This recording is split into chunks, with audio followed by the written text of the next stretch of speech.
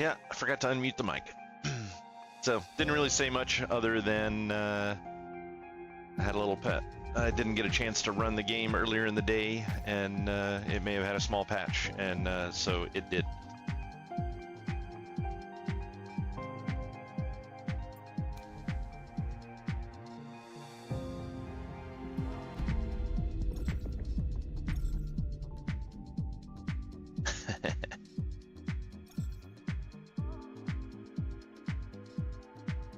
Or how you get emotes to work.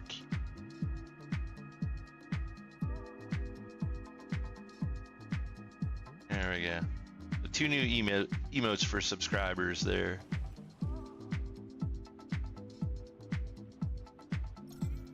Custom emotes crafted by Nell.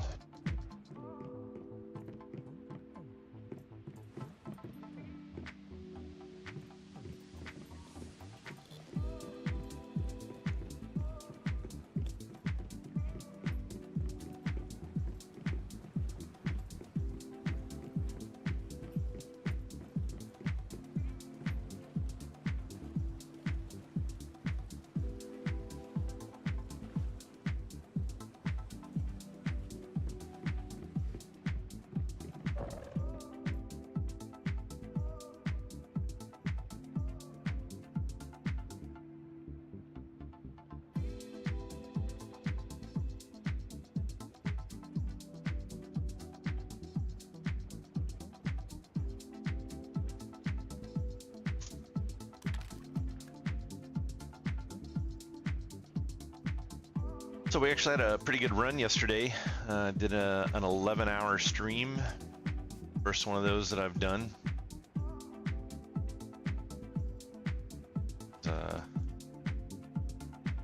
Very time consuming, but we had a whole bunch of people in the channel watching, so I just kind of wanted to keep the stream running while everybody was here having a good time. Ended up having 113 people watching yesterday. It's pretty nice.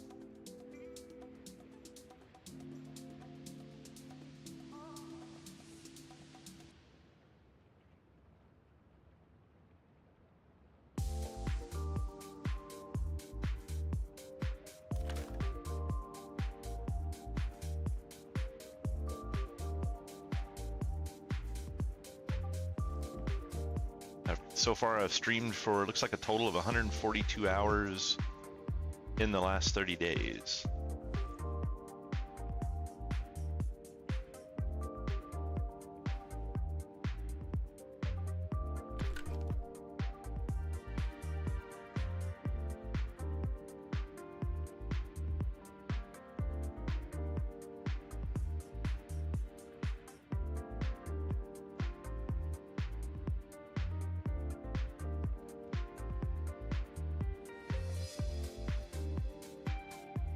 You are 100% a furry. And always will be.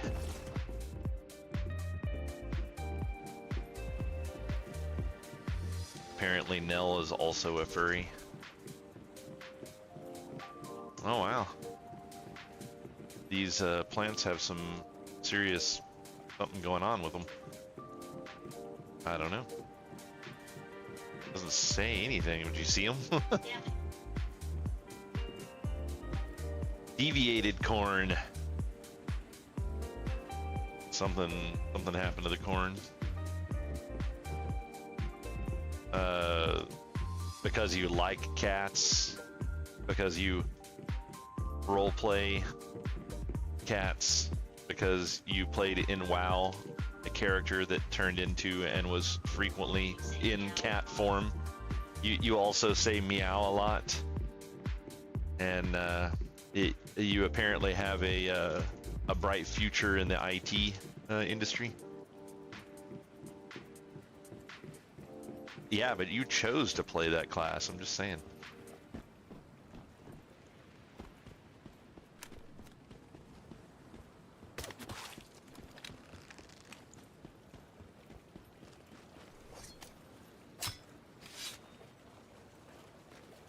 It wasn't locked. I played one.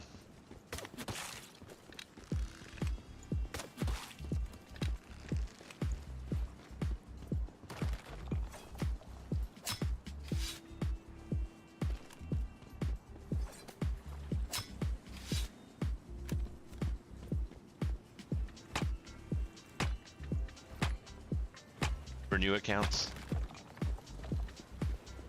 I didn't think it was. I thought that was supposed to be the big thing, was that they made the accounts to where, or the class to where it wasn't locked to anything, and you could actually play more than one of them. Because originally you could only have one DK, and you had to have a level 50 character in order to do it. But I'm pretty sure in Classic they removed those restrictions. I know they removed the you can't have more than one of them, because I had two.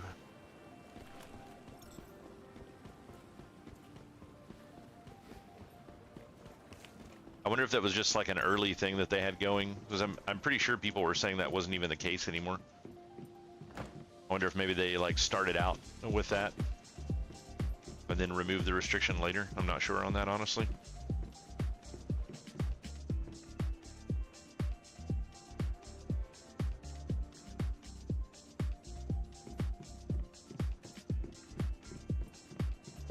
No, weird. Maybe it just didn't like you. Maybe that was that your calling. It was like, you don't want to play a DK, you want to be a furry. Stop trying to choose this class, it's not a furry.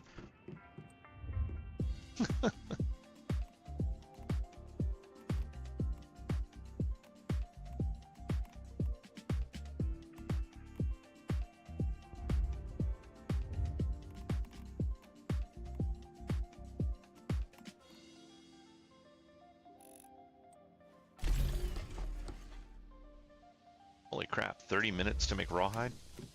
Okay.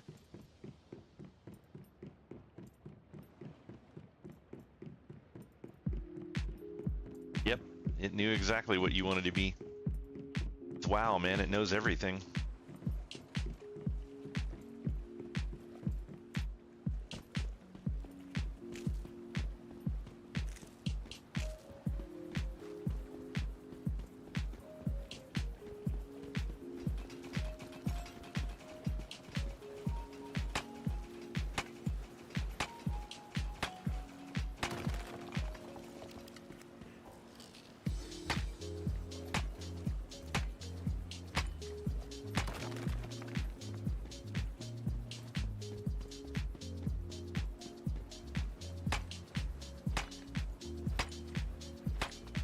It's actually amusing how many people seem to use this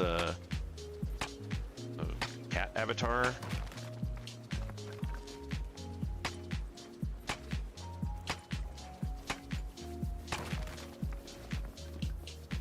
Are you using this one as well, Fluid? It's like whenever I enter this person's area. Maybe I didn't go far enough away.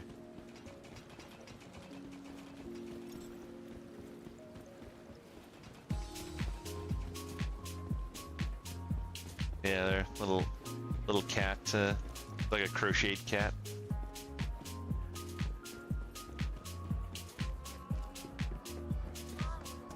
They always leave their door open. They're proud of their $50 skin. I'll be interested to see how things go as they continue to build this, but I mean, honestly, this house doesn't look as interesting as some of the others that I've seen.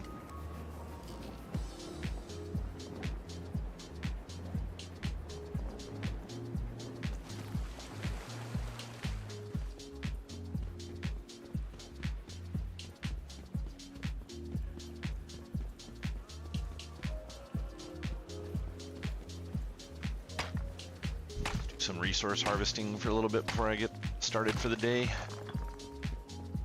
Need to go over and check and see if all the containers have reset or not, so I know if I can do this stuff more than once a day.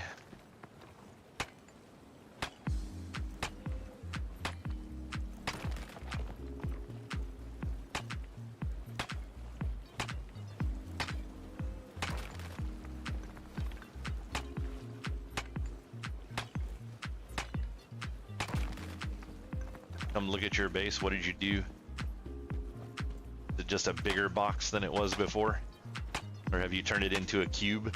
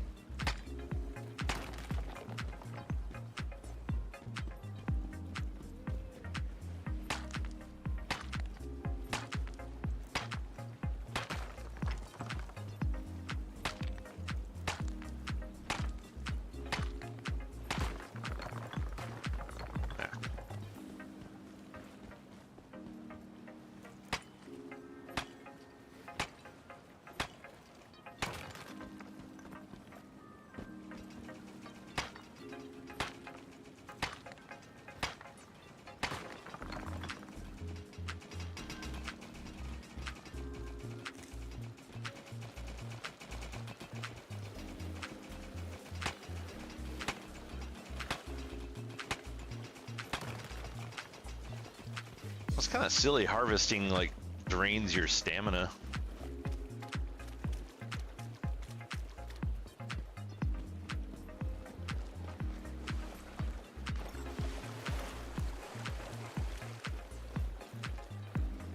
Well, that's because the fact that you never sleep kind of makes you like 5+ people.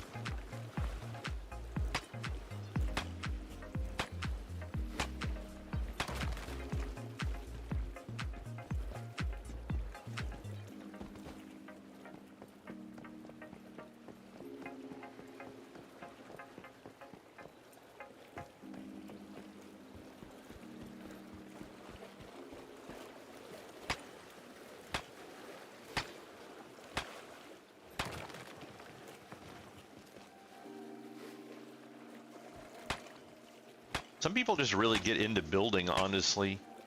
It could be one of those things where, you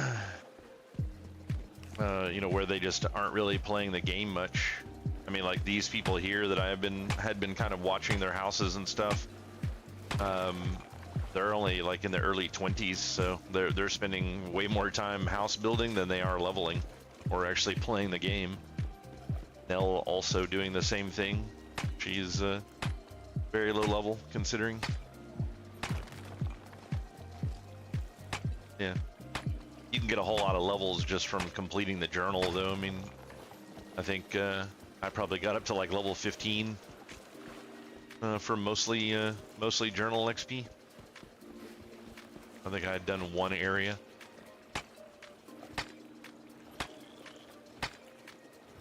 Yeah, I mean, like I said, you know, previously, if they just fine-tuned a few things about the game, they would, I think they would have a much more broad audience, like a lot more people would get into playing this game.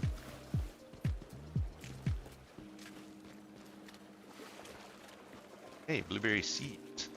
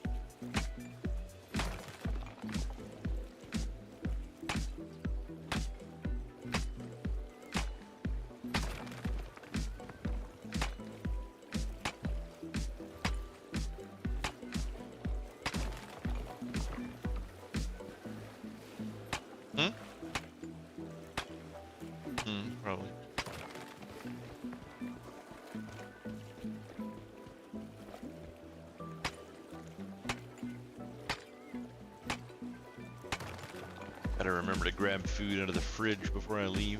Oh, I was noticing yesterday, it looks like that spoil timer is actually per item, not per stack. Looks like it. Because I had a stack of stuff in my inventory that had a super low timer on it. And, well, at one point it had filled back up last night. I don't know.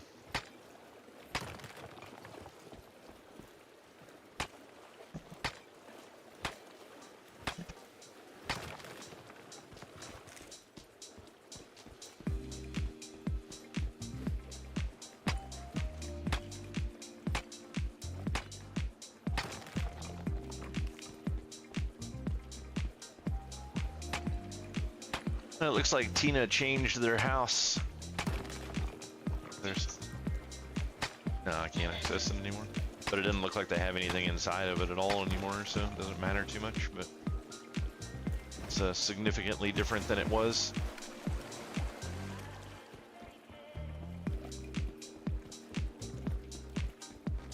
They heard my feedback? Nah, I think the previous house looked better. Like this one looks, in my opinion, this looks really bad. Having these curved sides going into a straight balcony like that. I don't know how they'll change it to make that look better, but like that looks awful in my opinion.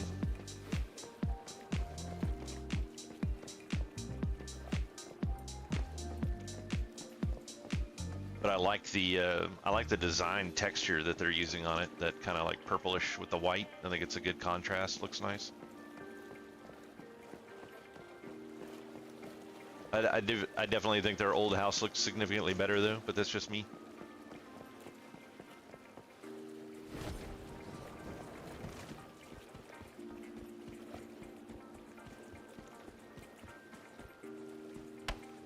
Yeah.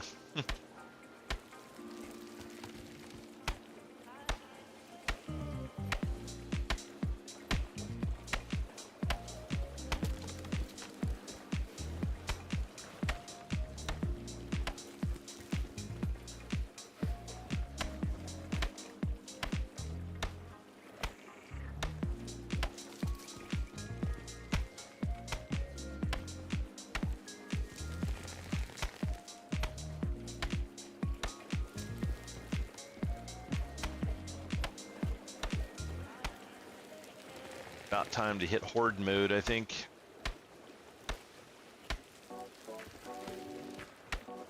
Let's make up like 500 chests and just fill them all. Have one chest completely full of wood.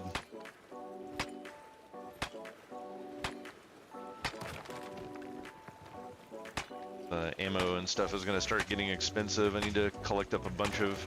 I really need to start collecting up just a buttload of iron so I can make up a whole bunch of steel.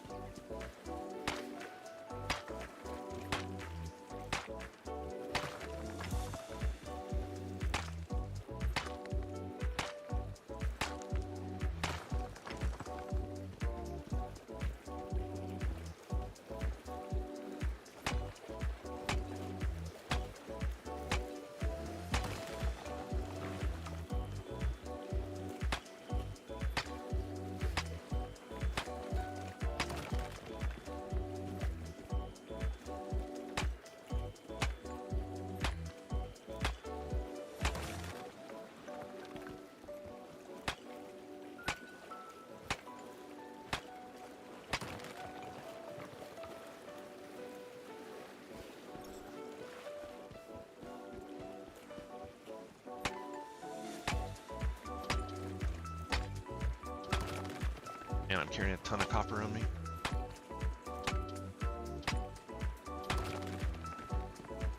Maybe some of that left over from last night or something.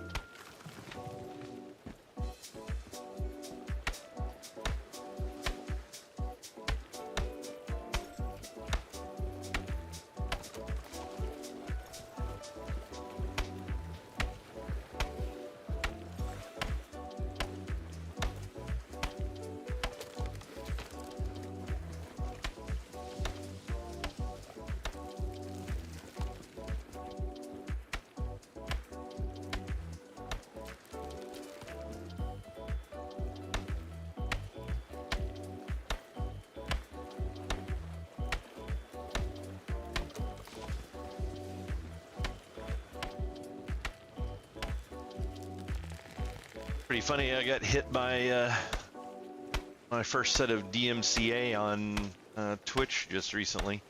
I'm specifically went out and found music that has no DMCA for it, and Twitch is saying for some reason that it does. So I'm actually gonna have to go and appeal the situation. But if you go look at my old videos, there's 2 different videos have a spot in them where everything is completely muted. Yeah, the problem is they basically have an algorithm, or at this point potentially even AI, that's going through and looking for this stuff, and it's muting like a minute and a half of my video, and it's like it probably heard something in there that sounds like some other song, and it's like, oh, this is totally that song, and it has nothing to do with that song. So I have to go in and make an appeal for it, and then they have to have a human go and check it out and go, oh yeah, that's totally fine, and then put it all back. Just a dumb system in my opinion, but once again, what the hell do I know?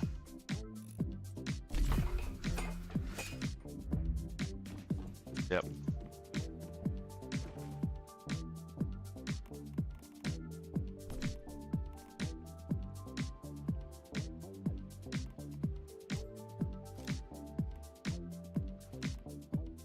How is there?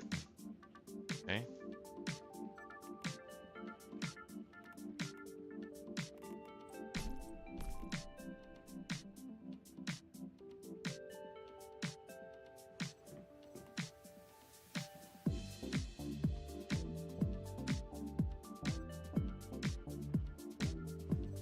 Yeah, this is just going to be a metal chest.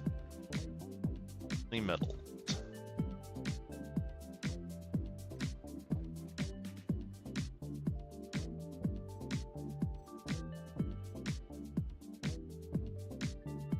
What I want to keep Chaosium as.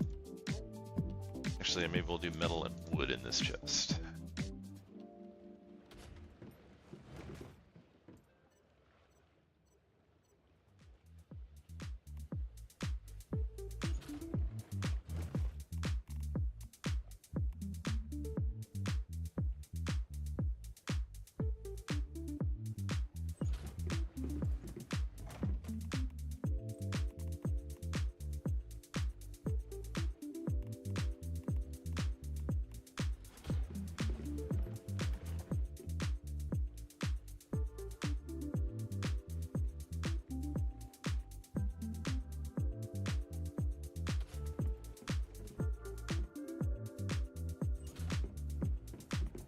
Inventory weight looking like now a third.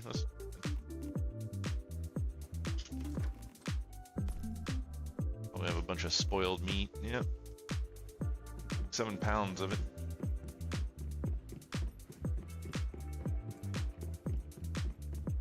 Downstairs and put that in the box.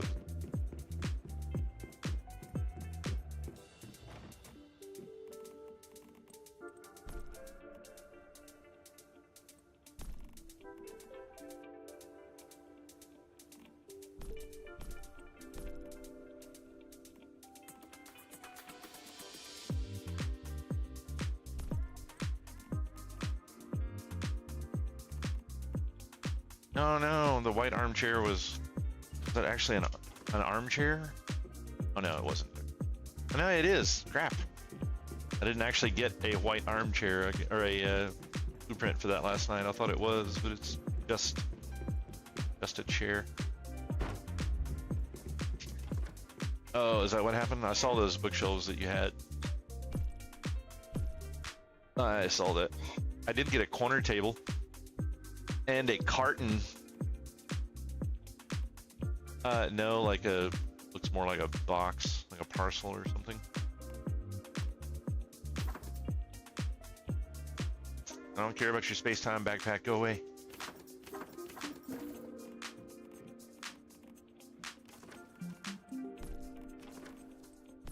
Oh, that reminds me, I need to get my A daily login bonus.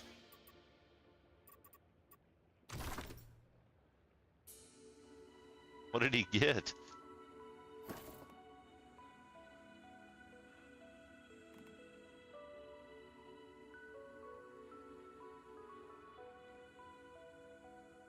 Cat is apparently being overly mischievous today.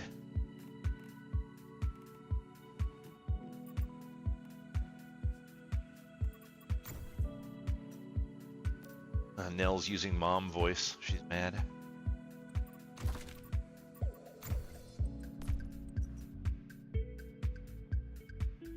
They do.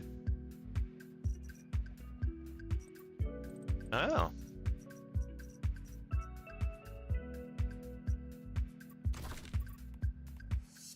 Who was it?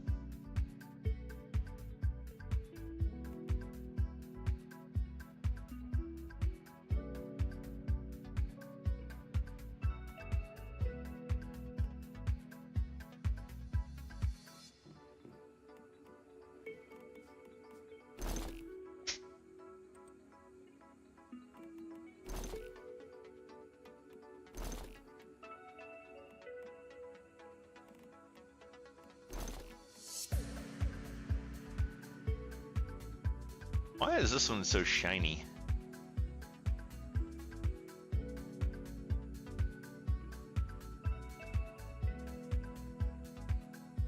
Is it because of the key effect on it? Is that what's up with it?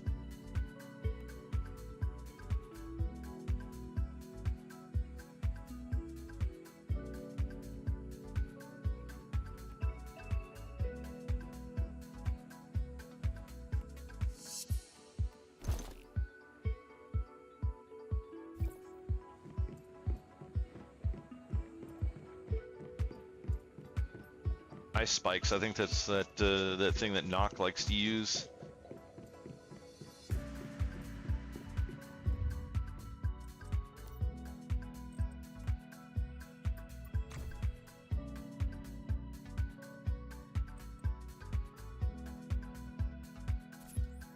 I see a repair on that.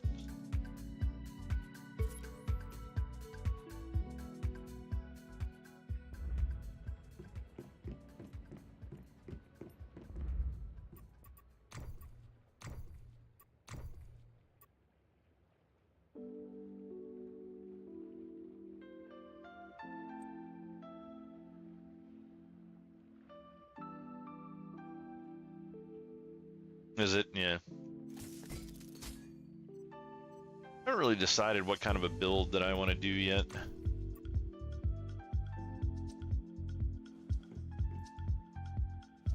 Oh, I didn't realize you get calibration blueprints by breaking weapons down. That's interesting.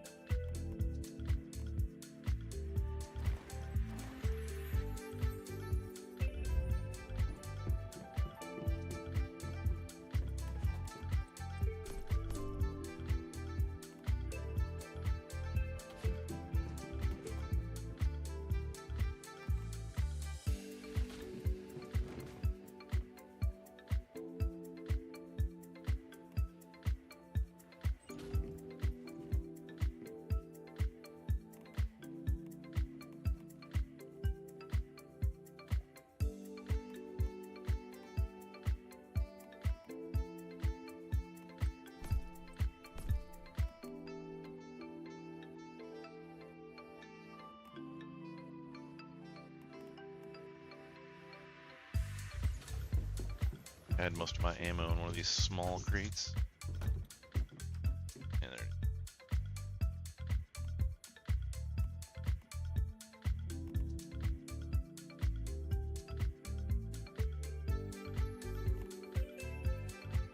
Down to almost a quarter of my carry weight now.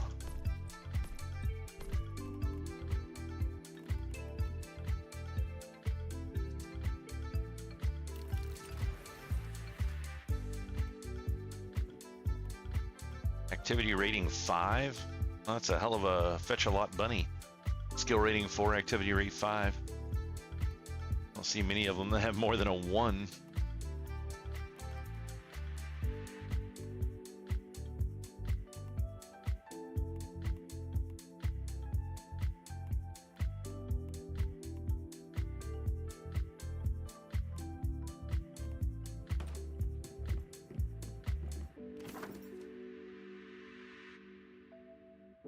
Why does it keep showing me this stuff?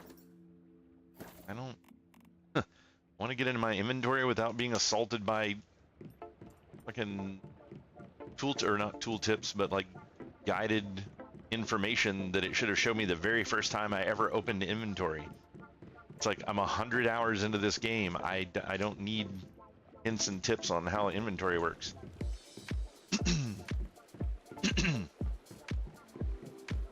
Like if your inventory is that complicated, you need to fix it.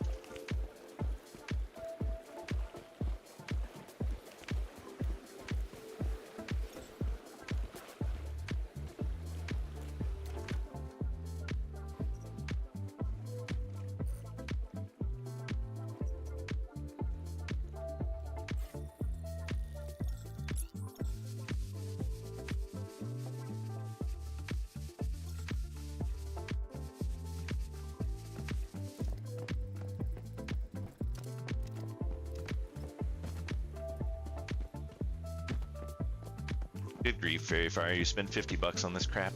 What's the matter with you?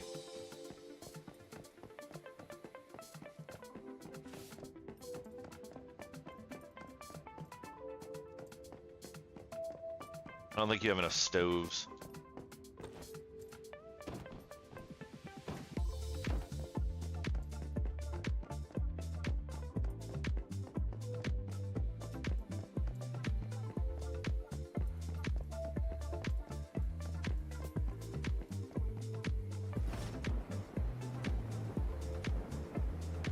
Maze of fish tanks. You're gonna have to figure out how to stack them or something, because it's not really a maze when you can just jump on top of them and run across. Just saying.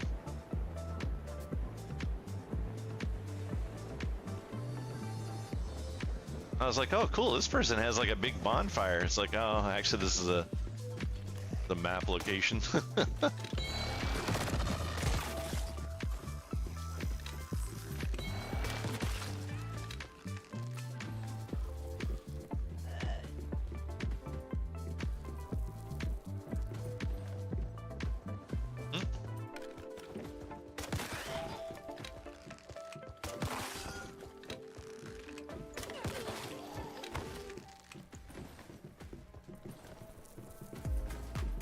Oh my god, would you go away? Can you not see that I'm trying to loot shit in here?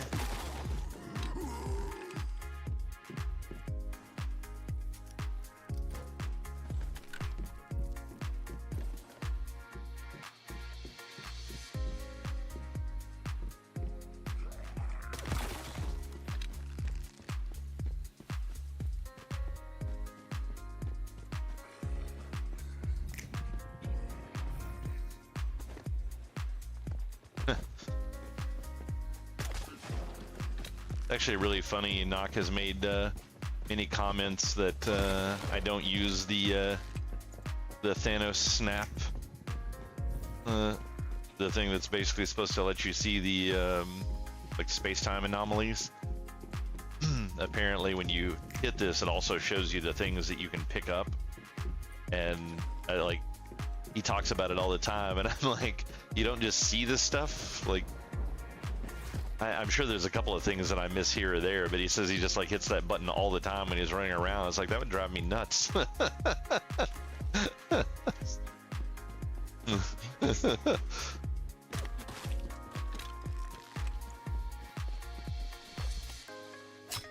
For him, he can no longer be cool. It's not called Thanos for him. For him, it's called we're gonna call it Jazz Fingers. Or Spirit Fingers. Yeah, Spirit Fingers, that's the one. Yeah, Jazz Hands was what that was. It.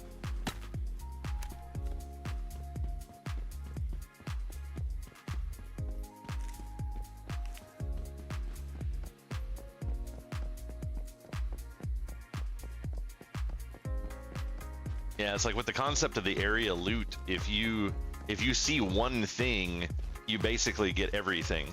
Now, the one thing I will say is since he mentioned that, and I occasionally will pop it, sometimes I have learned new containers that you can actually search, because I do most of this stuff from memory. So I'll find a container randomly and I'll be like, oh, okay, so that's a lootable type of container. So when I see that again, I automatically go and try to loot it.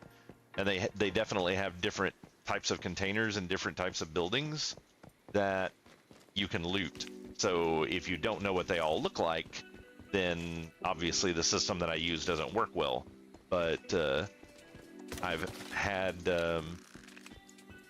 found one or two extra types of containers. Well, what is up with this game freezing lately when you do stuff? It's really annoying. But yeah, I've had some interesting stuff with that. You know, just finding different types of containers and stuff. But I mean, now that I've seen them, I know what they look like, and I don't need to use the finger snap to find them again. It's just interesting how different people play games different ways.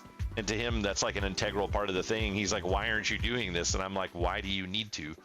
It's like we both just play games two completely different ways.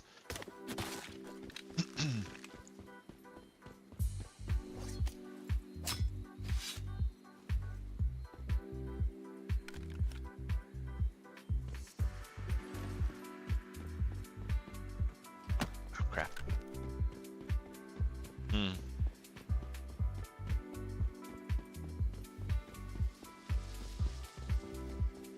Actually need to get back. I didn't think about making it before I left, but my my pickaxe broke, so need to get back. I need to make another freaking stone as well. What happened to that? Oh, it's like, where did that rabbit go? It just kind of like disappeared. All this tall grass, so.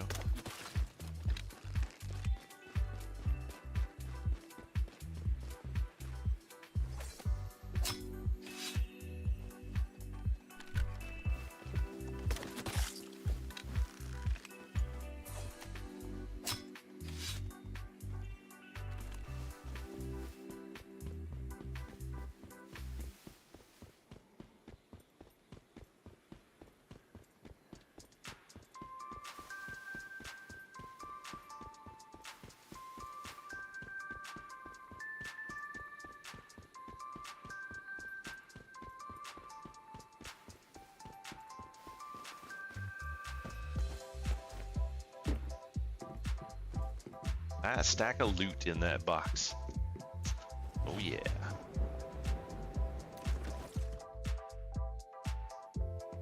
So I can go to the town over here and then teleport near the base. Guess I could also get out a motorcycle and make this not be painfully long and drawn out.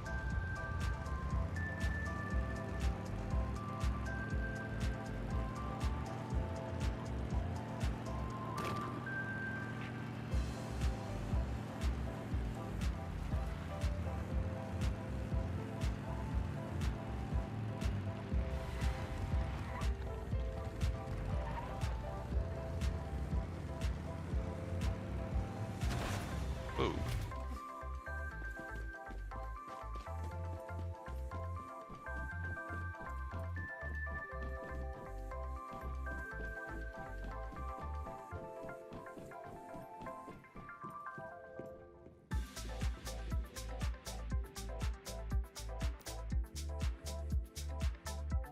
"61 hours remaining." So lame.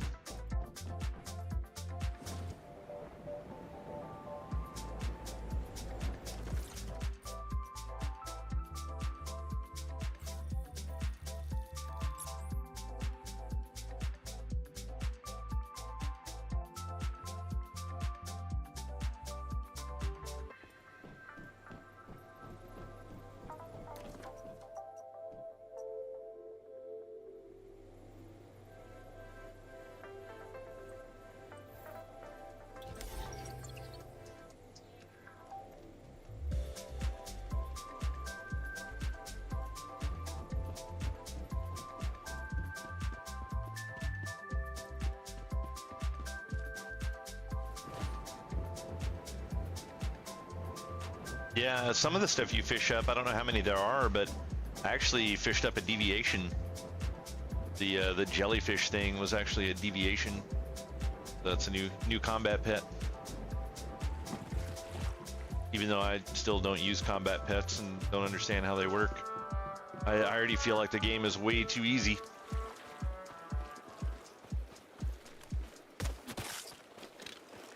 That's the big problem. So the person that raided us last night,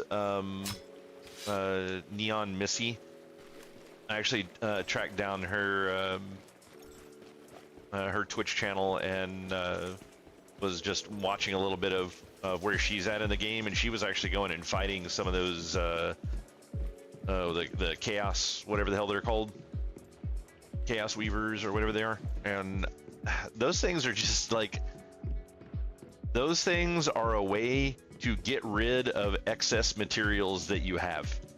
It's like, if you have a shit ton of copper, you go and fight one of those things, because there was a group of like probably 20 people there fighting the thing, and I think she went through something like 15,000 rounds as her 1/25th of the damage done to that enemy. And it's like, that's just ridiculous. It's like the thing was just sitting there. Like, it would occasionally spawn some ads, and you would kill those. But at the end of the day, it's just a giant resource sink to kill it.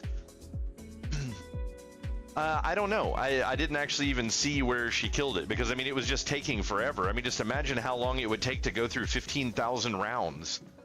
I mean, it was a ridiculously long amount of time.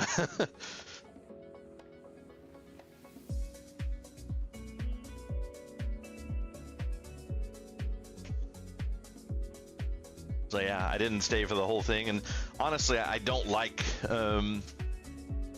finding spoilers like that. I would much prefer actually going out and just doing the stuff myself and figuring out what's going on with it. So I'll watch videos for games for like builds and stuff like that if I want to better understand how the build system works, or if the game even supports builds, or things along those lines. But when it comes to like, oh hey, what's this thing drop that I go and kill, I'd rather just go kill it and find out than to look it up.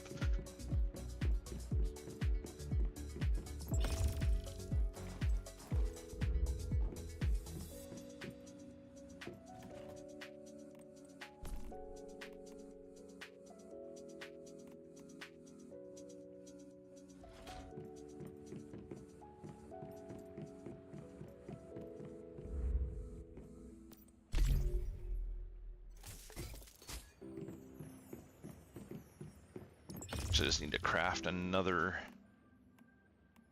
axe. Oh, I was like, I just made a bunch of rawhide, but it's still in the table. That might help. No comment.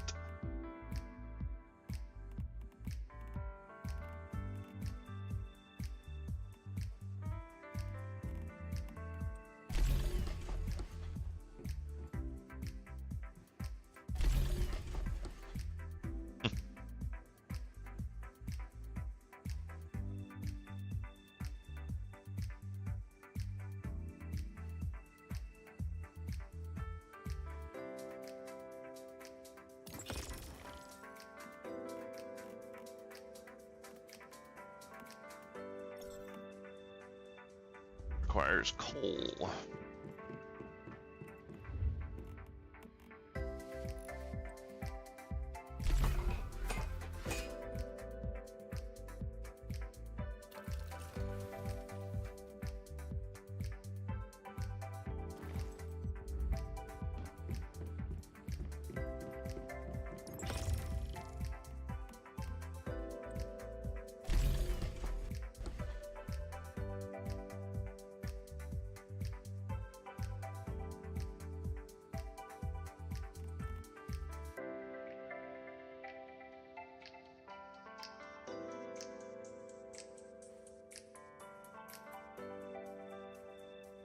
I really hate things that you want right now that just take forever to craft. Like, why did it, like, make the tables take a long time to craft? Because you only have to craft them once. but it's like this helium stuff. It's like, why isn't that just like an instant craft?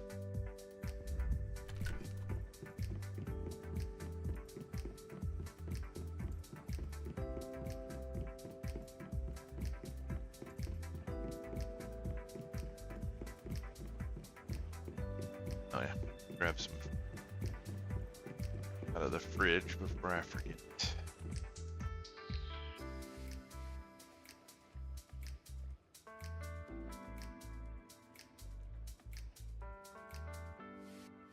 Ah, that's not what.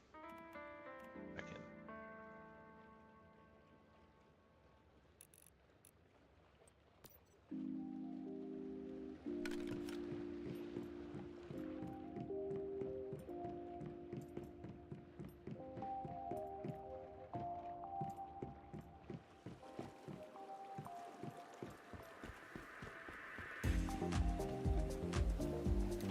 All right, where to?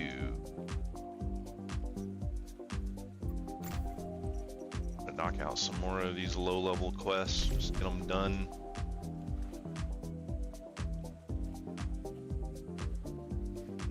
Quite a bit more west than I expected it to be.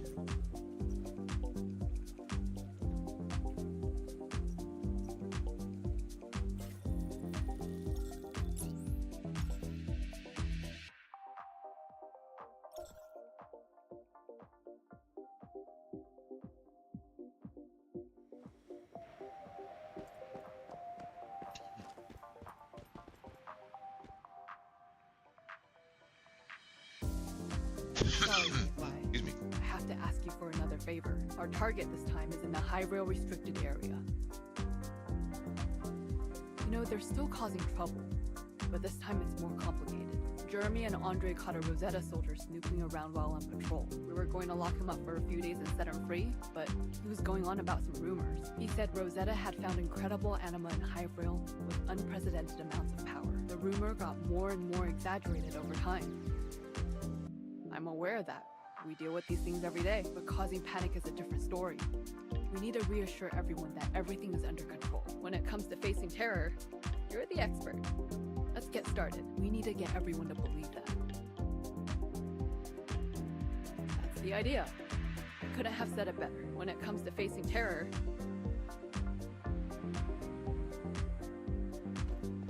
Alright. Apparently a new quest, not the one that I'm trying to finish. just got a message from an old friend, Mr. William Merkel. That poor old man needs our help. William used to be a manager at Frostforge Factory, where he spent most of his life until Starfall. He and his son both joined us after that.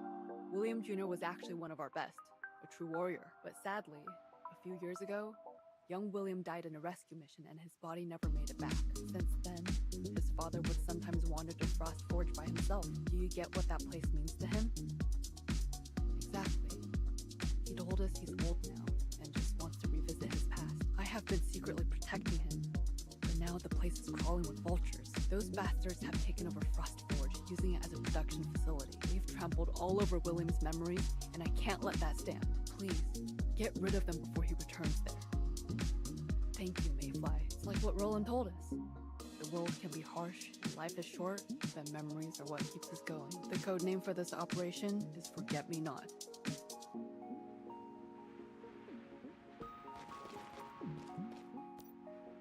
Hey, have you ever been out to sea?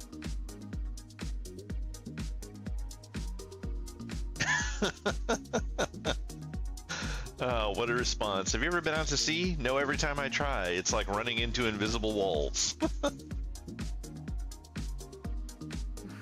You and your strange experiences. When we crossed the ocean to get here, I got tossed around so badly on that damn ship, I swore I'd never do it. Hey, what's going on, Warford? Marco is a different story. A real veteran sailor. He's caught all kinds of sea creatures. Well, yes and no. Marco is a proud old man. I know he'd never ask anything of us, but I overheard him talking to himself. He said the harpoon he used on his first sea voyage had been left in Fisker Harbor, and he wished he still had it. And he just happened to be saying this while sitting next to me. I got the hint. Before we start the search, I want you to ensure the area is safe. I know Marco wouldn't want anyone hurt because of him. Hey, one of you guys want to try the gamble command again and see if it's Of working course. for you? I bet you'd make a good sailor. Marco would love to have you on board. Let's begin our operation. Codename, the Old Man and the Sea. Hey, it worked for Fluid.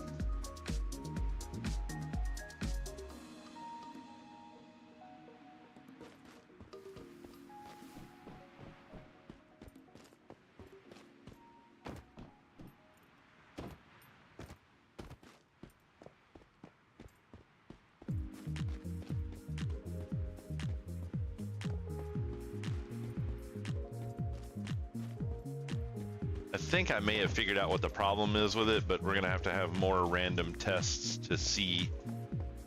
I want to see if Matisse can get it to work. He's tried multiple times and it's never worked.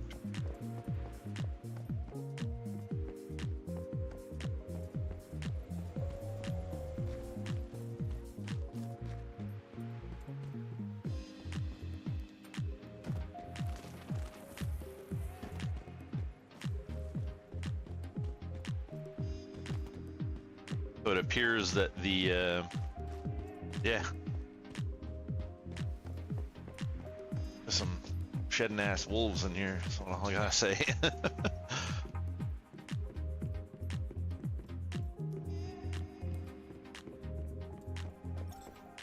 Yeah, when we were trying to, when I first made affiliate, we were trying to figure out what the channel points were gonna be called. That was the thing that Matisse came up with, so we went with that one.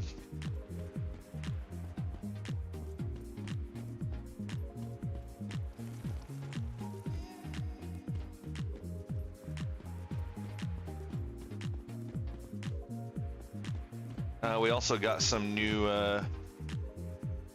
emotes. There's two new ones specifically for subscribers, so might want to check those out at some point if you get a chance. All right, well, since I'm in a nice little breaking point here, I've been doing a little bit more research on the commercial break thing to stop people from getting commercials when they come in, and it looks like in order to keep up with not having pre-roll ads for every time somebody joins that is not a subscriber, because subscribers don't actually see the ads. Yeah, the one on the end that you got there, Warfriend, that one is like a default one, but the other two are custom made. Nell just finished those up today, and we got them uploaded before stream started. And we're gonna work on some moving ones next. I think there's room for like 3 or maybe 4 more standard emotes, and then there'll be some that can be like flashy or moving. You know, they'll have a movement animated. Rip, yeah, that'll be cool. But anyways, as I was saying about the pre-roll things, I have to do 3 minutes of ads every hour to stop the pre-roll ads for people coming into the channel. So I actually have an alarm set for doing that, so that I can try to schedule it between action happening. That way I can just be in a dead spot like this. Yeah, there's an animated one, but that came from another channel somewhere or something, or it's a default one. It's not one that's custom for us. But yeah, I'll be right back, guys. Gonna get these ads rolling.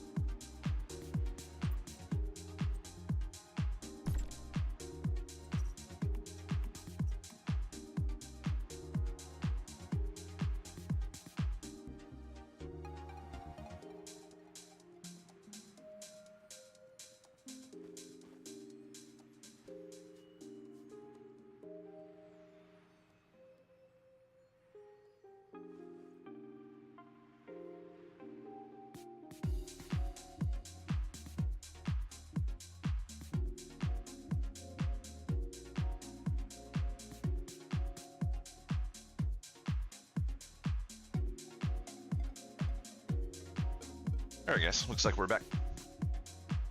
Hey, Warfern, are you still in here?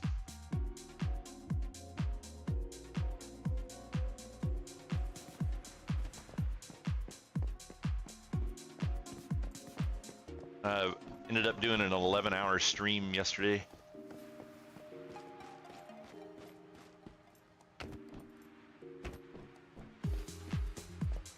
Went until 7 a.m. It's pretty crazy.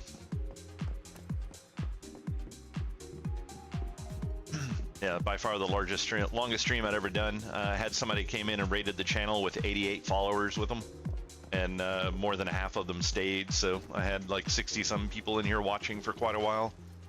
Got several new followers, and that's pretty cool. Had a lot of conversation going on. It's pretty neat.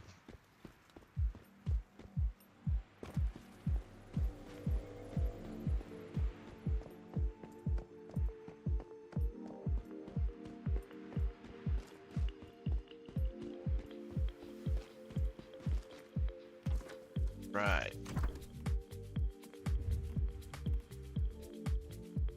The hell? Oh, it's a patch. Eye patch. That's funny.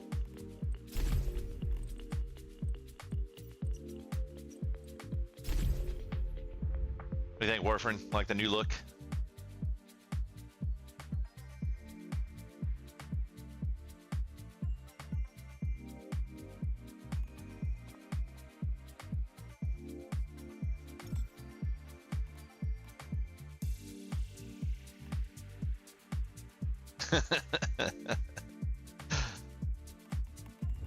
Figured you'd get into that. I think I'm gonna have to stick with the green hair though.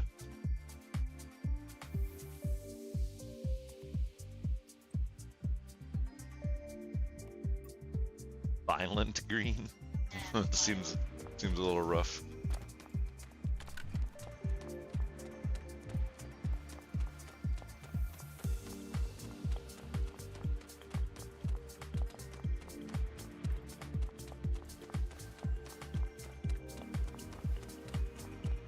Why, you have green hair too?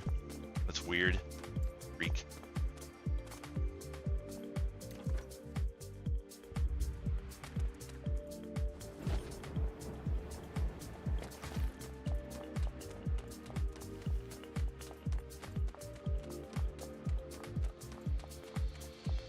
Yeah, this is actually a fairly decent outfit. I kind of like it pretty well.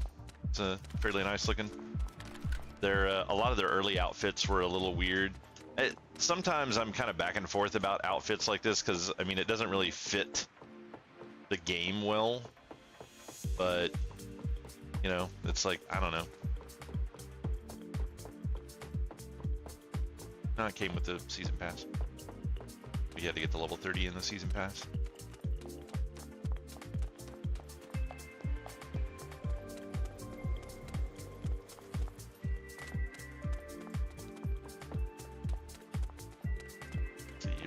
Quest at. There's another quest in here somewhere. There it is.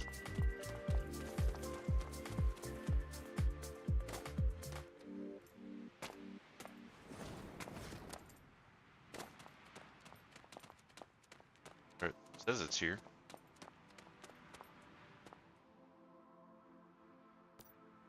I hate to say it, but even though the column is dedicated to protecting its people, when it comes to deviations, we're still pretty inexperienced.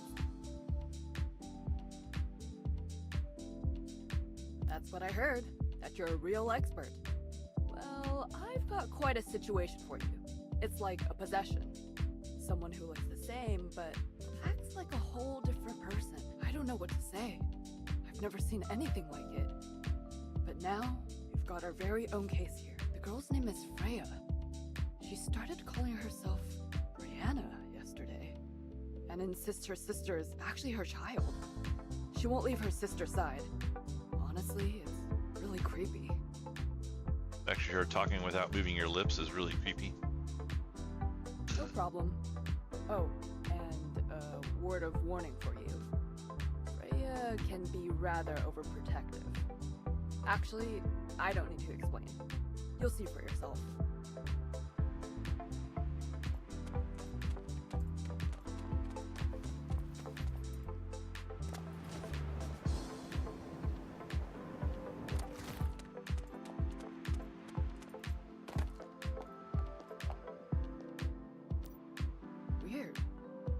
not here. Help! Is anyone out there? That voice. Is that Valeria? What happened to you? Is that Maisley?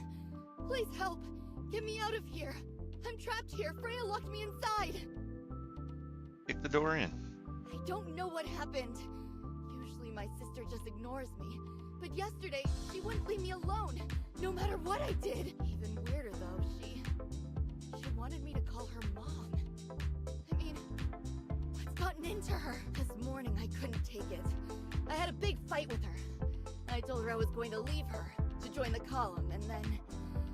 You can guess what happened. She locked me in here. It seems like Freya's gotten even worse. Valeria, don't worry. We'll get this door open. I guess if she wants to call you mom, it's okay. Are you trying to take my child? If she wants you to call her daddy, then you might have problems. You're mistaken. My name's not Freya. I'm Valeria's mother, Brianna. Maisley? You tried to get Valeria to run away from me. This person you brought, are they supposed to help you? Freya, calm down. It's Brianna! Okay, Brianna, listen to me. No one will take Valeria. She's still young. So of course she'll stay in Whalebone. With you. But first, you need to let Valeria out. She must be getting hungry. I promise she won't run away. No way. Valeria was very naughty. She didn't finish her breakfast and said some quite hurtful things. As her mother, I need to be stern. After all, parenting requires discipline. Jeez, what kind of mother locks up her kid? That's none of your business. This is between me and my daughter. Really, Maisley, you don't know what it's like to be a mother. This world is too dangerous. Help me. Valeria would never survive. From now on, I'll keep her in this cozy little house, raising her here. Safe and happy. Do not try to open this door. I'd rather my darling was never born than see any harm come to her. This is the first time that I've noticed this, a cutscene where no one talking is actually moving their mouths. Like they're emoting and all kinds of stuff, but there's literally no mouth movement to go with this at all. It's very weird. Because I'm a good mom.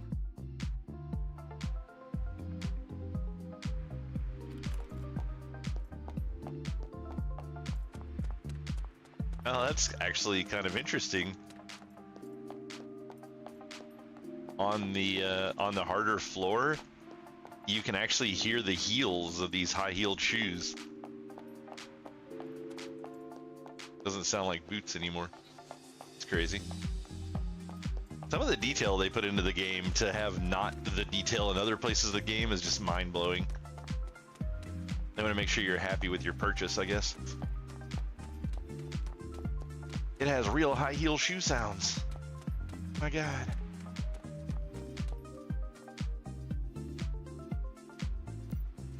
No use talking to Freya any further. Just look at her. She can't be reasoned with, in your experience. What would be the best move?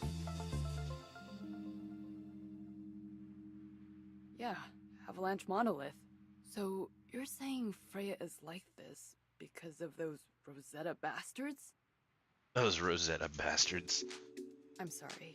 I can handle vultures, but I don't think I can take down a great one. A Rosetta Stone teaches you language.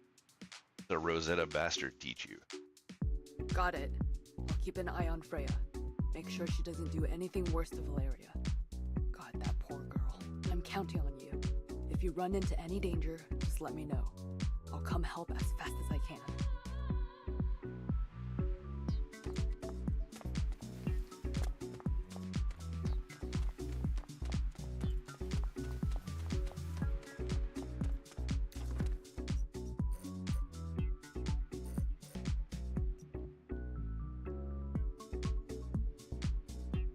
Alright, getting somewhere. Go back up and teleport closer so we don't have to run all that way. Yeah, lazy.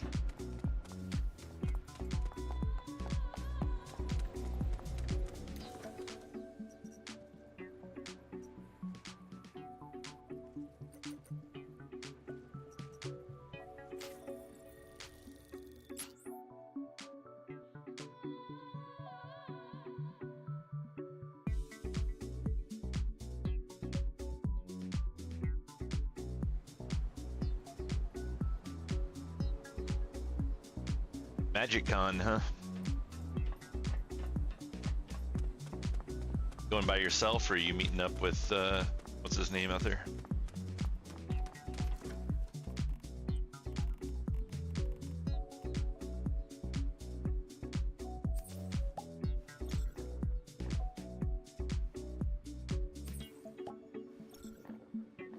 Michael? Yeah, that's cool.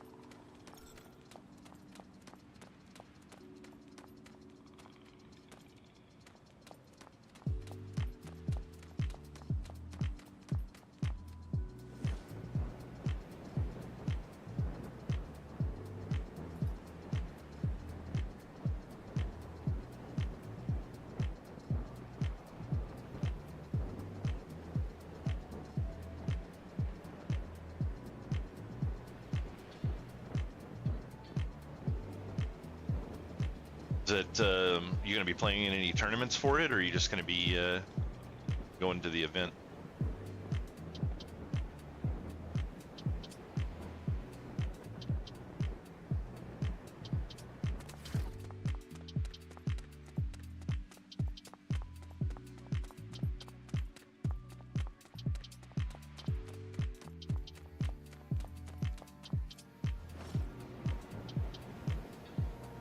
Oh, that's kind of cool.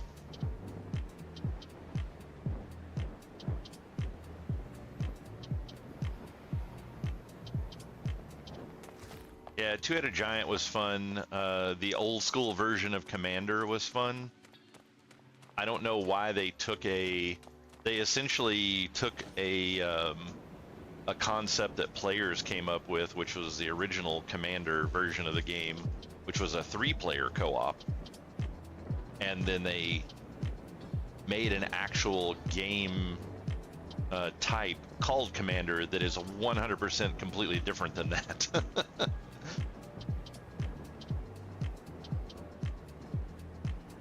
What is the standardized rules for Two-Headed Giant now, or do you have a combined? Do you play combined health pool, or do you just play eliminate a player, like you eliminate their singular health pool and then they're out? Oh shit. Ran out of stamina apparently. I don't understand how I ran out of stamina there. Like normally I fly way further than that. Combined health. Yeah, the old school Commander system that they had, it was kind of a triangular design for playing as far as the combat. It says, why did it all the way back over here? The old school system was kind of a triangular design, so when you were playing against other people, the commander was in the back, and then they had basically two soldiers or blockers or whatever you would want to call them, but they played in the foreground, and you could only attack the people that were directly across from you. So if you were on, say, if the commander was sitting in the center on one side of the table, and then you had a player on both sides of you that were your two defenders would if you're on the right hand side, if the guy that's over here dies, then the person that's on that side of the table across from them could attack the commander. But then the guy that's on the other side of the table that has your defender that is still up, he has to continue attacking the defender. And then both of the forward guys could attack either one of the enemies, but if they, or like either one of the defenders. But if one of the defenders died, only the one that was directly across the table from them could then attack that commander. And then if you destroyed both of the defenders, then both sides, could obviously attack the commander. But it was a really neat concept because the commanders couldn't attack unless they were using like direct spells. So like their creatures, it was considered to be like you were the back lines. so none of your melee creatures could attack, like any of your creatures. So you had two different forms that you could play as commander. You could play like a big buffing build where you played a deck that had shit tons of healing and direct damage spells like lightning bolts and things like that, fireballs, and whatnot. Or you could just play a massive creature army and just set in the back and keep amassing this massive army, so that when your defenders finally did get taken down and you now have a direct path to attack the defenders of the opposing team, you could then start launching your own attacks and use the massive army that you've generated. So it's kind of an interesting concept on a different way to play multiplayer game. I really liked that concept of playing. It was came up with some interesting strategies, and of course, because it was kind of brewed rules, different people had slightly different alterations. Like one of the commander options that you could do was the commander could spend their mana, could tap lands to give mana to their defenders.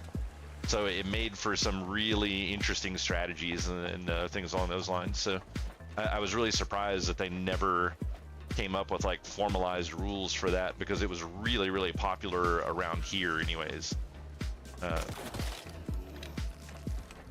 Yeah, really surprised that they never kind of did anything with that.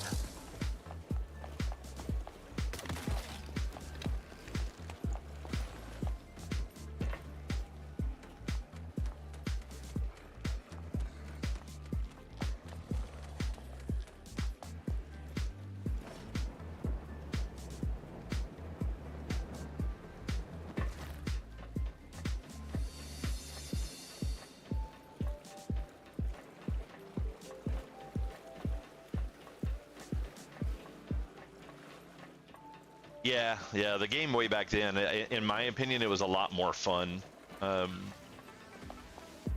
So many people play with like so many different variations of the rules and stuff now, and so many rules have changed, and there's so much more content, and you have like the different essentially like realms that you're playing in now, where it's like, oh, you can play in the version of the game that uses old cards, or you play in the version of the game that just uses this handful of expansions, or you play in the version of the game where it's like, oh, you can only play with the, what is it, like 3 most recent sets that have come out, something along those lines. I forget what all the different versions are called, because I'm so far separated from what Magic is now that I just I don't know anymore.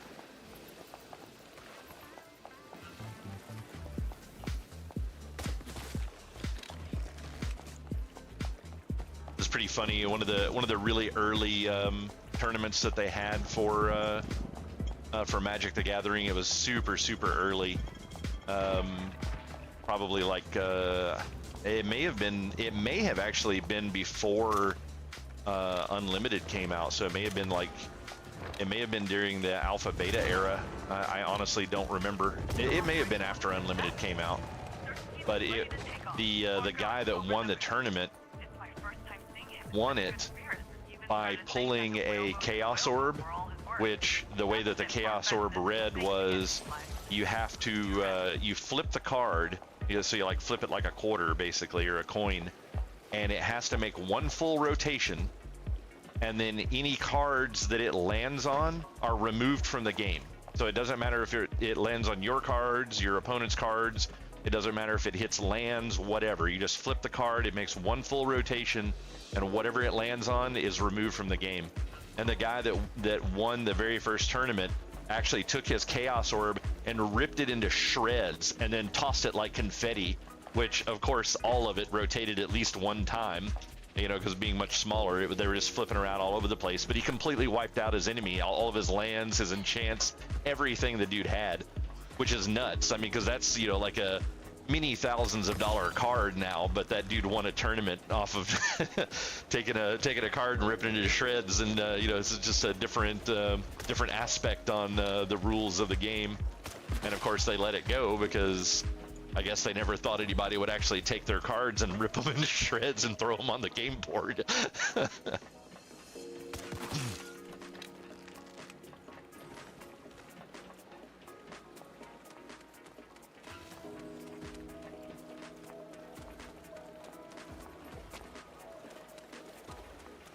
Whoa, what is that?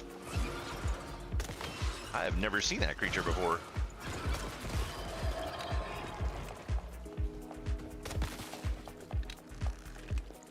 It basically ended up being like any other creature. Just cooler looking.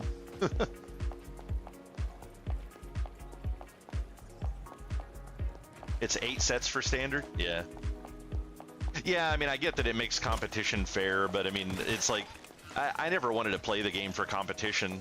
The original rules stated, I don't think anywhere enforces this, if it's even in the rule set anymore, but the original rules of the game stated that when you played a game of Magic, you were supposed to shuffle your deck, and then your opponent pulled one card from your deck, you know, kind of like, you know, like you fan out your cards and like, hey, pick a card, like you're gonna do a magic trick. They would pull a card from your deck, and that ended up being ante. So both of you pulled a card from your deck and laid it down, and then you played, and whoever won the game got both of those cards. So you got your card back plus your opponent's card.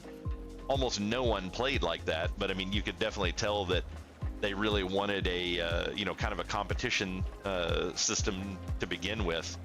But I never got into the competition side of it. I just loved playing for fun. I loved making decks and getting out there and playing them and seeing how they worked. And it's like, oh, hey, this one worked really, really well.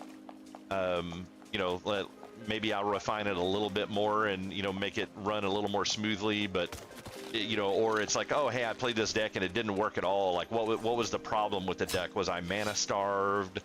You know, could I not get an important card that makes the deck work because I didn't have enough of them in there? And, you know, it's like, that was the part that was fun to me. That and getting rammed by Buffalo while I'm not watching.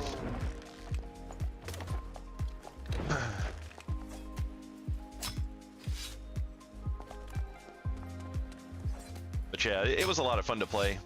It was also fun to play because so many people were into it, you know, back in the day. It's like, in my opinion, the amount of people that play Magic the Gathering now seems like it's way smaller than the number of people that played it back then. It's like it was almost the World of Warcraft of card games.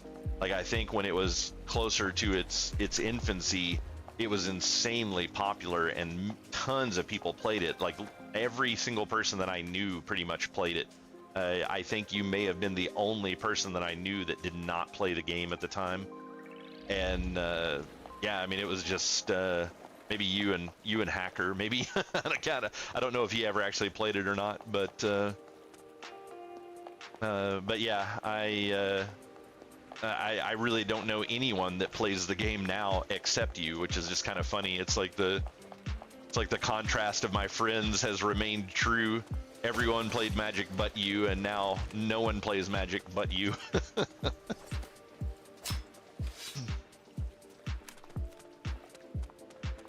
Well, I wonder how much they count stuff like the online version of it, because I don't really count that stuff, because I mean, like online games and stuff really change everything. You know, and that's going to expose tons more people to it that probably would have never gotten into it when it was just a collectible card game. I mean, when you think about it, there's not a huge difference between video games and board games, but way more people play video games than board games. So it would depend on whether or not they count all of those digital players, in my opinion, as to how accurate that number is.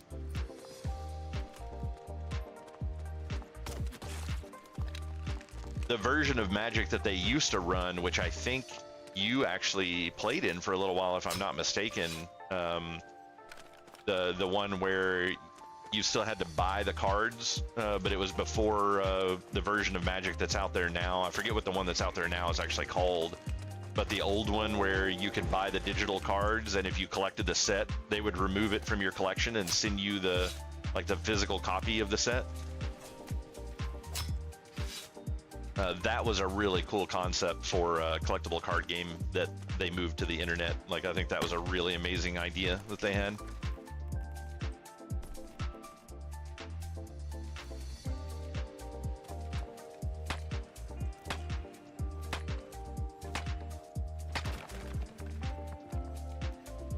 Oh, is it actually still working? Like, that's still that game is still out there? I thought they canned that once the Magic Arena Magic the Gathering Arena was the other one. This is the newer one, I guess. I really wanted to like Arena because I liked how they put the concept in there where you could play matches and essentially complete quests to get points to be able to buy new packs of cards. But I don't know if they've ever gotten around to changing it at this point. But originally, you could only get those points, like you could only complete quests if you played in random games against random people. And it's like, I don't enjoy anything about the concept of playing against random people, which is probably one of the reasons that I don't like tournaments. Because people just get too, like, they get too stupid when they get into those kind of environments. It's like, I like to see the deck that I'm playing finish itself out. It's like, you know, does it make that last second comeback? Like, do it, you know, like, what, you can't properly diagnose a deck on how well it's performing if you don't play a whole game. And the amount of people that are out there now who will play like 4 rounds and go, oh, I didn't get my instant killer, you know, combination, so I just quit. You know, it's like, I hate that concept of play, like how ridiculous people are. You know, they just come up with some like 3 card wonder shot. It's like, oh, I'm gonna kill you in 3 moves. Oh, I didn't get my card, so I'm gonna lose. See ya, and they just quit out. It's like such a troll system for playing. That's why I prefer playing with, you know, I liked playing the real card game with friends where, I mean, you just played it out till the end, and, you know, if you had a bad game, you had a bad game, but you still played because, you know, you were BSing with your friends and, you know, they were giving you shit because your deck sucked or whatever, and, you know, you just rolled on. You weren't playing with random people that, you know, that are actually trying to troll you or trying to piss you off or whatever. I mean, not that my friends weren't trying to piss me off, but it's more reasonable when it's coming from people you know. You can reach across the table and slap them or whatever and, and get away with it. But yeah, if I could have played Magic the Gathering Arena and played it like specifically with you and Michael and still been able to get the coins, because I mean, I spent thousands of dollars on Magic back in the day. I have zero interest in spending that kind of money on the game these days. So I would want to play it in a fashion where I essentially just, you know, finished the quest, collected coins, and then, you know, use those coins to buy some packs with to get more cards and, you know, make newer decks and stuff like that. It's like, you know, if it took me 6 months or a year to get a collection reasonable enough to make interesting decks with, then that's, you know, what it would be. But that's the level that I would want to play at right now. And I've tried like 2 or 3 different times to play Arena, and I just cannot handle playing with random people online. You can play friends directly, you weren't able to complete the quest to get the coins, so you couldn't grow your collection at all. If you did it that way, you had to spend money. So I don't know if they've changed that part or not. If you can complete the quest to get the coins, I would play it that way. But that's kind of what I was getting at, is I don't want to spend the money on the game, where you guys are doing it a lot more now. Yeah, you'll have to check that and let me know, because if it actually does work that way now, I would 100% get into it and play some with you guys just for shits and giggles.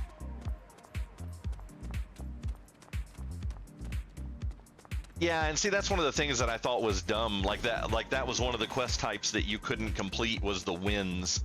And that's one that they have like every single day, is like win X amount of games, like win 3 games or something. And it's like, most of the people that you get in with, if you just sit there and keep spamming the button, you will eventually run into 3 people that just quit out of the game instantly, and you get your wins. It's, you know, so it's like, why does it matter if I'm fishing for online for people to play like that and just quit out, or if I just play with my friends and they just give me wins? It's like, what's the difference? It's 3 wins a day. It's not like it's hard to do. To me, it becomes tedious because I don't want to play with random people. I don't want to be subjected to that crap.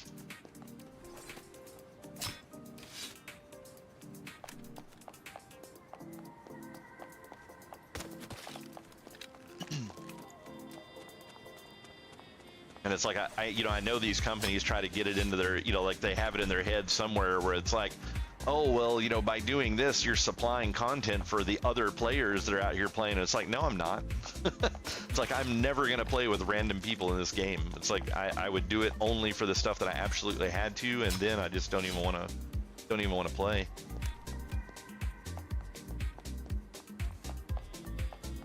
Yeah, I mean, yeah, I mean, it is definitely low stress. I mean, it's not the fact of like, you know, shit talking or anything like that. It's just getting in and, you know, having people quit out all the time. Or, I mean, like, one of the things that's actually kind of funny that I forget what game this was happening in most recently. Hearthstone, actually. I think it's Hearthstone that it's happening a lot in, but it used to happen. Somebody I was talking to was saying they were having a similar issue in Magic, but in Hearthstone, you'll play a game in Hearthstone, and then people will friend request you on Battle.net, and if you accept it, they just like shit talk the crap out of you. They just like like they go off on you because you beat them in a game, and it's like, really? This is what you're doing? You friend request people to whine that you lost? I mean, obviously you don't have to accept the friend request. You know, if you beat somebody and you get a friend request randomly, it's like, yeah, decline.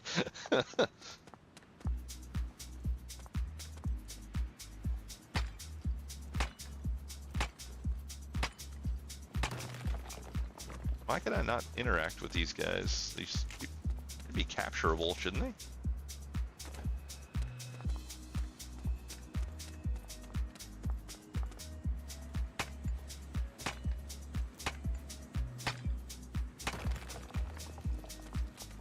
Yeah, that's interesting. But at the same time, I don't want to ante my cards, so it doesn't really solve the problem. It's like if I'm working on a new deck, I don't want it to underperform and then lose cards for the deck and go, well, I don't know why it wasn't performing before, but I know why it's not performing now because I don't have all the cards anymore. Like I said, to me, Magic is a game that should be played amongst friends.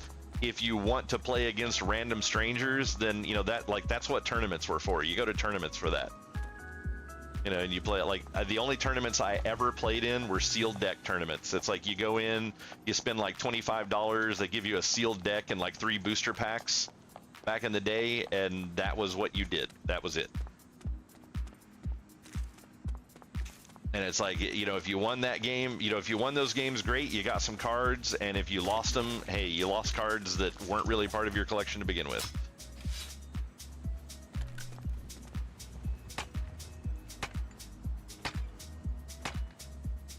Oh, okay. So you're like anteing your rank spot, essentially, is what you mean?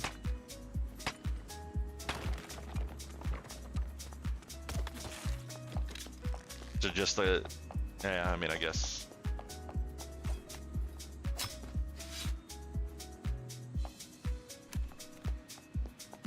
I mean, if you feel like you were going to lose anyways, you know, it seems like people would just still go ahead and quit out either way. Because it's not only the fact of playing to the point of like, oh, you're 3 rounds into the game, and you know, somebody is like, oh, I didn't get my killer combo, so I quit. I want to go through the whole game. Like, I don't want to quit 3 rounds before the game is, you know, definitely over. It's like, if you can tell on the very next turn that I'm gonna win, and then you just go, okay, quit out, boom. You know, it's like, I don't know. All of it just seems very impersonal, and I just don't. I don't necessarily care. I think in overall, it's not necessarily just card games. I don't think I care for any game that is a head-to-head style game where you don't know the person on the other side. Like, it's all just, I don't know. No, I don't mind PvP because I play tons of other, like, you know, first-person shooters and stuff like that, but those are group-oriented events. Like, that part doesn't bother me. It's just something about the head-to-head concept on it. I mean, and I played fighting games for years, and I was phenomenal at those. I mean, I've won many tournaments in, you know, in 2D fighters like Soul Calibur, and I guess that's kind of more of a 3D fighter, but Soul Calibur, Street Fighter, Mortal Kombat.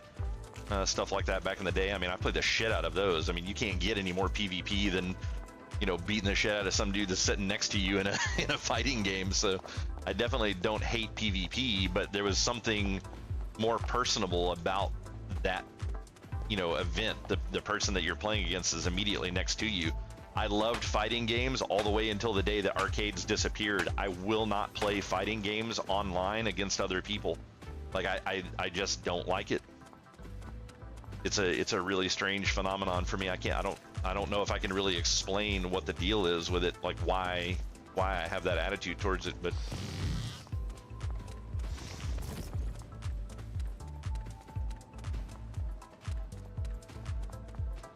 maybe, I don't know. I mean, like that wouldn't really be much. I don't know if that's really accurate either, because if you're playing fighting games online, I mean, that's still your reflexes.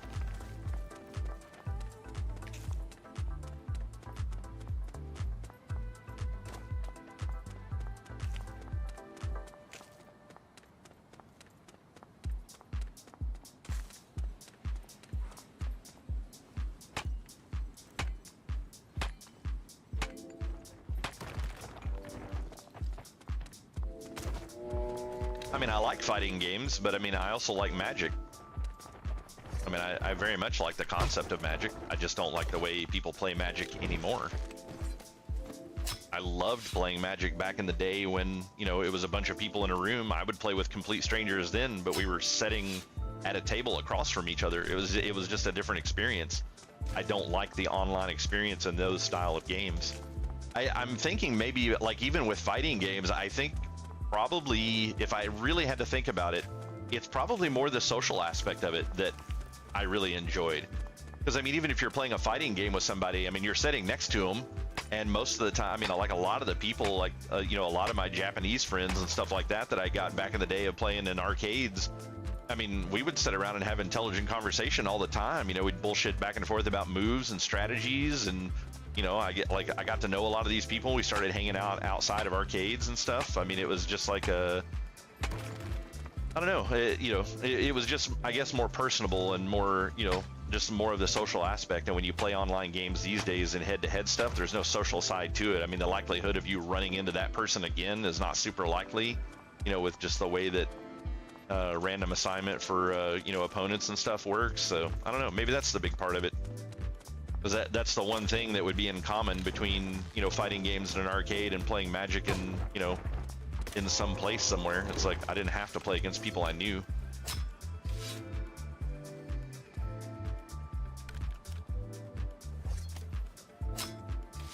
Yeah, that's very possible.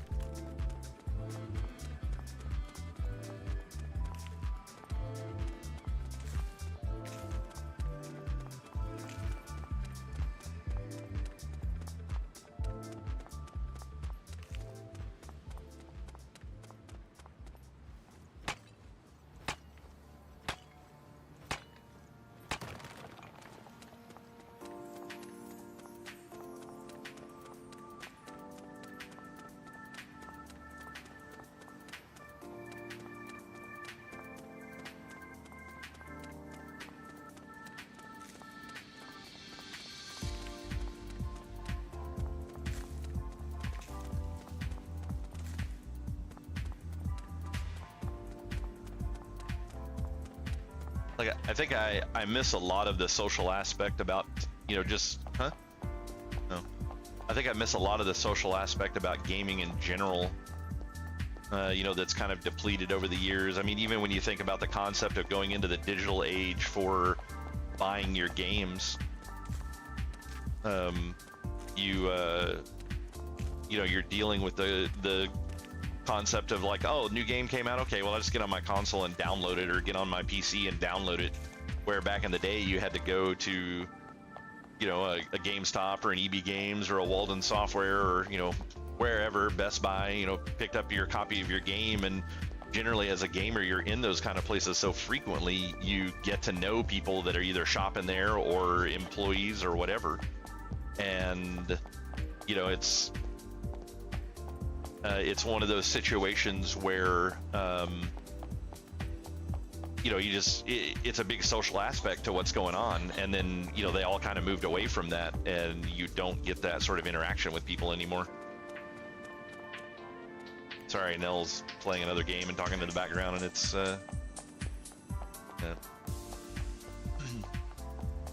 she's normally not home on Monday nights, but we were thinking we were going to have one of our cats put down, and so she took the day off because we were going to do it today. And then we got some different information second opinion from elsewhere and are trying some other stuff before we go that route. But her work had already covered her outage for the day, so yeah.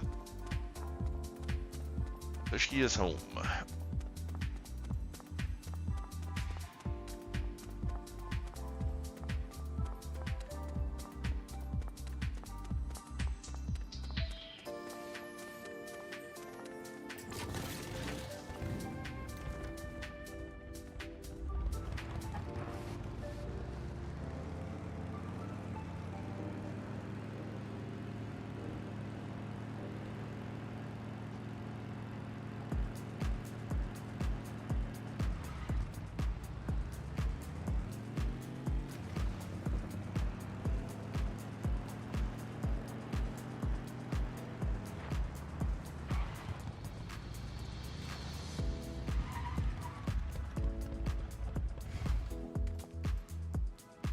Oh, come on, this is not a good time to be fucking locking up. What the hell, man? These servers are going to shit for the past couple of days.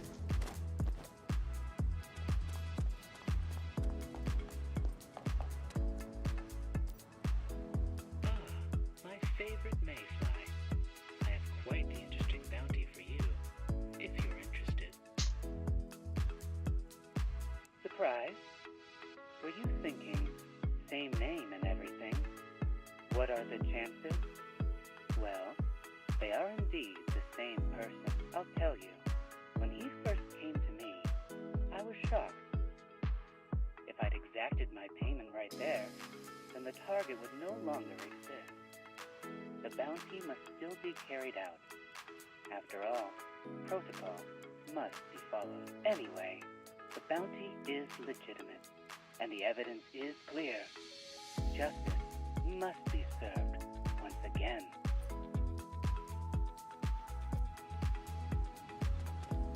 Derek Birdie must love the adrenaline rush.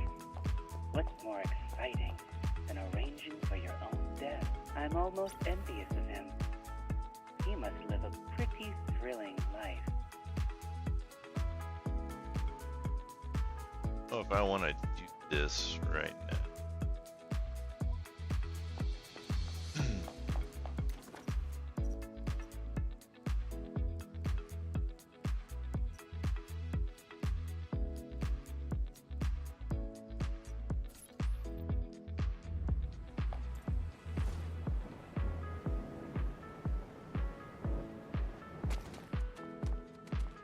Road down.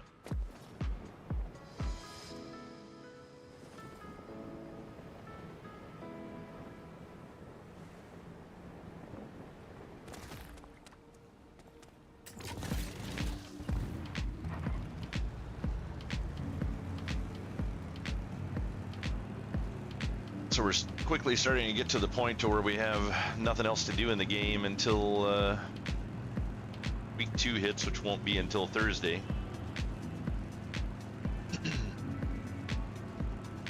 If I would have played this game at the same rate that I normally play games, I probably would have been done with this, with all the content that they have like 2 days ago.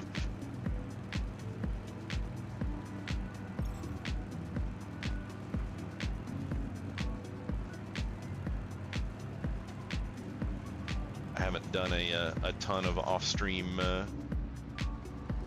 playing with this.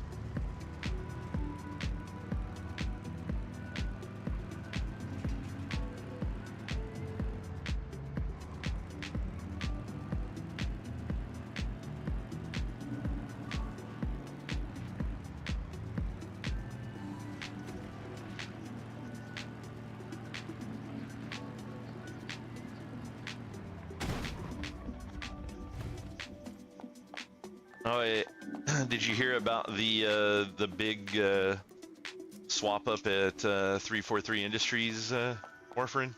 I can't remember if we talked about this before or not. Yeah, you cannot stack fish tanks. Nice try.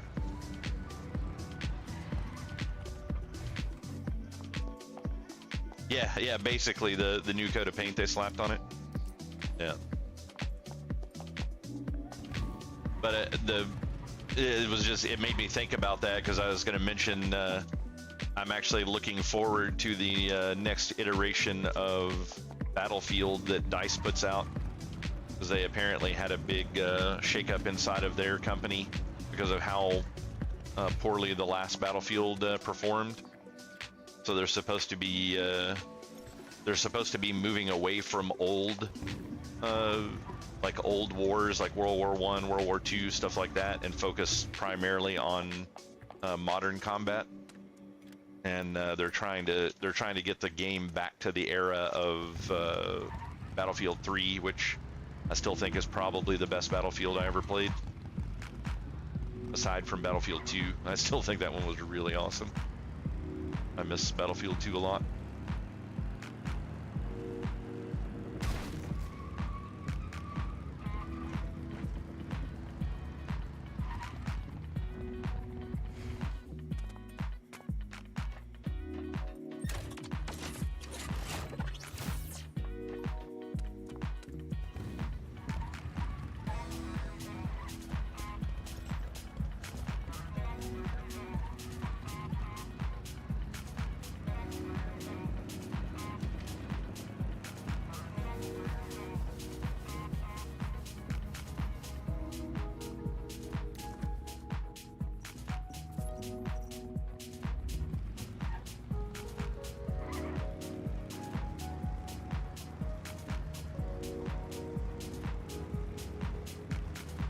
Yeah, I'll be really interested to see if they come up with something better for Halo.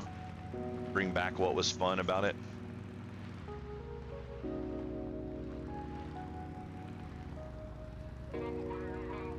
I honestly have not enjoyed Halo since the first one. I thought the first Halo was absolutely phenomenal, and the second one was okay, but like they tried to do too many different things in the game and just made it not as good.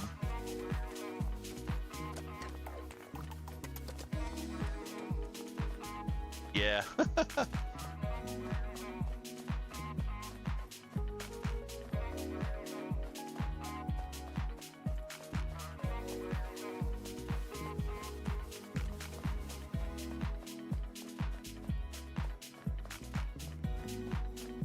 Yeah, everything about the first one was great. I even enjoyed the PvP stuff in it.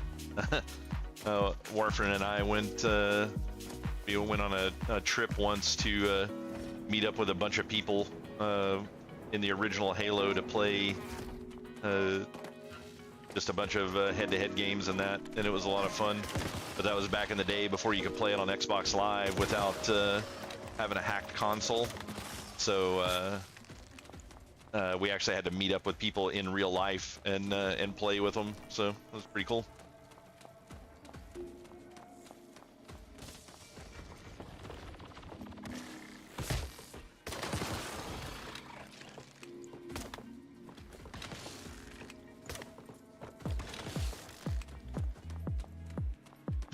I don't know what zombie lobbies are, so I'm gonna go with I never experienced that. Yeah. We had TVs packed up in the car too, and like Warfren was I think he was like half scared to death that we were gonna get mugged in the middle of the night and they were gonna take our TVs.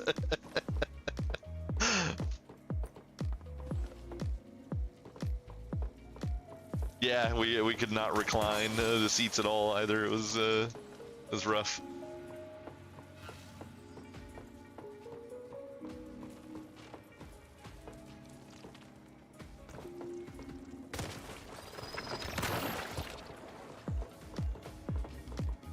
Yeah, it's actually pretty cool. I never played that one.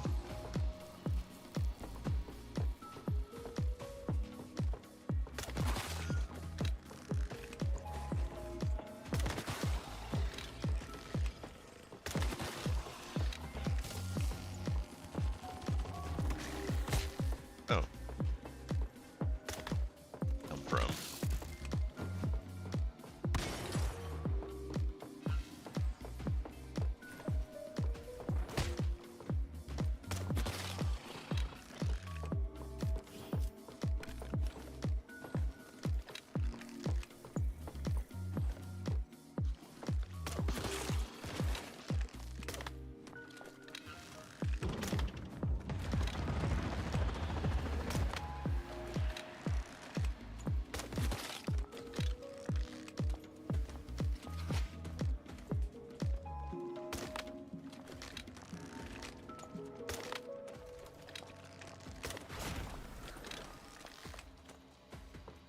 Mini boss for the win.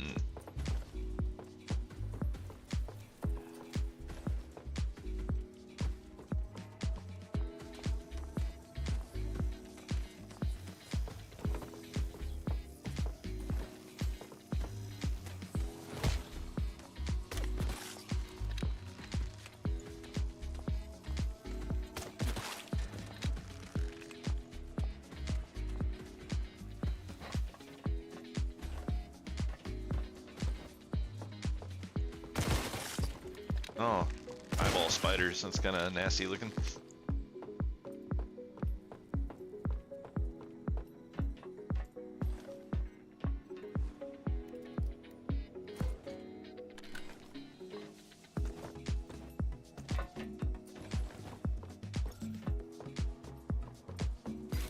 This one didn't have an event tied to it, but still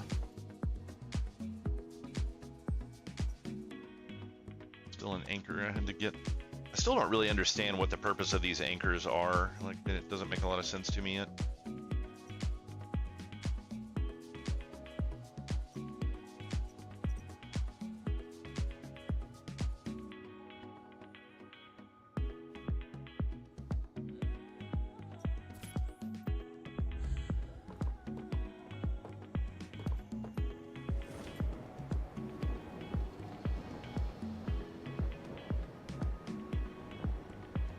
Yeah, the little red versus blue webisodes they used to have were great.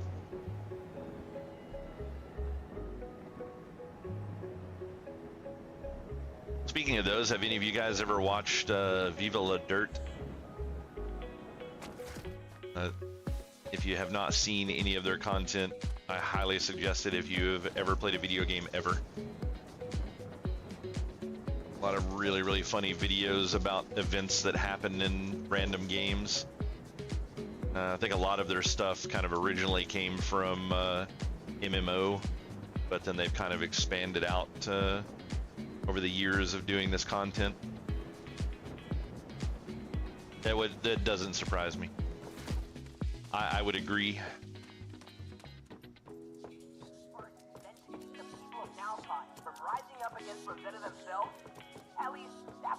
Weird little house. Conrad. Then again, Conrad's got a new theory every week, like Rosetta are all space aliens, or robots, or plant people, or that all of us are...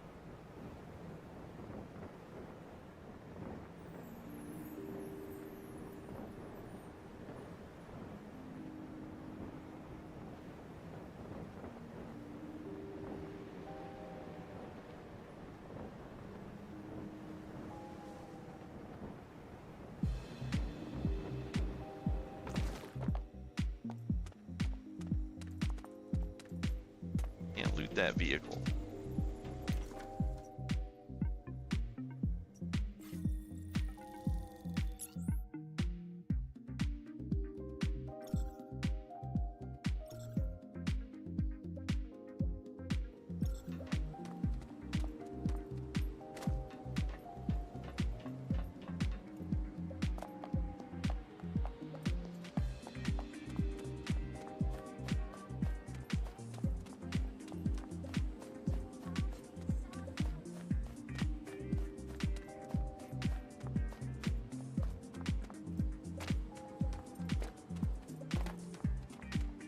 Kind of interesting. I'm still very back and forth with this game.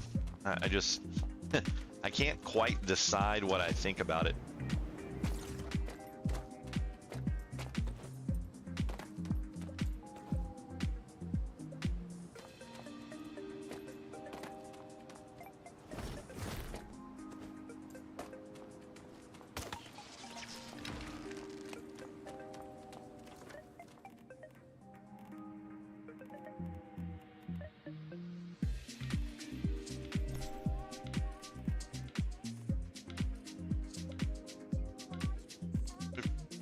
Where did all my heat berries go? Oh, they're right there. Completely blind.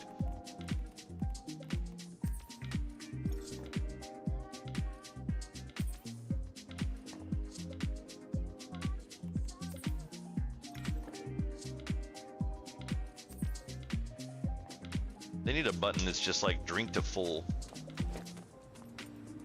But I don't know why they have this like random pause in between each drink where you can't hit the button again for like a couple of seconds. Kind of annoying.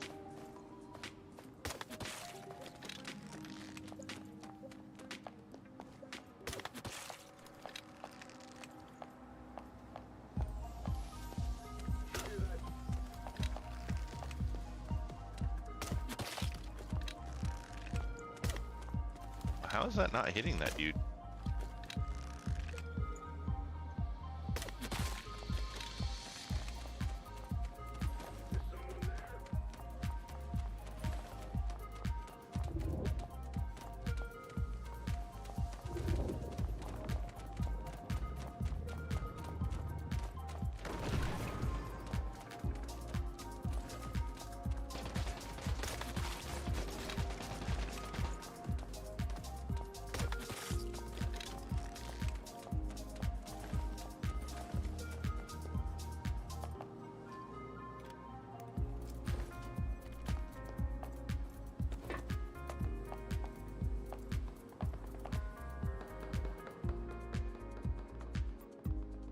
Should be my last seasonal goal, hopefully.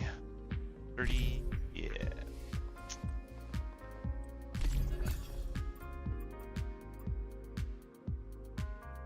Actually use the season shop and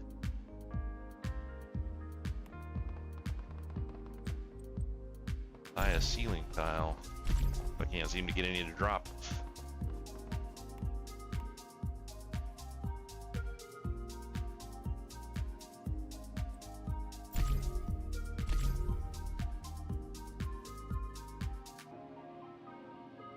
But yay, finish the thing for the season. I still have some other like one-offs I can get to get some more of these Mitsuko marks, but ready for the next phase.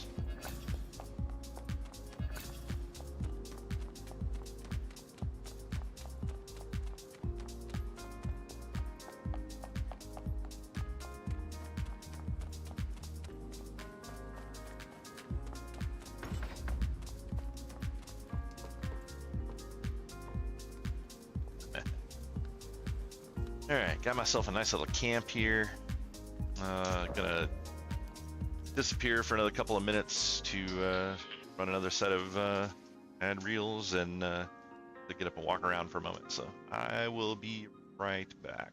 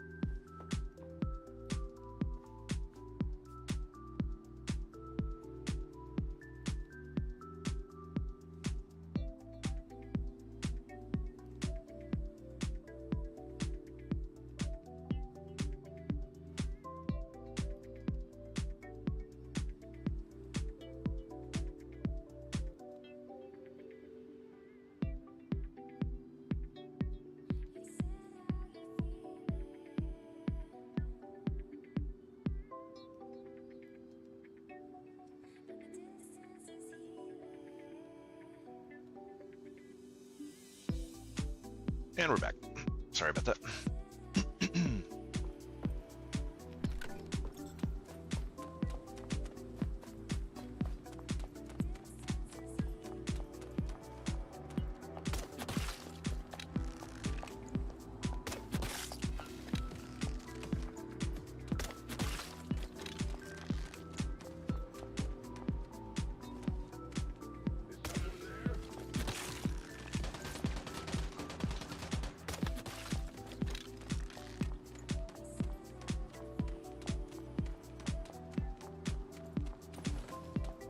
It's so weird playing a game like this after playing like a harder first or third person shooter where you die because you got hit by one stray bullet, and then you play this game and you can just kind of like stand in constant fire and be like, it's okay, I'm just reloading my crossbow. You just keep shooting, I'll kill you in a second.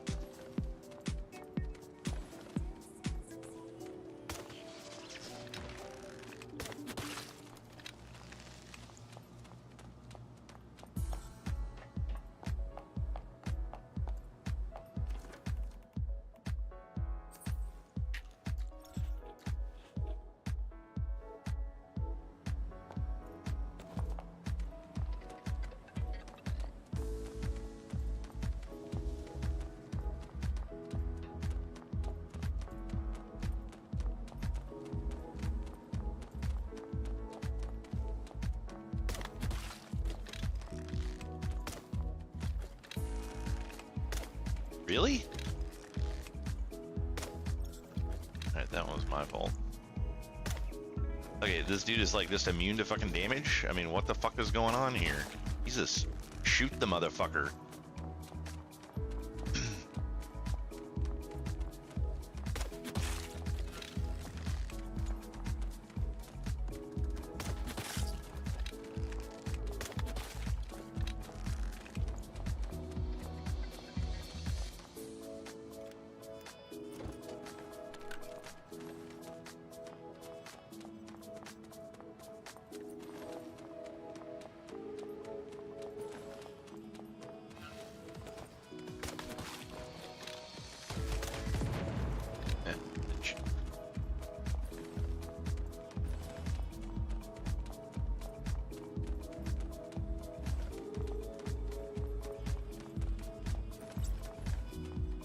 Formula for carton number 4.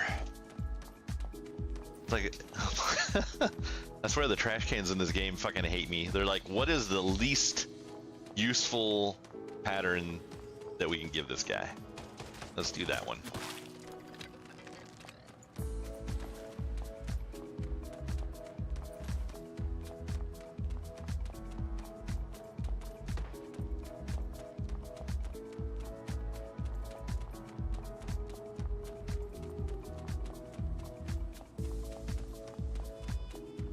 Go up and travel backwards to get to that.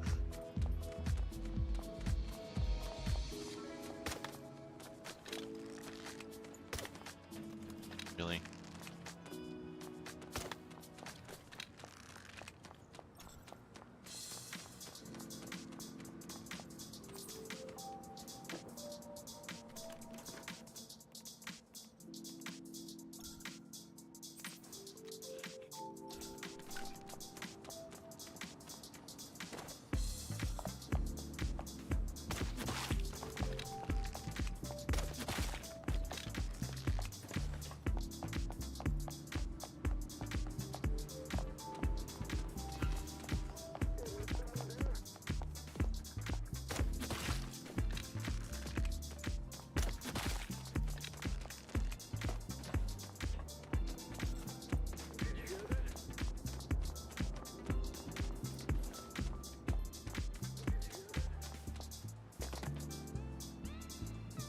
I guess the one argument about getting all the random patterns that just keep coming is eventually they will run out of the shitty patterns to give me and I will get good ones.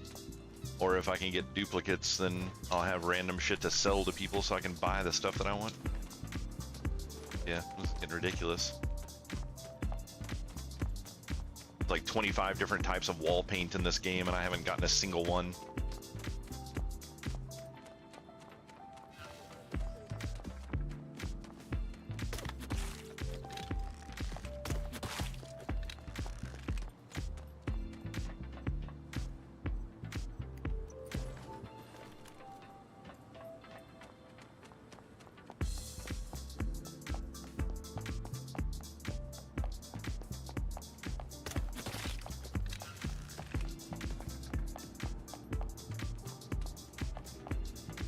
did not. No.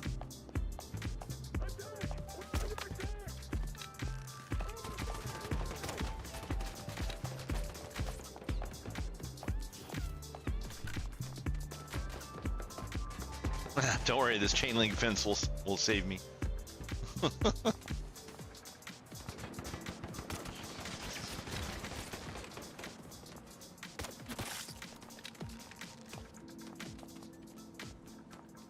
This is crazy.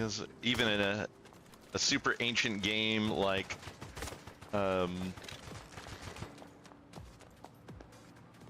I'm blanking on the name of the game now. 7 Days to Die has the ability to shoot through stuff like fences, but then this like big company game has got nothing. How was it? Is it as spooky as the rumors say? You can all breathe a little. Let's go stand behind a chain link fence and I'm safe. I'll catch you later.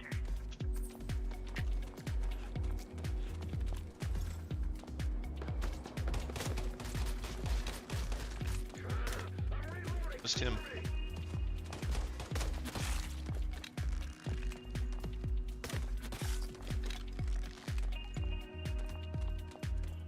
What happened to the big guy? Did somebody else kill him? I saw, looked like somebody ran by there. Would have thought that would have been loot though, since I took out half that guy's health in one shot.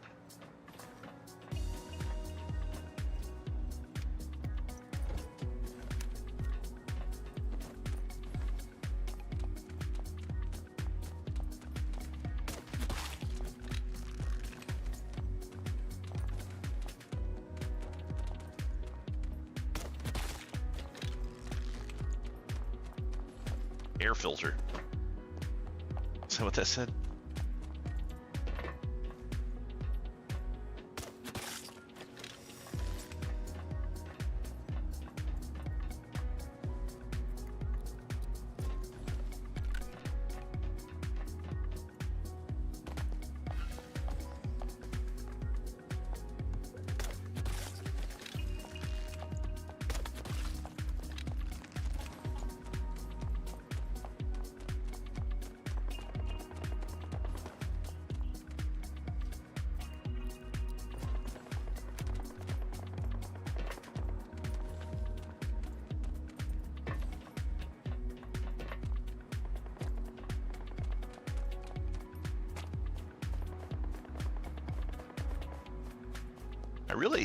I really don't like how you can't turn off applications to other like hives. So in this game, guilds are called hives for whatever reason. But they, your guild channel, anytime someone does an advertisement for a guild, it posts it in your guild channel. So it makes it look like someone from your guild is talking, but it's actually a recruitment post to join a different hive. It's like I'm in one. I don't need to see recruitments for a different hive. I'm good. And I've yet to find a way to turn that off. Yeah, 1/2. We'll see.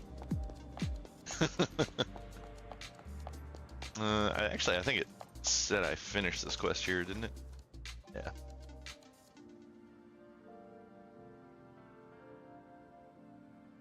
You said you can turn it off? Where is it at?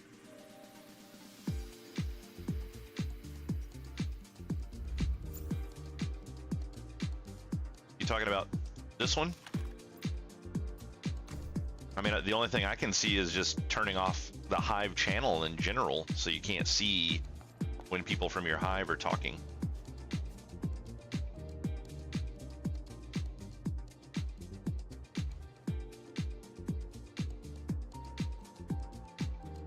Oh, it's not? Okay. Was not aware of that.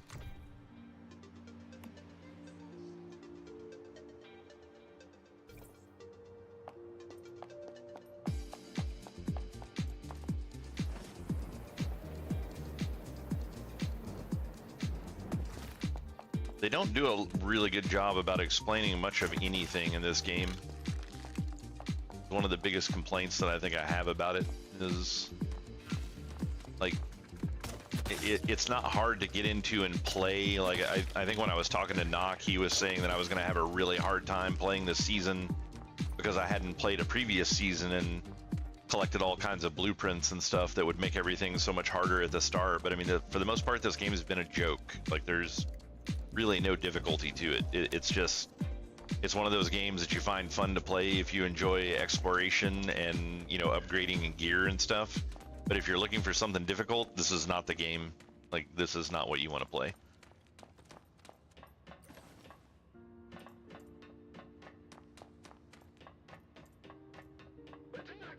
I don't honestly think it's ever going to get difficult. I don't think it will get harder at the end of the season either.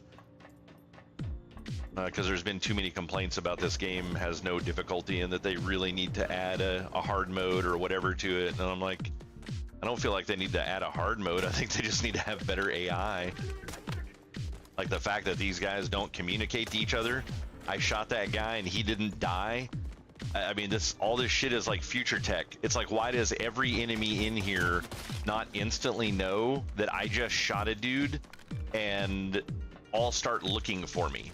I mean, they don't have to know exactly where I am, but I mean, once again, this is future tech. Why didn't that guy paint me with some sort of a, frequency, like a signal or something, and be like, this is where the dude's at. Go to this spot and find him and kill him. Or even further than that, like tag me with some sort of, radioactive, ID tag or something like that, where they just know exactly where I'm at all times. It's just like the difficulty level is just not here at all. Like the NPCs are so bad with the AI that if you have two human NPCs standing together and you shoot and kill one of them, they're literally staring longingly into each other's eyes. You shoot and kill one of them. If you can one-shot them, the other one doesn't even flinch. He just sits there and keeps staring. And it's like, it's like, now if there's two standing there together and you shoot one and you don't kill it, then an aggro system kicks in and they will both, the one that you shot kind of knows exactly where you are, and then the other one will search for you and find you rather quickly. But yeah, the fact that there's two of them standing there together, you just blow one of them's brains out, the other one's like, huh, oh well. It just keeps going on about his day. Like, you hear all this gunfire and stuff, like these dudes standing outside. This guy didn't even turn around to look at me. Like, gunfire going like crazy in there, and I'm just gonna walk up here and fucking assassinate this, like, this dude shouldn't even be a guard, like the worst guard ever. He just got killed by some chick in fucking high heels with a torch. He just got choked out with a torch. All while your buddy is right across the way we're watching.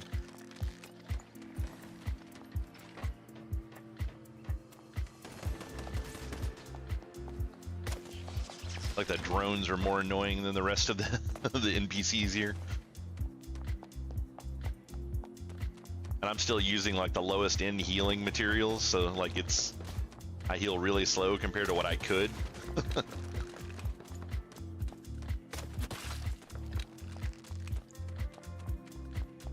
Like most of the time when I die, it's due to, some stupid weather related thing, like, oh, it got super cold and I started taking damage from cold and I was already low health. Oh, I died. It's like, it's not very frequent, or some random one-shot mechanic, because you had like, last night I finally upgraded to nearly the top end gear that I can wear right now, so yeah. Pour it out.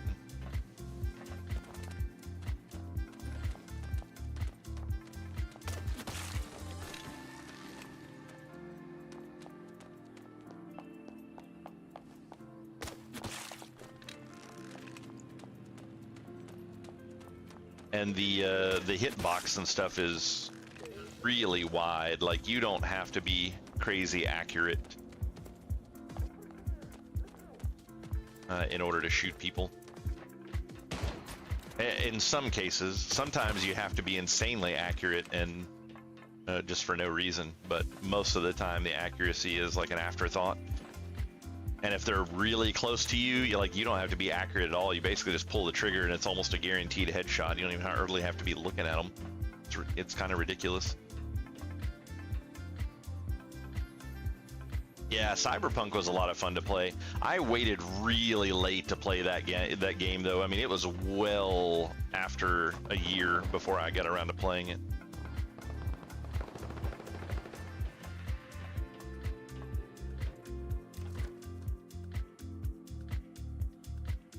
All right, so we got a quest up here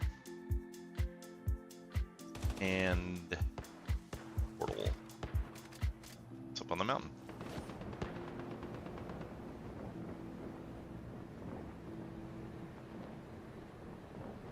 Yeah, the game is really fun now. I highly suggest playing it if you haven't. It was really good. And if you remember, I sent you pictures where you actually star in the game. That NPC looked just like you.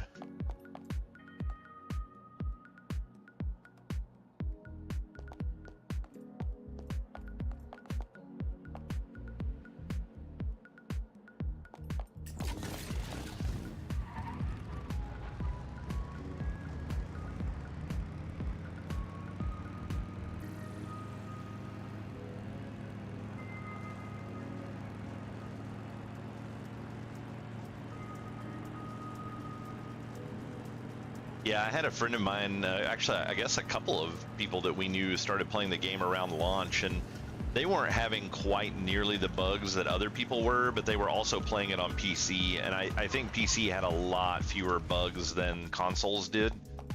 And like the majority of the crazy stuff that I saw happening was console related, so I think the PC was just overall having less of an issue. And on PC, you can instantaneously just patch out, any bugs or anything that you find, whereas consoles have to go through, Microsoft and Sony verification processes, which can take up to as much as 4 weeks, depending on what all you've got going on. So that really slows down. The patching process for consoles, so it's really easy for people to use those to pick on a game when it's that's not really the developer's fault necessarily. It's yeah, you probably should have released a better game to begin with, but they've fixed it on the PC. It's just not fixed on console yet.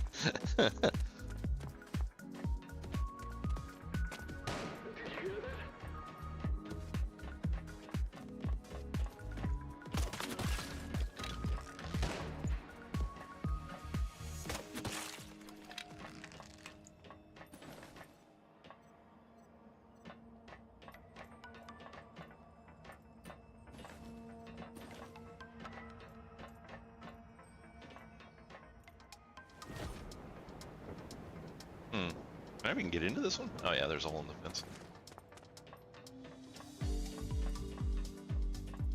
But yeah, that game was really good. I have not played the expansion for it yet. I really want to. I just haven't gotten around to it. I heard the expansion was pretty phenomenal.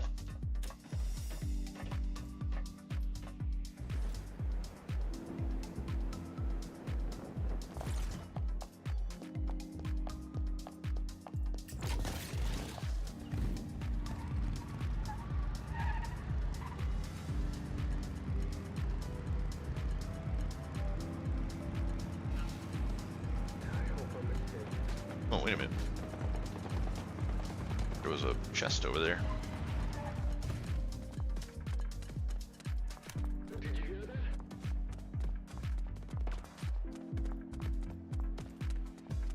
It's a chain link fence. You can't see me. Oops.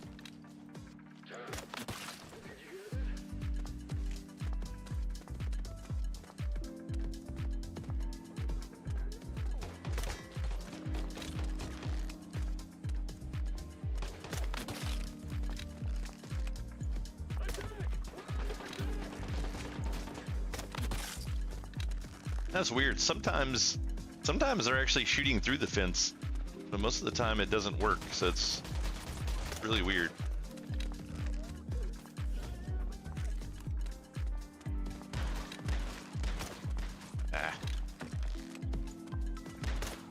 Oh, come on.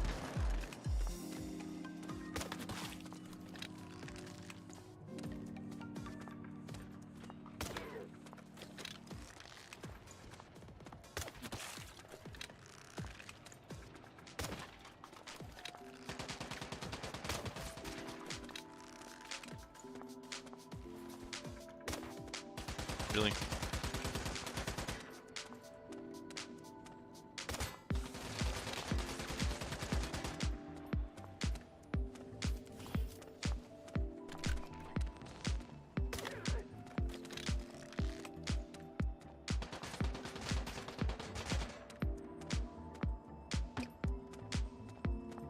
Oh. Oh, you can't shoot me through the chain link fence, but you can throw a grenade through it? That's impressive.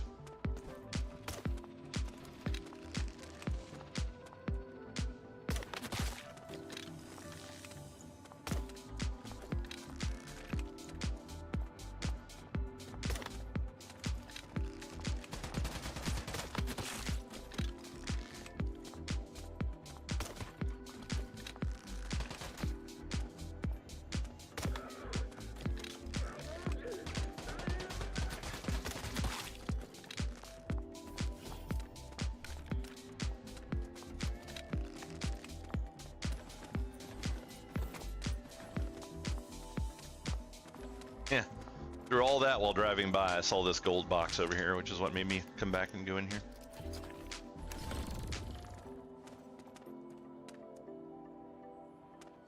Yeah, I really need to go play that expansion sometime soon. I have been considering when I do play it, just starting the game from scratch and going through it all again. Because I heard the expansion, not only did it, you know, add the new expansion stuff, but it actually like improved and changed a lot of the base game stuff as well. So it would be nice to just kind of experience that all again. That night, I don't remember how to play the game at all because it's been a while since I've played it now. So.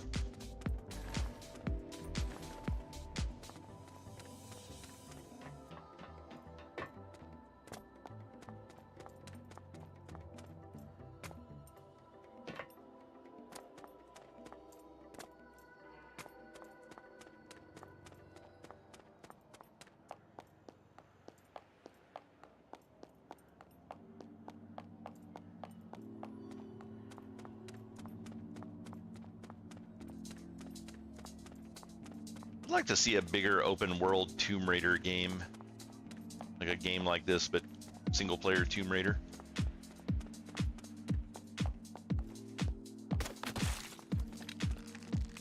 I was actually really disappointed that Kojima ended up leaving Konami, because I really enjoyed Metal Gear Solid 5, and the fact that when they came out with that next Metal Gear Solid, or Metal Gear, I forget what it was called now, but it was such an awful game. Yeah, Metal Gear Solid 5 was so much fun to play. I would have loved to have played a sequel to that.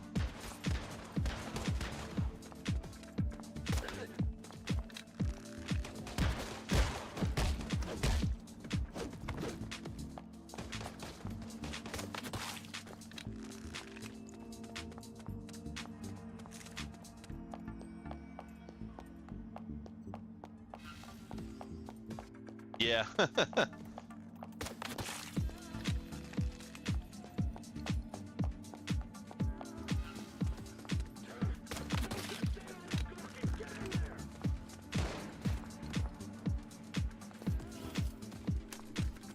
I got a good fucking shot on me there.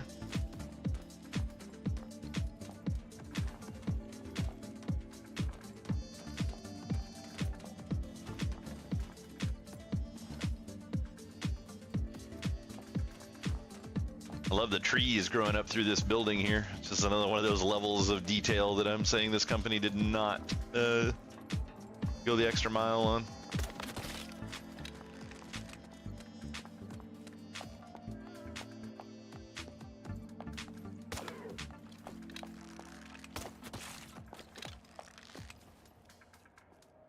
Oh, this is the first time I've actually seen that enemy try to run down and get me. Like normally they would have just kept hanging out in their base and not come out at all.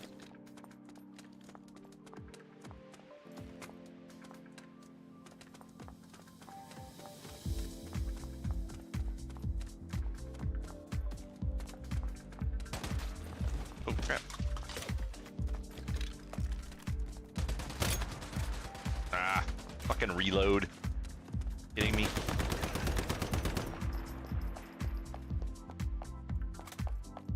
Fucking pulled out an assault rifle and had one bullet in the fucking clip.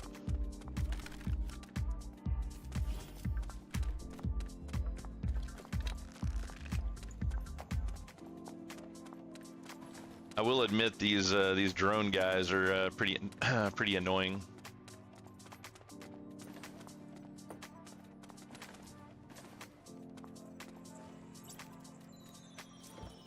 Giant clock face there. Maybe I'll make a necklace out of it.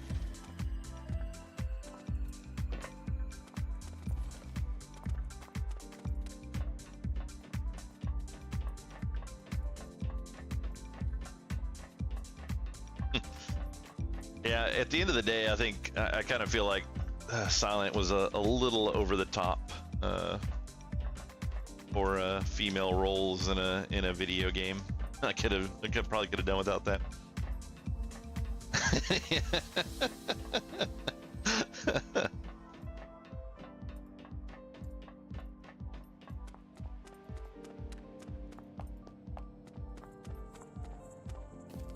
Oh shit, that was a wrong button.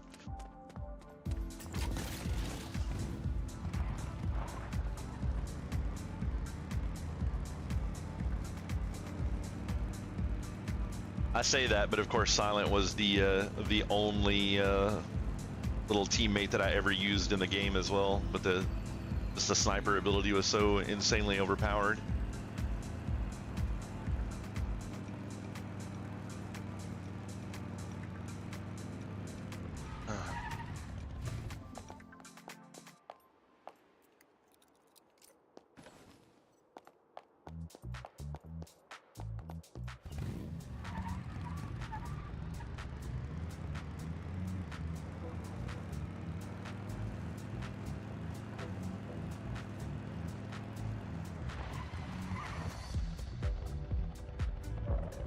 Yeah, that's fine. Oh. Yeah. Yeah, it seems to be a big thing there, for sure. Pretty interesting. I don't think we haven't seen an auto mod call out in a while, so we're starting to get thin on the words that we don't allow, which is good.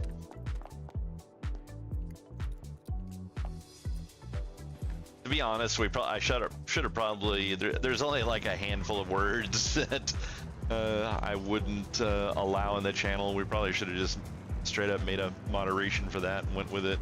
I kind of thought the auto mod was going to be a little more crafty on how it did stuff, like stopping people from putting like spaces or random characters in between stuff. But even the mod that it has for stopping website links.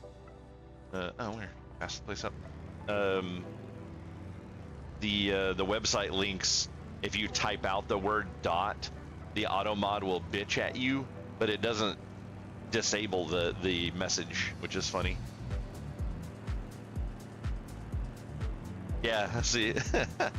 Did you actually do the thing to make it red in the background, or is that the auto mod complaining? I think it's actually the auto mod trying to point it out. Yeah. Yeah.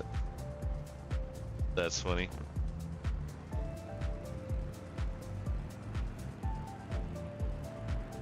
Yeah, whenever it does that, it pops up a thing for any of the moderators to be like, do you want to allow or deny this comment? So, and then once we, like if we allow the word, then it doesn't catch it in the future, so.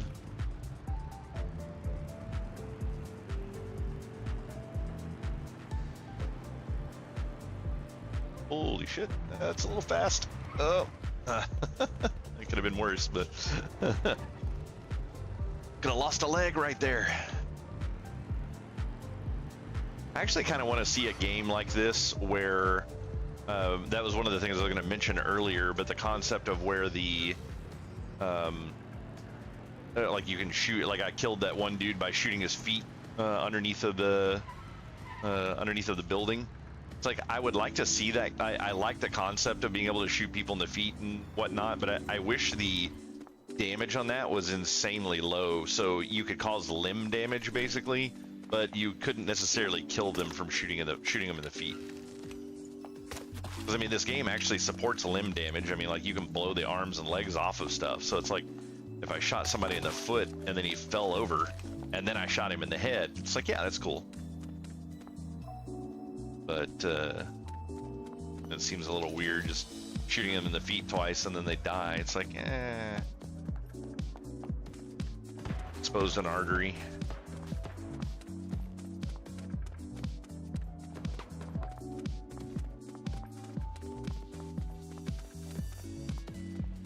Okay, so the place it's want me to go to is like way the hell up there. Oh, interesting. Looks like different things.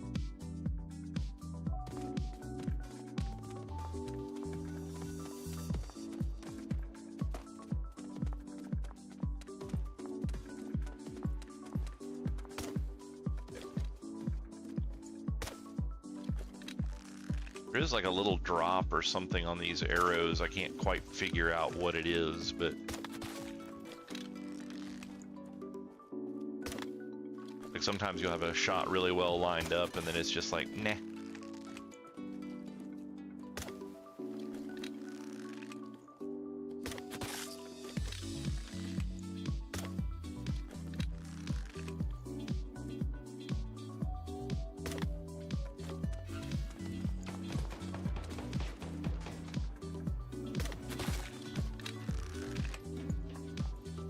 It's weird. I don't like the first person view on this.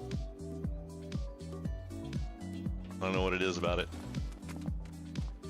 Even with the assault rifle, it feels weird going into first person, and I've got like a reflex scope on it, which is basically worthless as a reflex scope because I don't actually use the scope.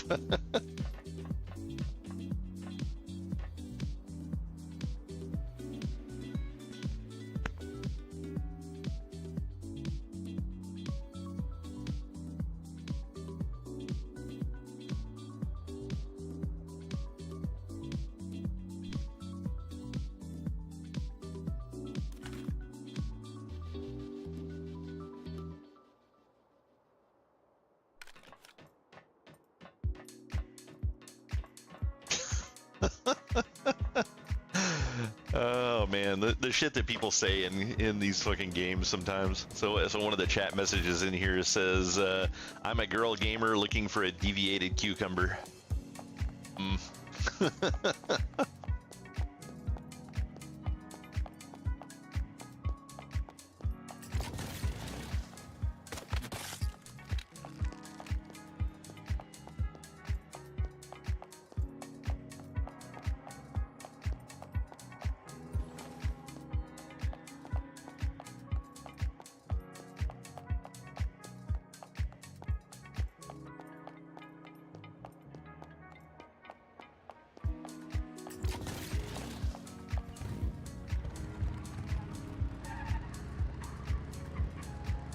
Guess I need to actually buy the durability upgrades for this this bike.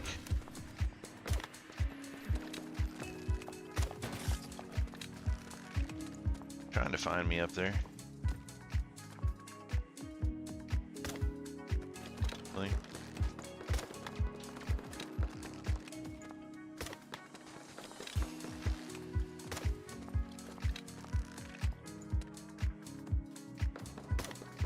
Oh, come on.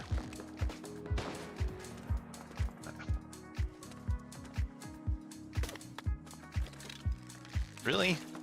Jesus, that lag was insane.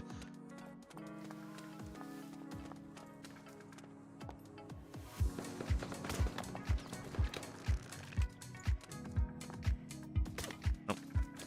Screwed that one up.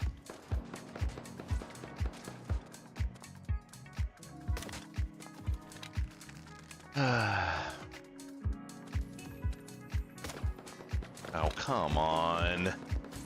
That was fucking spot fucking on. What the hell is the matter with you?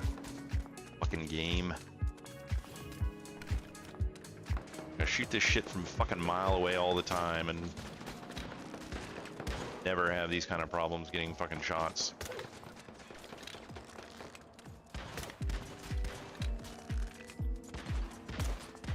Oh, come on. What the, like, I can't even fucking aim at the dude right in front of me now. Jesus.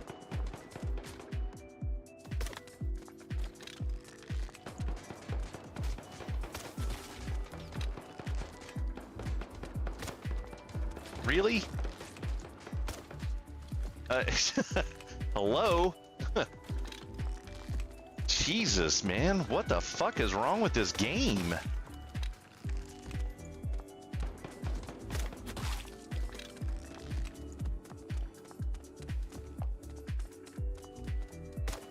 The blue is the mark from the bow. When I get a, if I get a headshot, it marks them. It's a debuff on them. Nah, I'm good for them.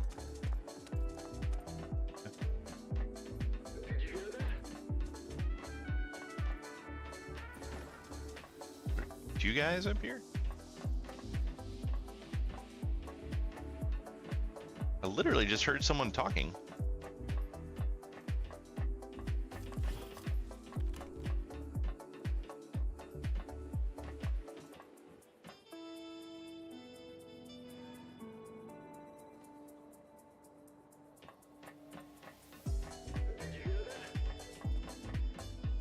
Did you hear that? Yes, I did. I heard you say, did you hear that? There he is. Fuck you. Die, bitch, die.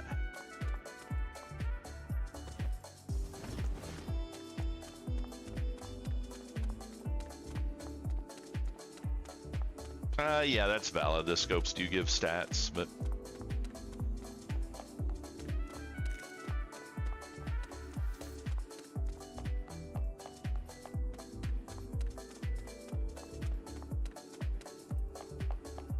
I keep getting further and further away from that place. Feel like a path over here I need to go up. Oh yeah, there's the road.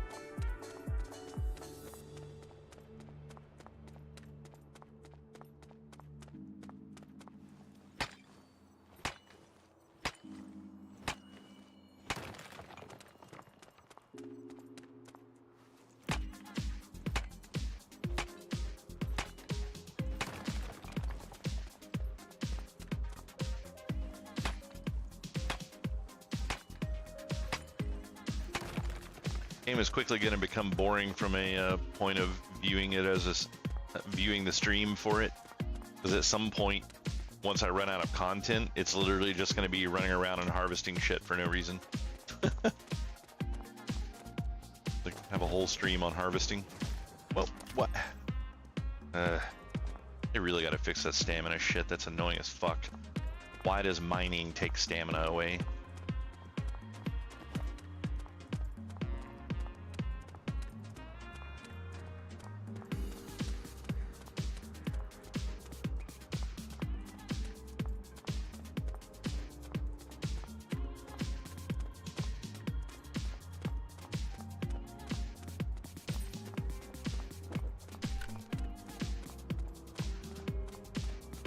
Character's getting fat, can't run anymore.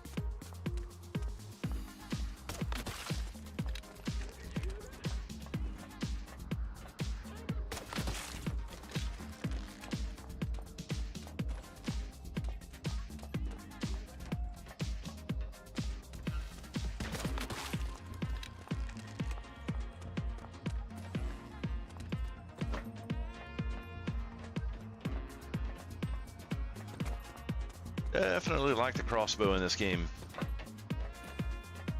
Probably would like the assault rifle better, but I need to get a suppressor for it first. And I need to make an upgraded one. I'm still using an old one. Hey, look, more trees inside the building.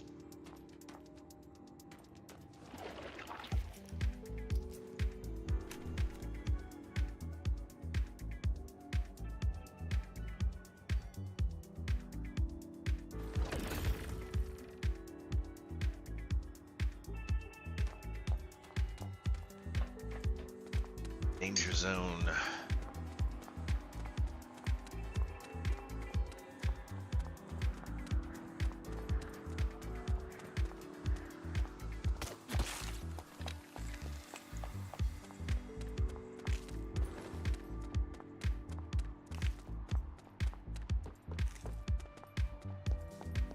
Hey, Warfare, I was watching some shorts from Pirate Software earlier, and he's a guy that used to work for Blizzard back in the day, and it was apparently a really funny bug that was in the game in the early days, where after they put the motorcycle in, the engineering motorcycle, they had a system to where you got in the motorcycle, and then you had someone summon a bank NPC, like one of the little Jeeves or something like that, where you could access your bank, and then you could put stuff in and out of the bank over and over and over, and do a disconnect in the middle of it, and it would somehow duplicate the items that you were putting in and out of the bank. Some kind of a weird system where those two things interacted oddly with each other.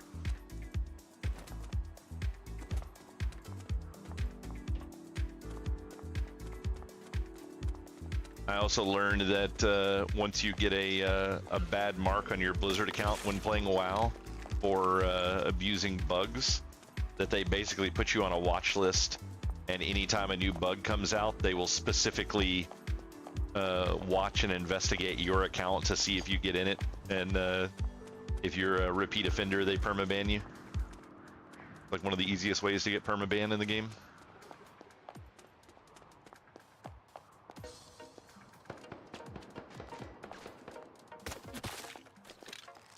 No, it causes huge issues without them being able to make money, because people could just duplicate the shit they wanted.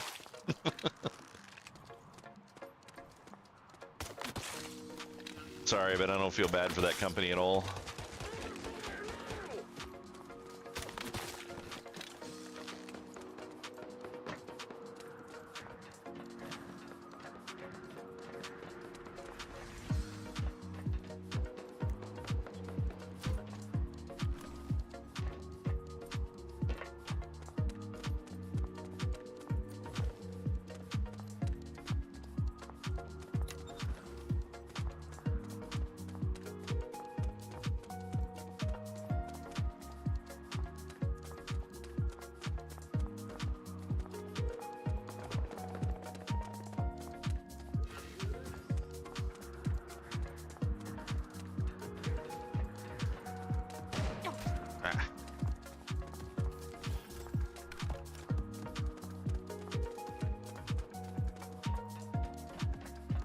How's that sniper out of his tree?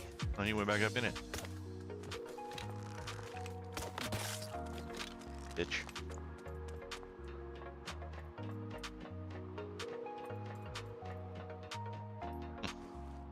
We're coming up here. Little blue box.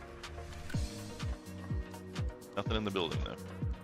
I always find these, like, when games make these sniper outposts like this, they have this big tower with a building in it with all these windows, but there's literally nothing in here. It's like,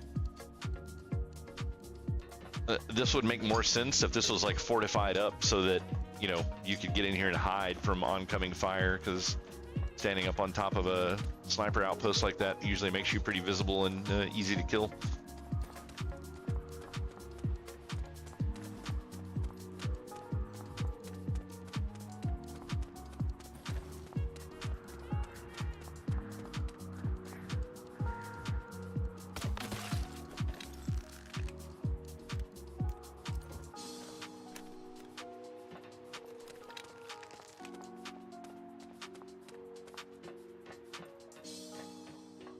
Well, I straight up can't run anymore at all.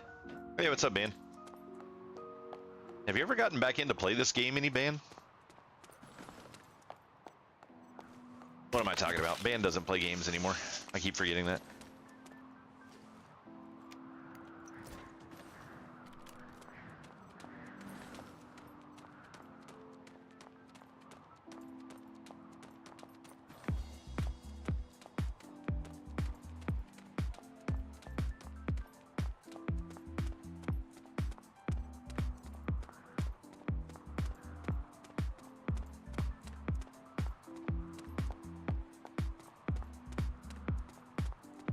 Interesting going on inside of that building.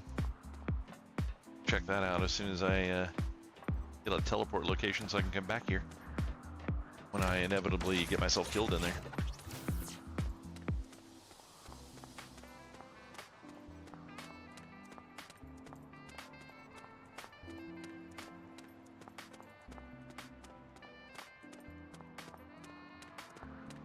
Getting in and playing it after the rest of us are done with it, Ban, that doesn't count as getting in and playing it.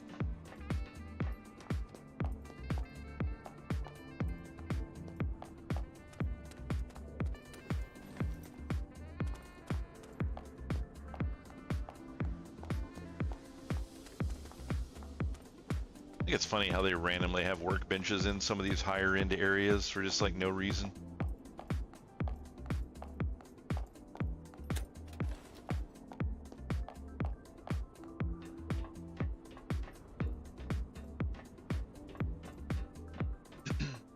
Is this? The plot thickens.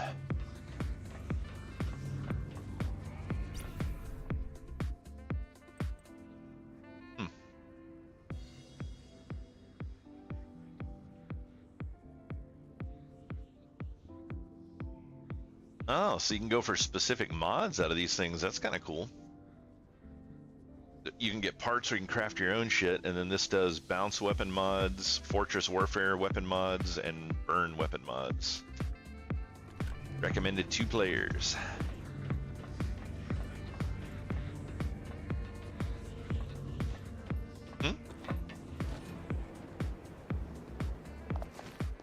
Kaz doesn't play video games anymore.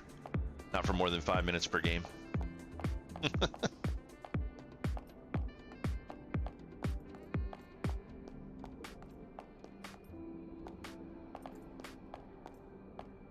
That's just disgusting. Fluid.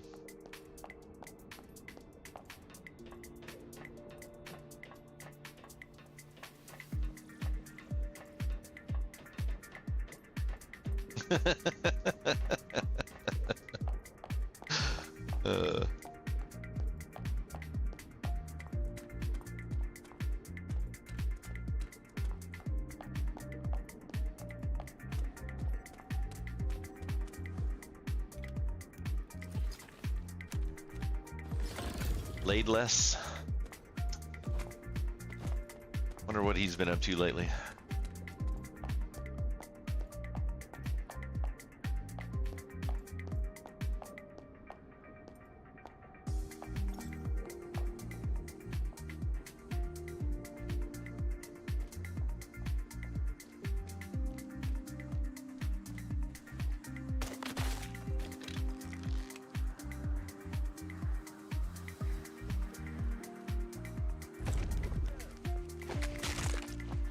Oh, didn't kill him.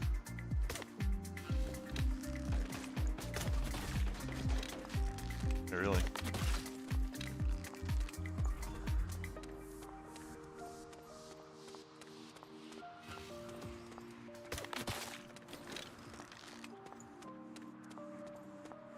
They really need to work on their physics for shooting stuff. It's like, I should not have hit that last guy that I just killed. That should not have been a hit. There have been other places where things absolutely should have hit, aren't hitting.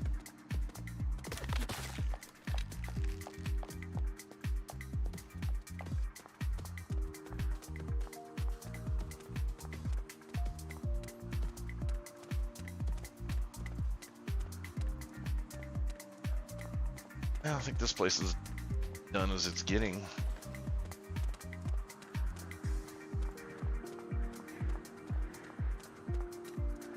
hell's a guy at? Oh, prone. Billy? That was my fault.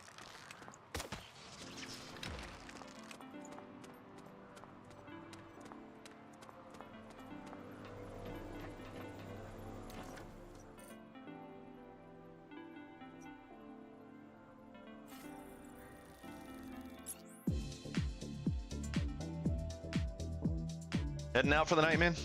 Have a good night.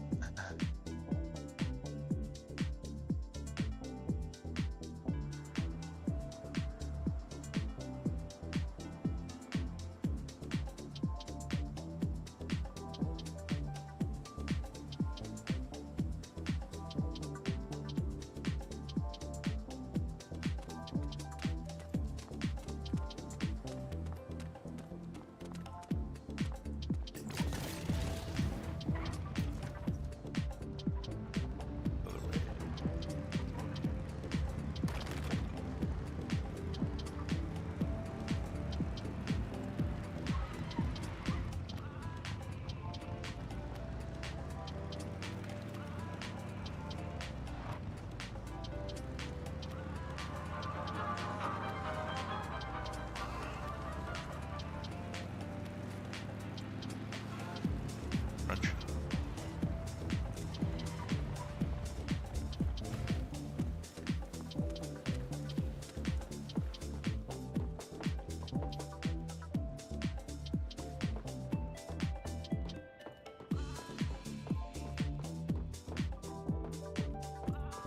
Shame I didn't get a more interesting backpack to go with this cosmetic outfit. We've already discussed this. It came from the season pass.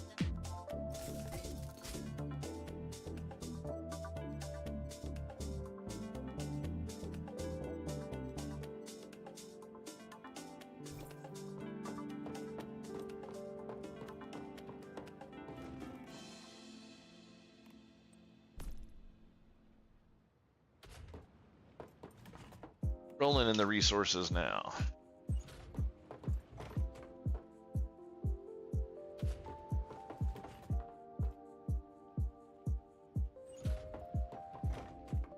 They really need a button. They need a button for put all of this shit in here, like in all of these boxes.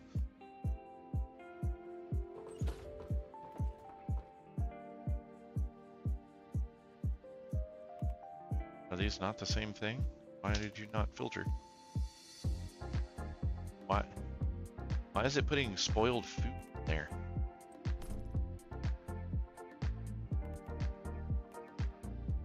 Okay, that was really weird.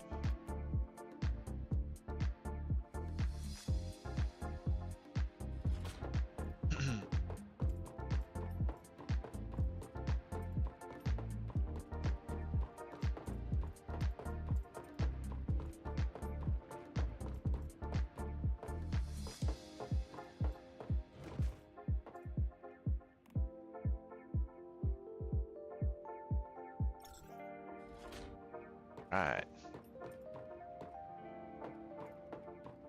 See about how you apply rents.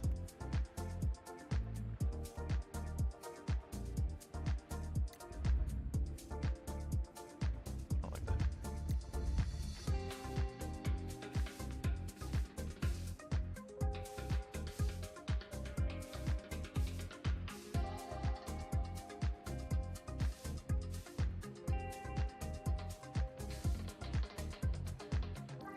What the hell?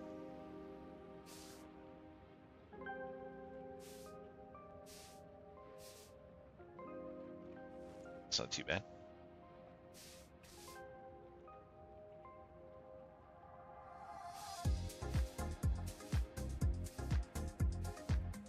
Well, I got some kind of a building cosmetic.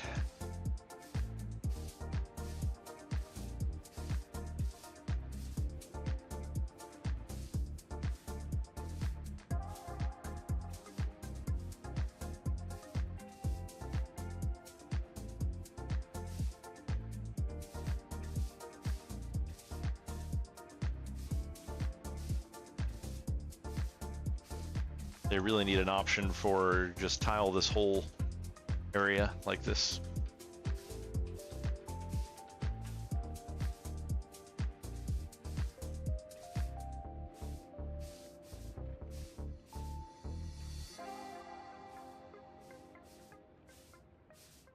Does it work on the underside of the roof pieces? Oh, it does.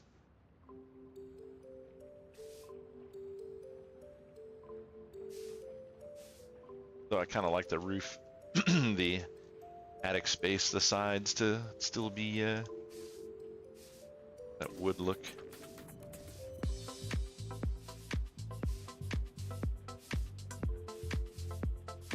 Definitely brightens it up in here a little bit.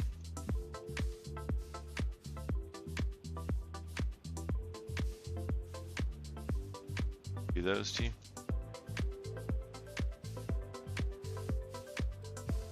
I don't think so. Doesn't change the floor.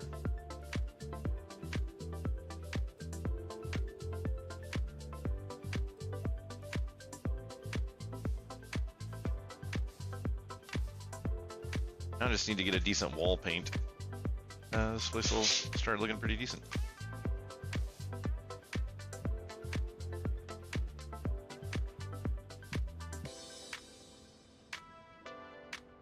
You want the inside of the grow house done that way or no?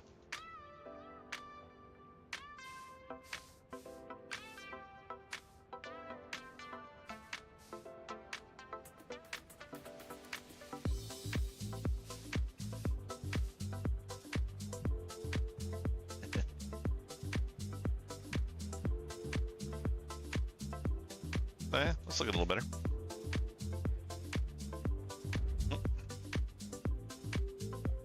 Alright guys, it's unfortunately time for another bout of advertisements so we can keep people joining without getting pre-roll ads, which completely suck. So I'm gonna AFK for a minute, get up, stretch my legs. I encourage everyone else to do the same, and we'll be back in 2 or 3 minutes.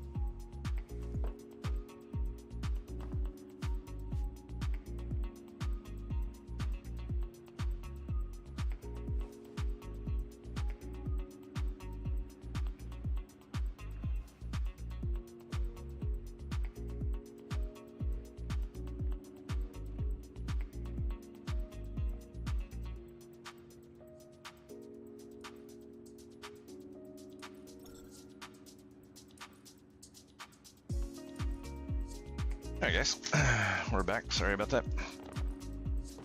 I run those in-stream ads because whenever people try to join the channel, I don't know how many people that watch stream are actually familiar with how the background in Twitch works, but essentially anytime somebody comes and joins any channel, they get pre-roll ads, which are, you know, anywhere between 3 and 6 ads that you have to watch before you can actually start watching the streamer.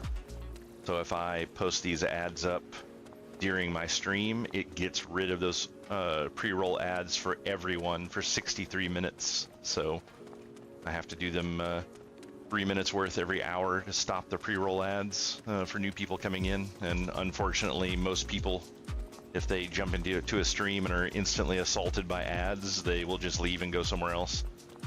So I kind of wish they would just make that kind of automatic and you know, have a thing where I could postpone the ad so I would have time to like get it to a stopping point.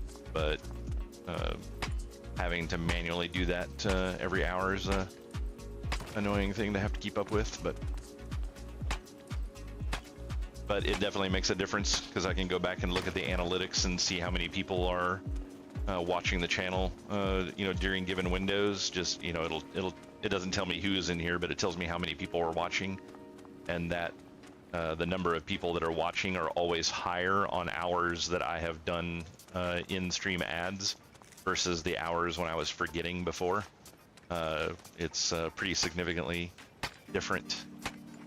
So I actually had to start setting a timer for it so I could remember to do it once an hour.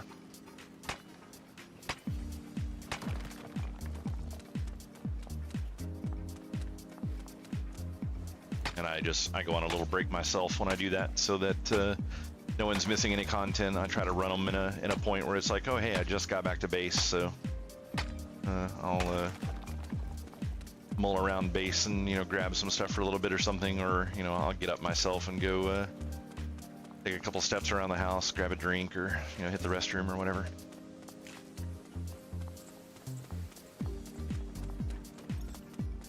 We're still working on this place a lot, but I'm still not a big fan of the changes that they made to their house over here. It looks so much better the original way it was.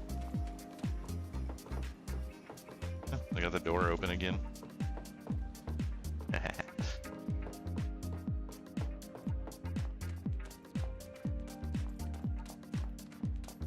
Oh, that's kind of neat.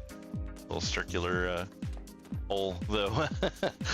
They should have probably put it back a little bit. That doesn't. Got some doors here that don't work super well with that giant hole in there.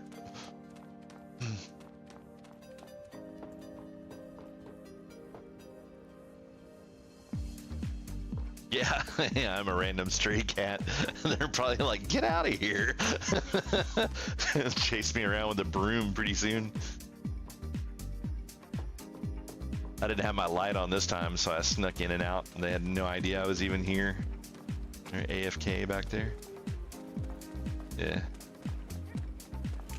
Like, ah.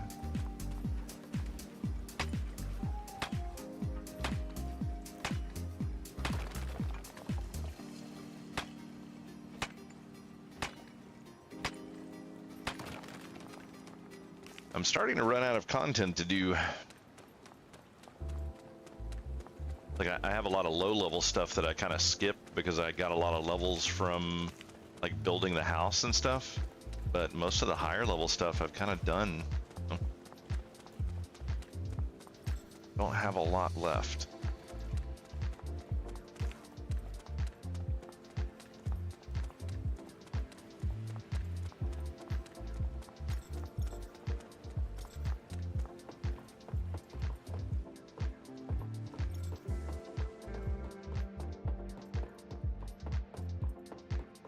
I have crafting.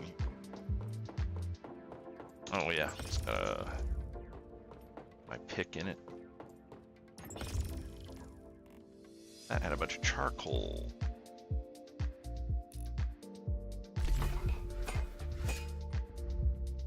Or if I can just keep setting up piles of copper ingots to cook. I can.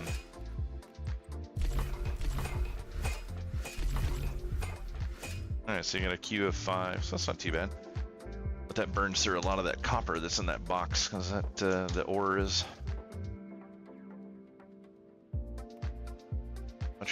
much worse on efficiency than having bars in it.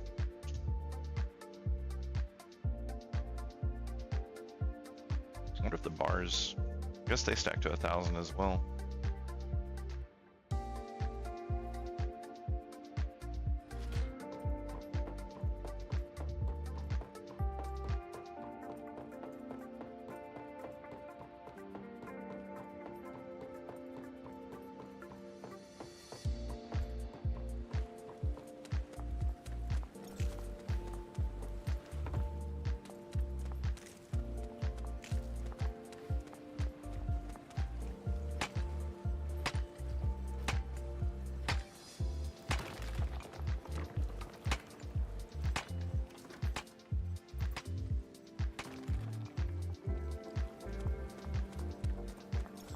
That metal doesn't actually weigh a lot, but I must have a bunch of something else on me, because I'm like over 50% of my weight carry right now is eaten up.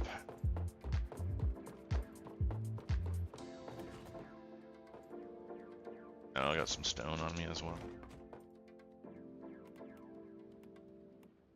Hole in there.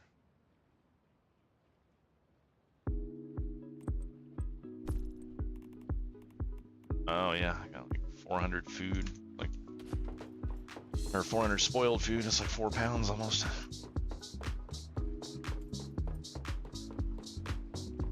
What will I do after what? After this game? I don't have any idea what I'll play next, to be honest.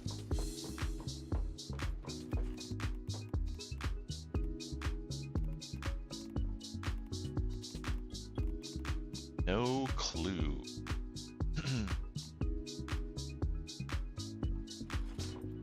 Yeah, I'll play Ark Survival when you aren't home.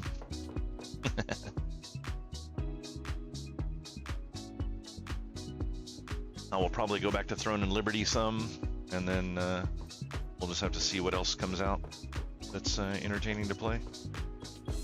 I'm still really wanting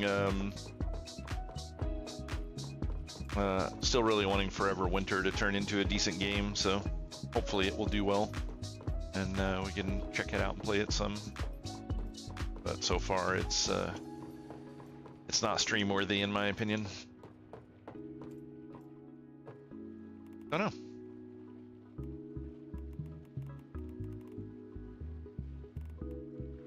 Why did these blueberries not go over there? I don't understand at all.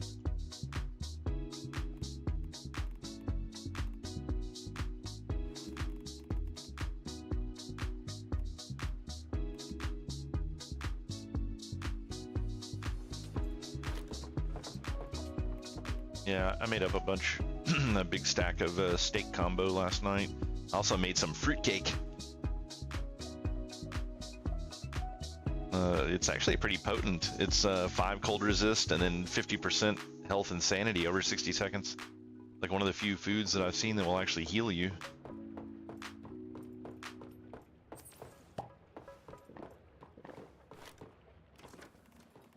I'm looking on the foods, yeah, I barely touched that, honestly. Alright, what is this stack down to now? 30 minutes. So dried blueberries have 30 minutes left, so we'll see if it destroys a stack or just one dried blueberry.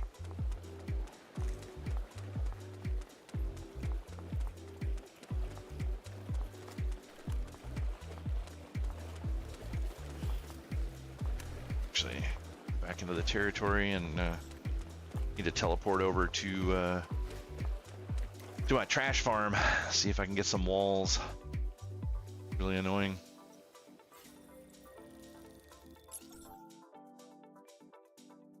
Oh crap, forgot to repair the motorcycle.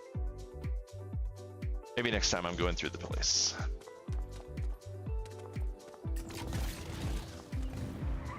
I guess this motorcycle is pretty much as upgraded as I can get it for the time being. Don't have access to the new stuff in the new resources that I have to have in order to do any more with it. I don't know why I summoned this up here. I'm gonna have to go down to the road.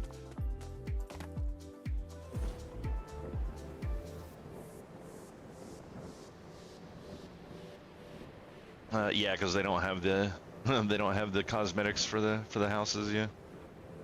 I mean, like this house looks significantly different with just different ceilings. Like that made such a huge change to the inside look of the place. I wish I could get lucky and get some kind of wall paint that actually looks halfway decent. Wallpaper, wall paint, or something. They have one in the store you can buy, but I don't like the look of it, so it's not very useful.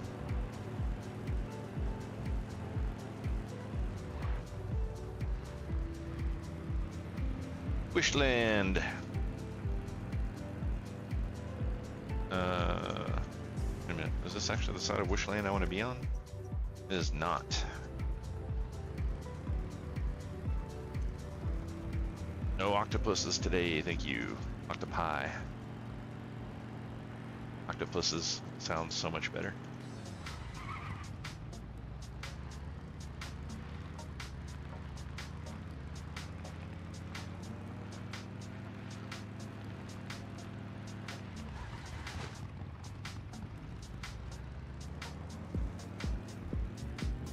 Oh.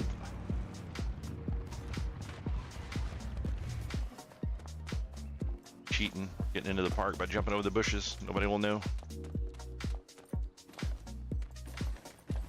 So it looks like I can loot all this stuff again, which is good.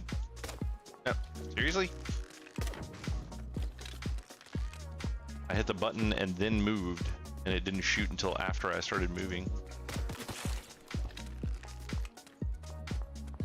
Game has some real lag problems sometimes. It's really annoying to deal with. Oddly, the dude with the multi-balloons up there is not there at the moment. Sneak up there and get that little box then. Oh no, not a lot. You just blend it in as all.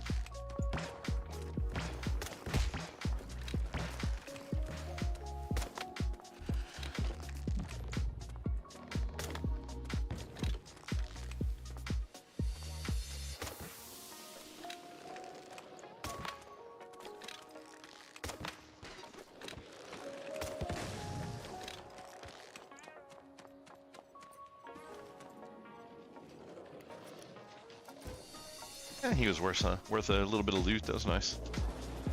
I haven't seen this guy in a little while.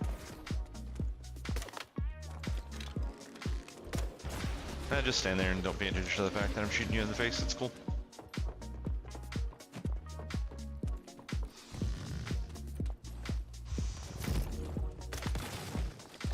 This guy is more mad that I shot the other one in the face than the one that I was actually shooting.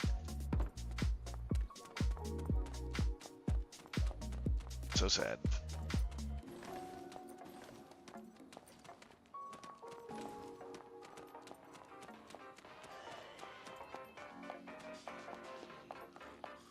All right.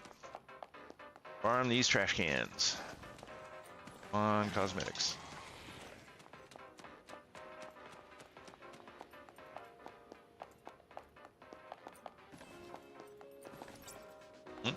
Newspaper pile.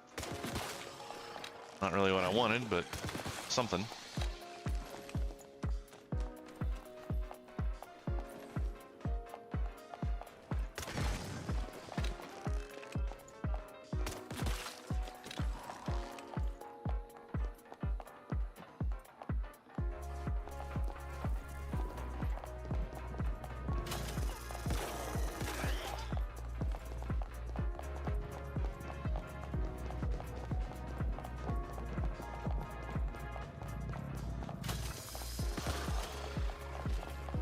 I do enjoy this weapon. Wish you could keep it for longer.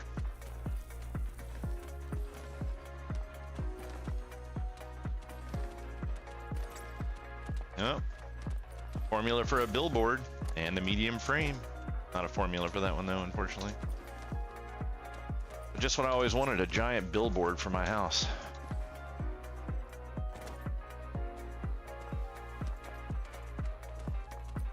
Just want wallpaper.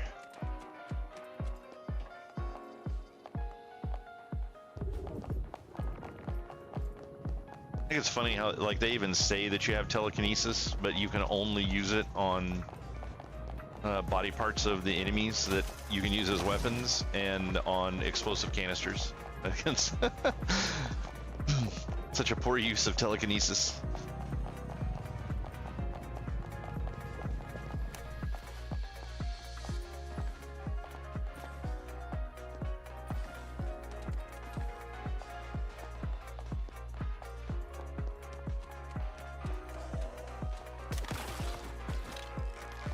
Be funny if you could fall in that.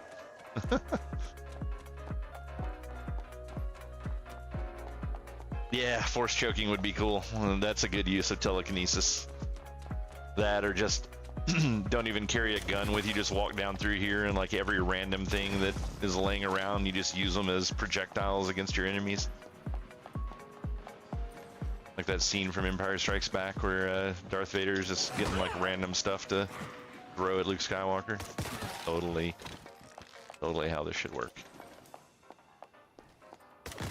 Just one of those weird things that they really shouldn't have telekinesis in the game. Like you should just pick the stuff up. It's really dumb that they have telekinesis and then they don't let you use it for anything other than that. It's like, what's wrong with just walking over there and picking up the head and using it as a gun? Why do I have to use the force to make it happen?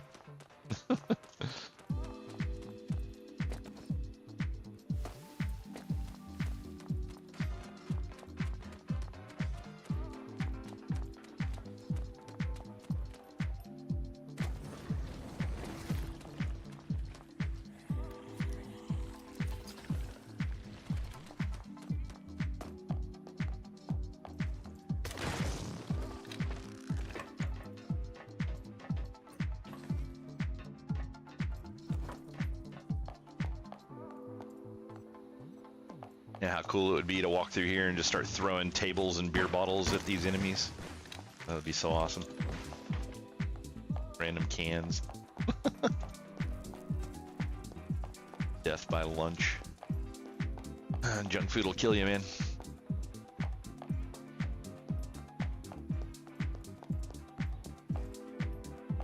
Where's the beetles? That's scary.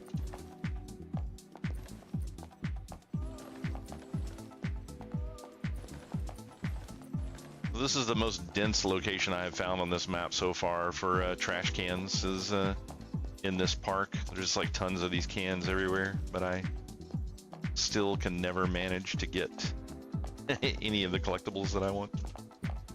Or the, you know what I mean.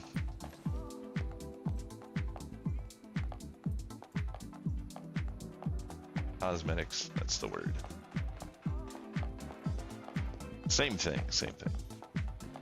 Same thing, but different. So I still don't know what the reset time is on this, but it is definitely less than 24 hours, so.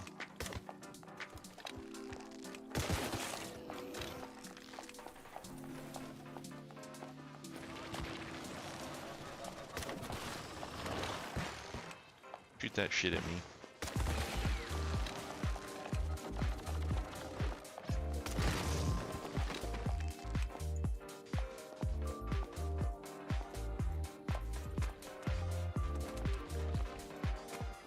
You just want random items, though. This is a pretty decent place to come and check out. There's tons of boxes and stuff around here. Unfortunately, it's of course all low-level stuff, but it is very easy to get to, so. A couple weapon crates and gear crates and things like that that are not too hard to get to as well.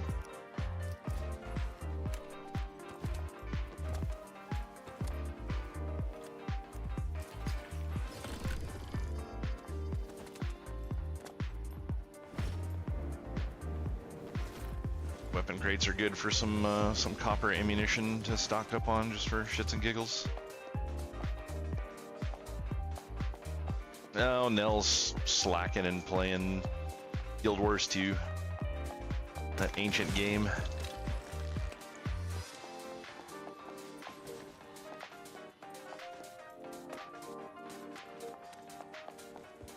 It just proves my point about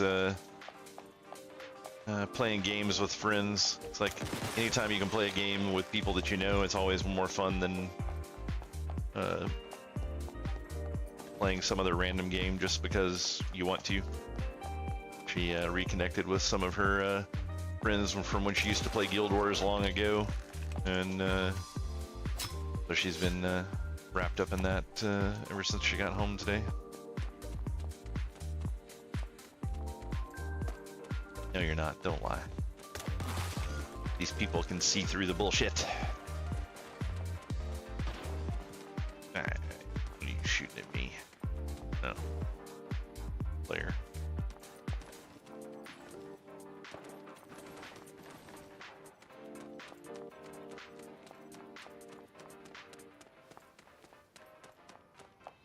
A little box in here as well.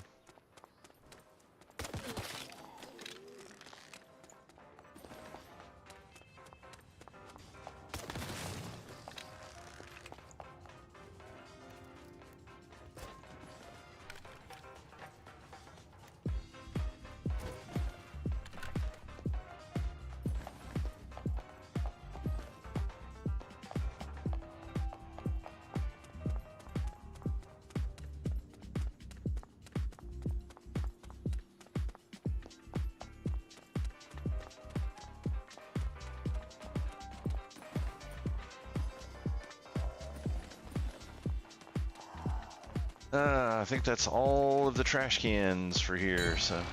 Ah! What the hell was that? Trying to shoot me with that. Now, actually, there's a couple by the... I came in over here, so... If I go back out to the main entrance, there's probably a couple more that I missed over there. I can remember how to get to the main entrance. I think it's that way.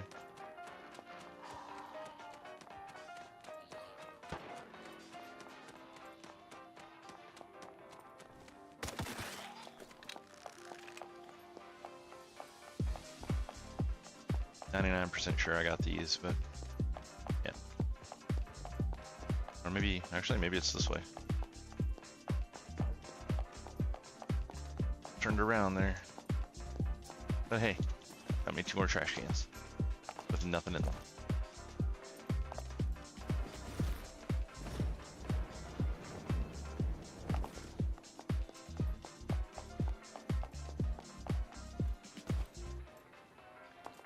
I always get so turned around in this place for some reason.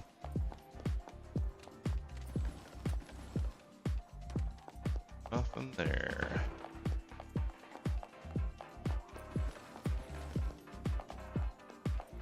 It's unfortunate that I can't seem to get the cosmetics that I want, but at the same time, it's like really a huge portion of what this game has to offer is collecting the stuff.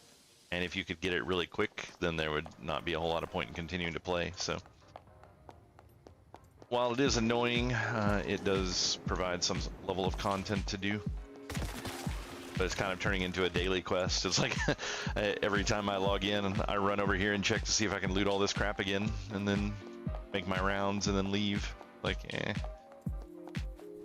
So it's a more, like, I wish enemies could just randomly drop that kind of stuff so I could just go around and play and do all the areas, but since they seem to specifically drop more out of trash cans than they do any other kind of loot containers, you want to go where the biggest number of trash cans are, so this is the best place I've found.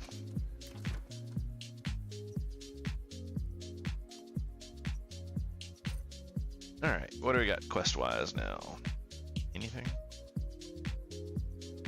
I still have a quest up here? I thought I was done with that. Oh, no. That's right. Wants me to go in and actually fight the thing, which I don't want to fool with right now.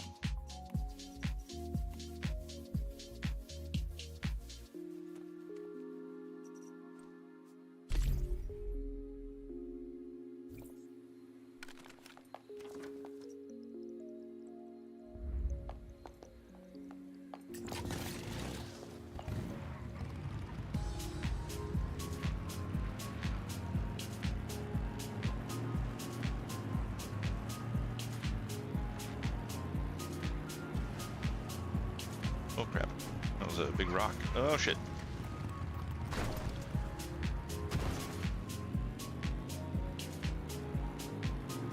The motorcycle's done.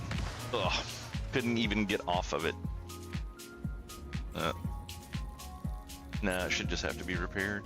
You don't ever actually craft one of these things per se, but just kind of gives it to you. But that was really stupid. Like, why can't I jump off of a fucking motorcycle in the middle of the air? And yeah, it looks like you get 30 minutes to go back and get your shit, or it despawns on its own.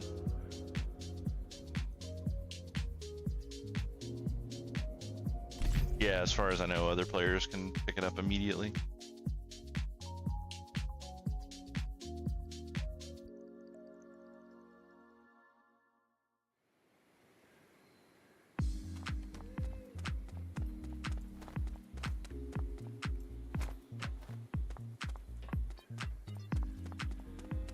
Actually, I think I'll teleport back to the house and repair that thing for the moment.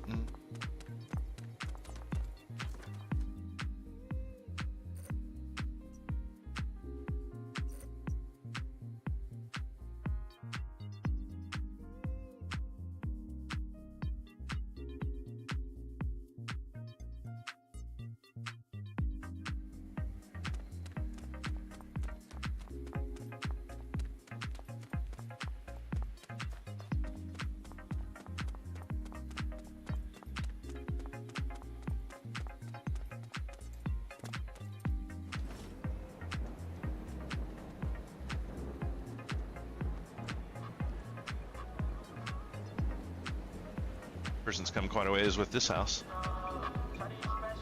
I hate this radio that's over here. It's really annoying, but oh, they left their door open this time. Go in and check it out.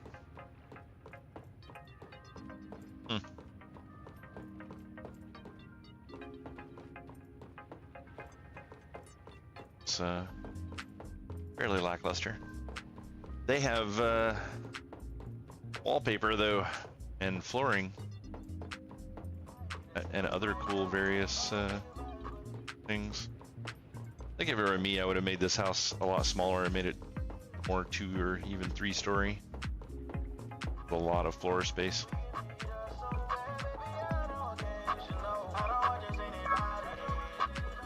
Don't like that radio at all. Annoying.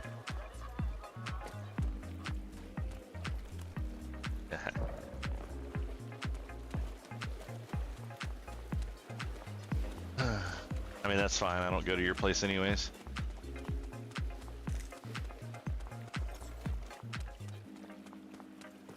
See, the better thing to do would be to put a radio inside of my place.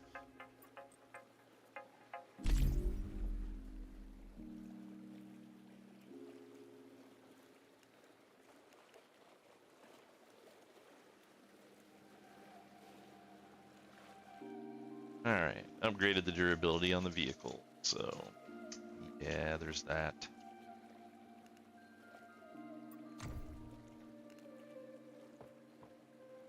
Don't have any skins or anything for the motorcycle. Disappointing. Don't even have other colors.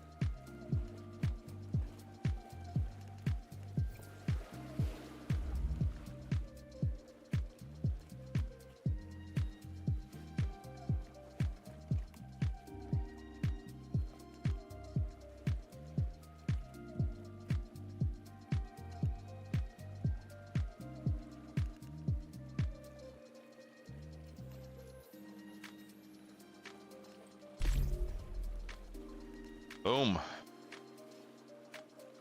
There we go. Okay, what is it?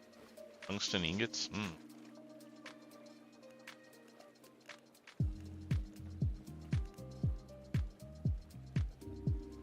Gotta have the bigger garage probably to upgrade this, which we won't have access to for a little while. Oh, nice. So you can just go on the fly.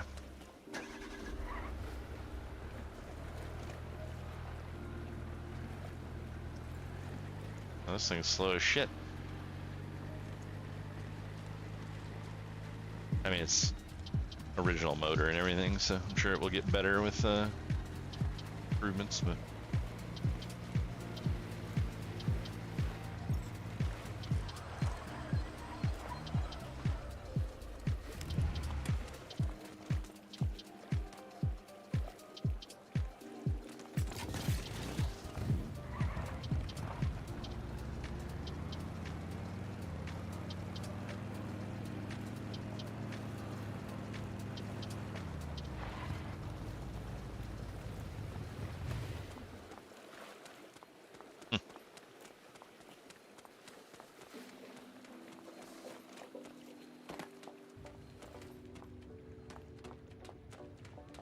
it would be weird if I just stand out here and stare at them.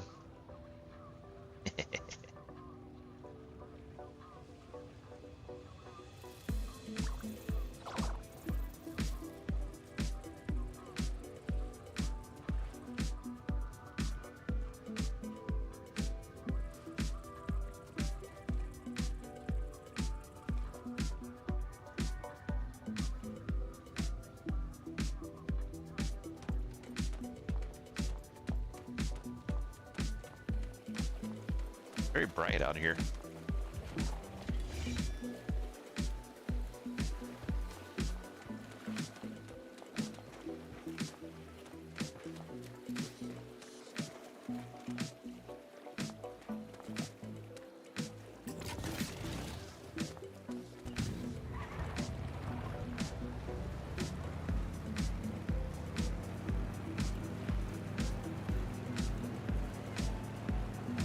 All right.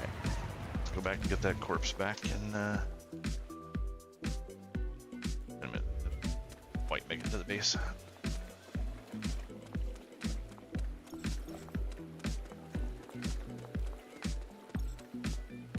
Like the game is streaming part of the map to you or something, and the like the server chokes or something. It's really weird. I don't understand why it has that freeze in it occasionally.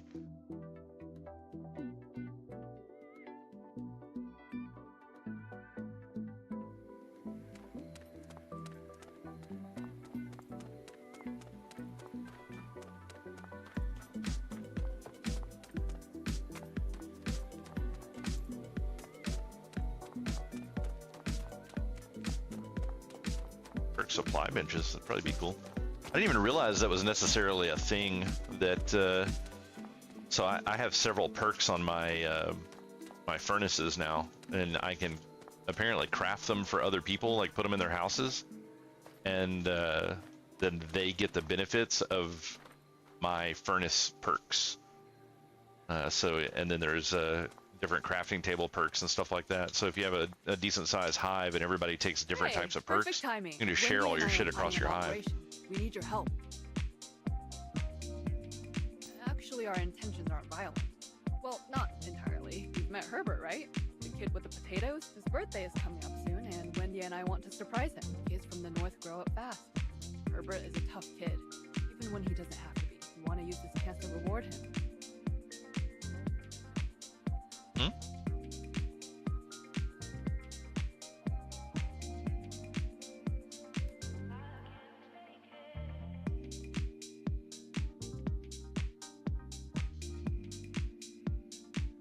Great. You're gonna love this. Every kid likes the amusement park, so we plan to take him to Wishland. Ferris wheel and roller coasters. That's very We common. can even go boating. Come on, it's Wishland.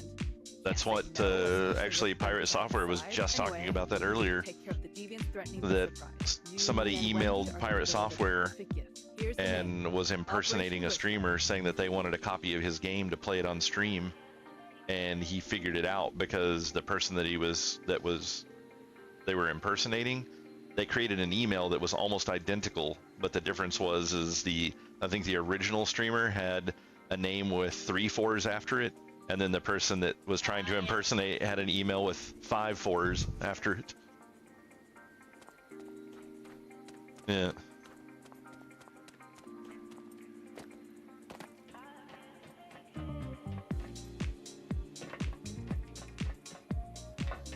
You should be able to track their actual name and then go to that streamer's stream and just tell them, say, hey, you've got someone trying to impersonate you.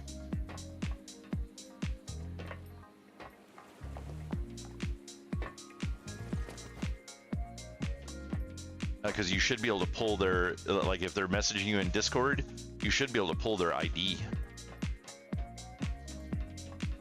Yeah.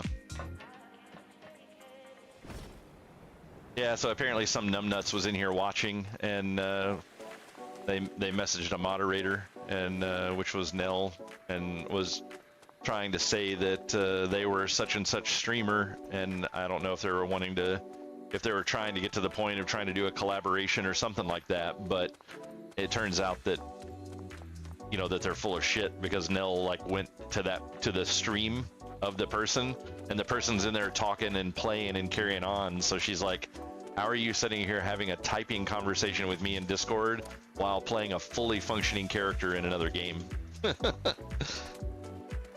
It's like, what a fucking moron, man. It's like, you use your fucking brain. It's like they've always said, like when it comes to, you know, people that are trying to do criminal activities, if criminals were actually intelligent, we would be in a lot of trouble. Fortunately, they're all as stupid as this fucking retard.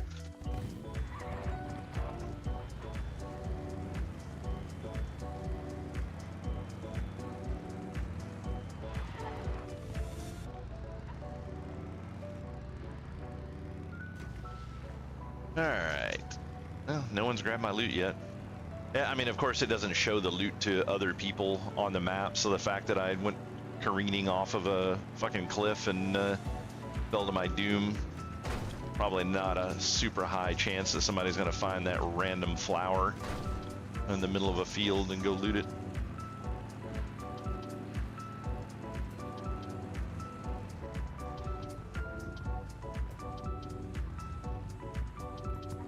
So you can open the thing to try to message them, and it will pull the whole message back up. Just right click on their name and click message. There you go.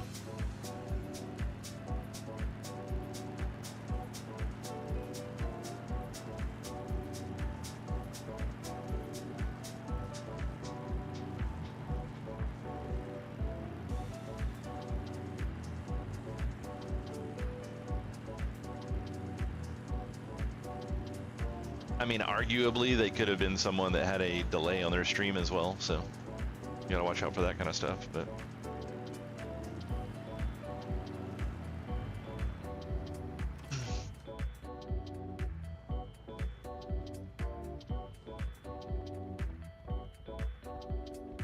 They're wanting me to come back in here again? Kinda kill yourself in your game?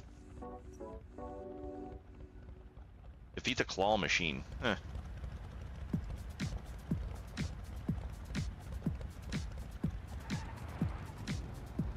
I don't know what you're talking about.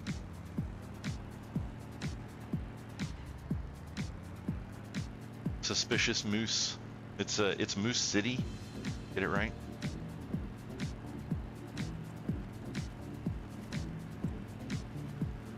I don't know.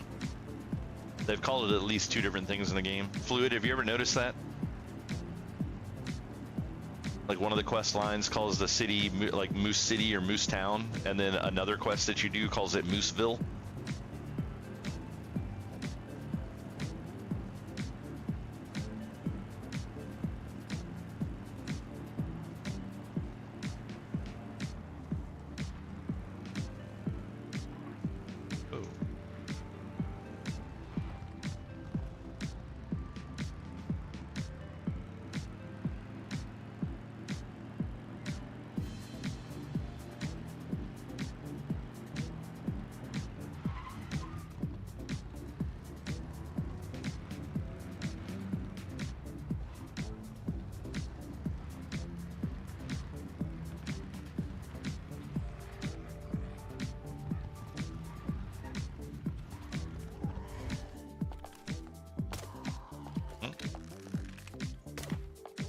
Okay.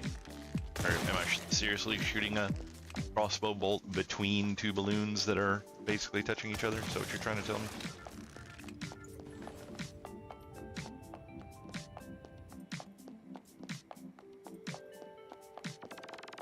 Oh wow, he just like pops up right here in my face.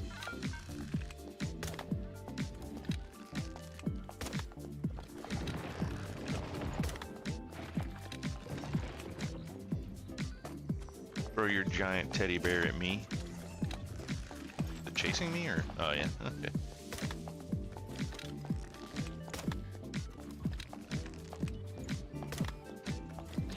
There we go. Eyeballs.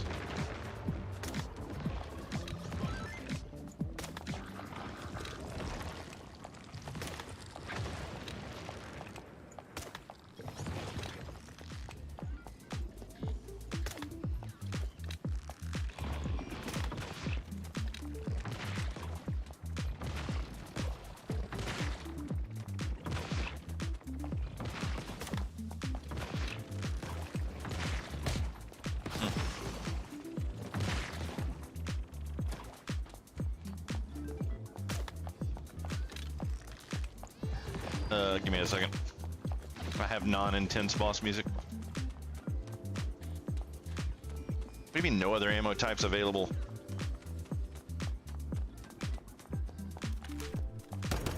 Nice work. Now the surprises go ahead. Next part is up to Whitney. She has to coax Herbert over there. Oh, and don't forget to tell me your own birthday. Cindy and I have a surprise for you. I said there's a quest line in this game where like one of the early quest lines are talking about the little town that's below us, and they call it oh, I got the bookcase formula, hell yeah. There's a little town below us and they call it like Moose City or Moose Town or something like that, and then later on in the quest line, they are in a different quest line, they refer to it as Mooseville. It's like they can't even keep their own translations going right.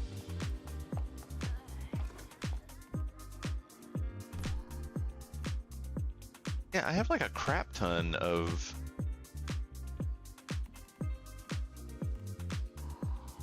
copper arrows. Can you not use copper arrows in the crossbow?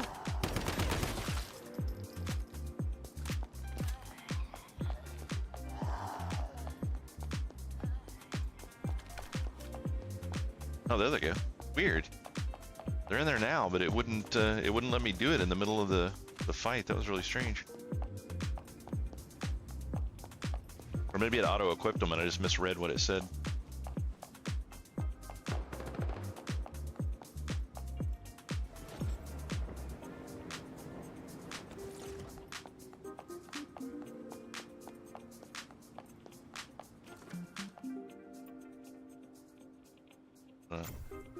I'll like take this back now, or?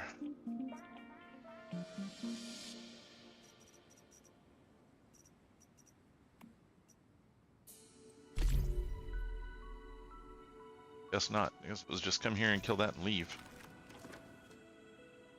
Well, that's not that far away.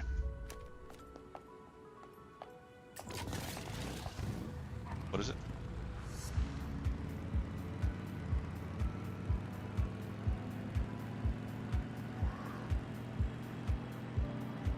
What boss were you fighting?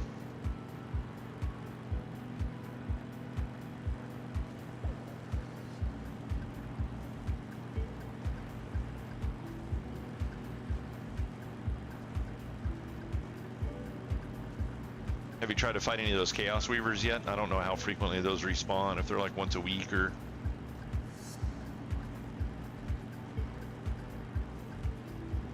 I'm not a big fan of the idea of the Chaos Weavers if they have a really long spawn time, but people can just randomly go kill them whenever. Especially if they drop, you know, any kind of unique loot or anything.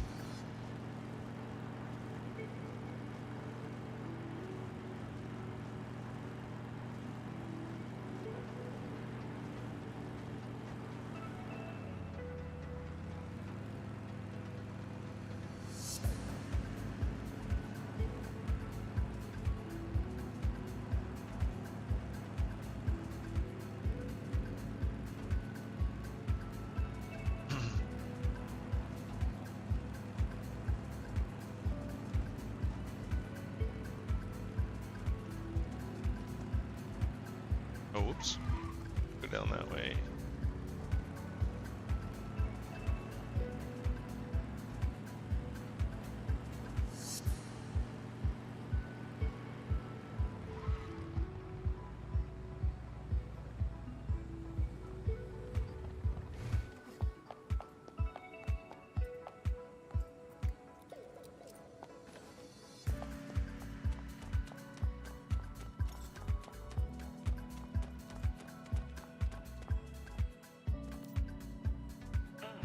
My favorite mayfly.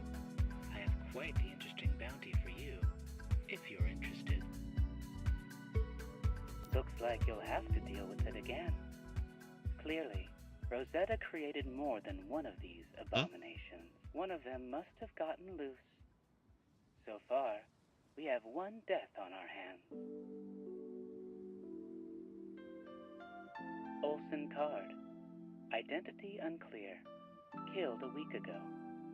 The bounty was filed by Niall Barrett, listed as a clerk, but he didn't say how he knew the victim. another claw machine? Huh. That's a very specific bounty. I thought so too. It's strange. The time, location, and details are very specific. Almost Oh wait, I've like completed it journey was stuff. planned. And Niall Barrett, our client, he was very upset. I've seen sadness, anger, even fear. But he was utterly dejected. Why would he come to me? Yes, me.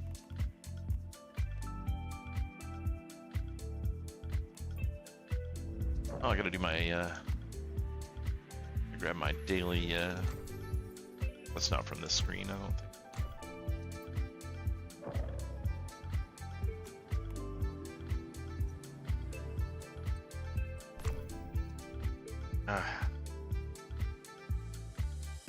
Trying to catch me with a survey again. I literally just filled that out yesterday. I mean, if it's going to give me 300 star chroma every time I do it, that's one thing, but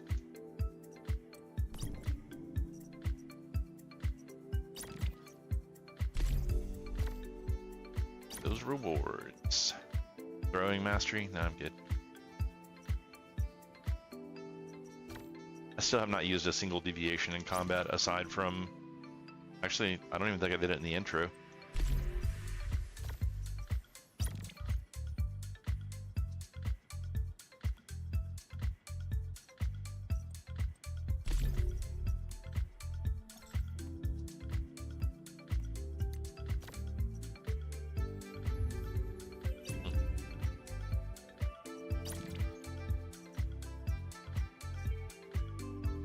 Morphic loot crates. I still need to go do that. But can't see what that is either.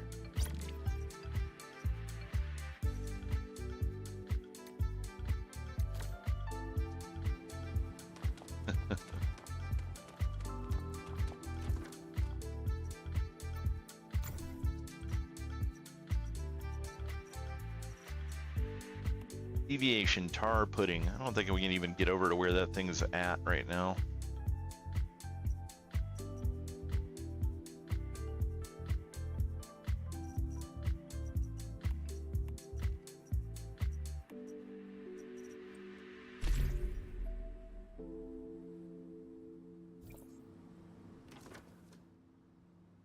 Alright, that one's kind of far away.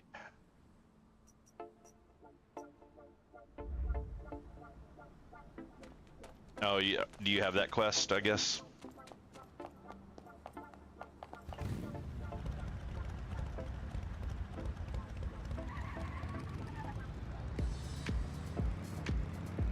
You reading about over there?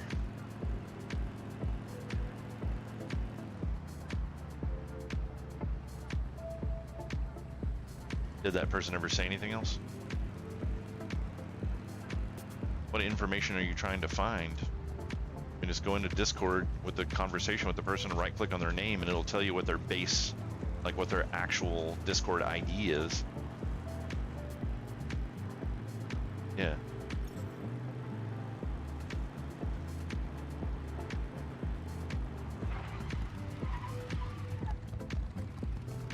And you're sure that other person's stream is live currently? How many people do they have? 109 people.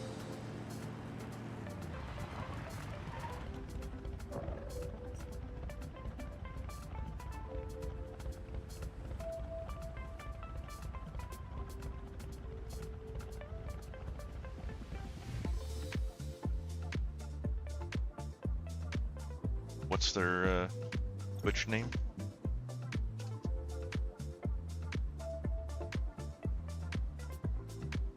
Just spell it to me.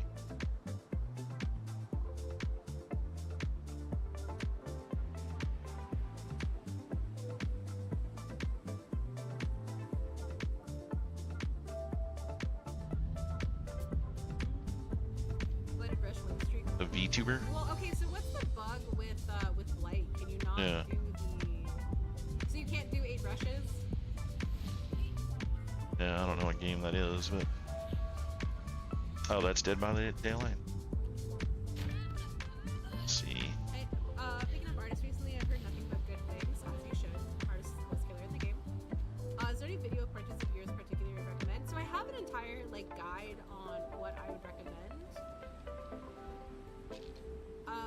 Just like See. how to play the artist. I think it's exclamation point guide should be it. In terms of brand new builds, I would go strictly aura reading. Have and not really moderators. try to like actually kill the survivors, obviously. But you should be focusing on watching what the survivors are doing.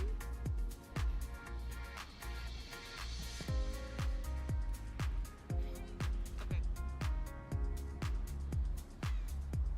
I'm smart. Watching what the survivors are doing, how they're moving, what their movements are. But I would go, Lethal's my favorite perk, I'm All Ears is really good, Predator has actually been awesome since they buffed it, and then Barbecue's one of my favorites, but if you want a pretty standard regression, I would do Deadlock. And then I wouldn't recommend any add-ons because you really need to get comfortable with how her power works without add-ons, but after that, Victar and Velvet Fabric, Victar's the brown one, Velvet Fabric's the yellow one, that'll give you a half a second longer of their repelling time as Survivor, and you'll have a longer viewpoint on where their swarm war is going. Can you message me on the bot? Message me as someone potentially impersonating you.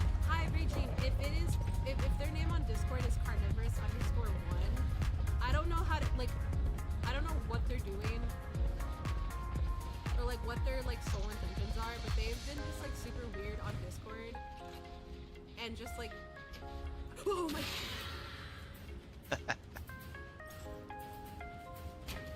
Sorry guys, give me a minute. I'm letting this other streamer know that someone's trying to impersonate them. Oh, it's the Queen Alien. That's cool as shit.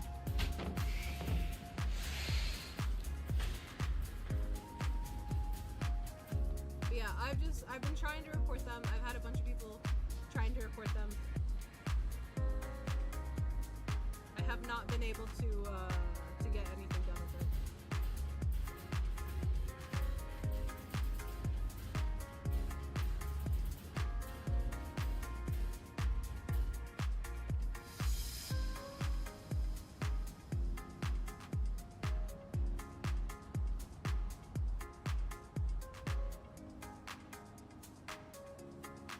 If I'm fighting game. Who spoke and alerted the Xeno where I was? One of you wouldn't stop talking. You'd be so bad at a quiet place.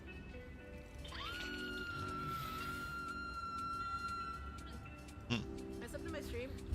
Wait, what? This was in your stream? Wait.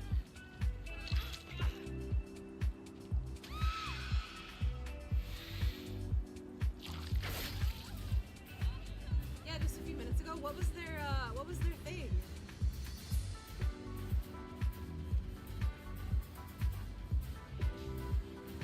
You bamboozle freak. It was your name with literally an. Oh wait, they've expanded to Twitch. I thought this was on Discord. I'm so sorry. Wait, what did they say? Do you have their chat log? I'm so sorry. I'm so sorry. What the heck?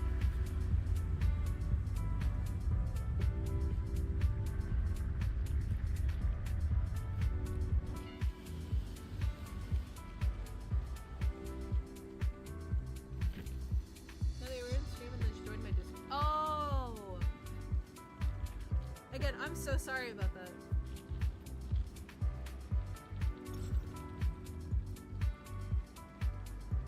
You can see if you can survive a quiet place with the video game unless you connect your mic. I saw that. You gonna play a quiet place game? I'm gonna be honest with y'all, probably not. Unfortunately, probably not. I just thought let you know in case you weren't aware this happening. They've been doing it for like 6 months. I keep trying to I've reported them on Discord, and other people have reported them on Discord. Unfortunately, nothing has come of it. Coward. It's not that I don't want to. It's just I don't really have guys. I don't have time. I don't. I'm sorry.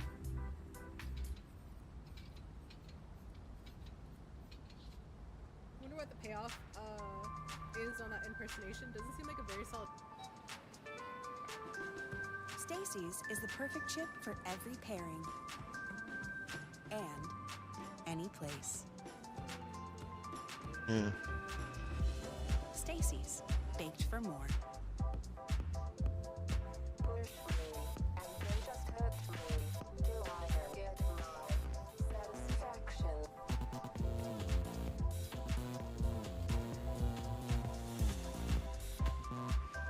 Because like they're just not very good at it.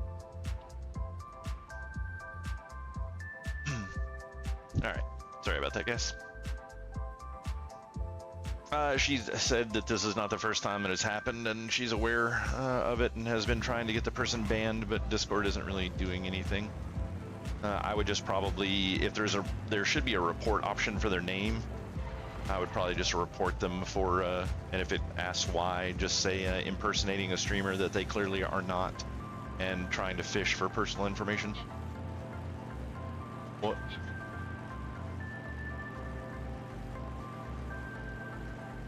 Oh, weird. Okay. I mean, yeah, you can do that. Just ban them. Yeah.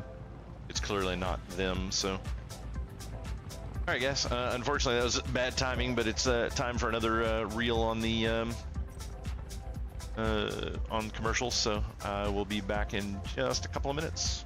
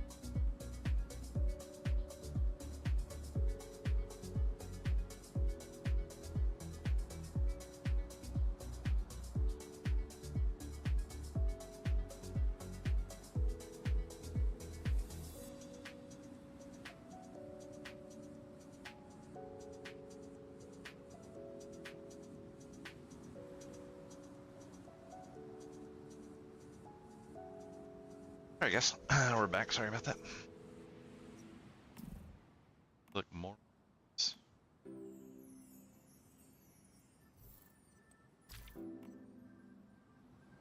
Yeah, so apparently we were somebody contacted Nell via Discord. They got in the stream, and I don't know if they were actively watching in the stream or what they were doing, but they connected to the Discord channel and said that they were a different streamer, and you know, they were basically alluding to the fact that they wanted to do some sort of like a collaboration kind of thing, which is common among streamers, but probably not common with someone as new to streaming as I am, unless some, you know, random streamer that has more experience was just like, hey, I'm gonna throw this dude a bone. So it was a little weird. And then so the first thing that Nell did as a moderator was she went to the stream of the person that this person was impersonating, and they're playing Dead by Daylight, which is not a game that you can really stop playing to have a conversation in. And they were actively running around on the screen doing stuff at the same time that they were typing information to Nell. So it's like, this is clearly not who they say they are. And then upon closer inspection of their profile, they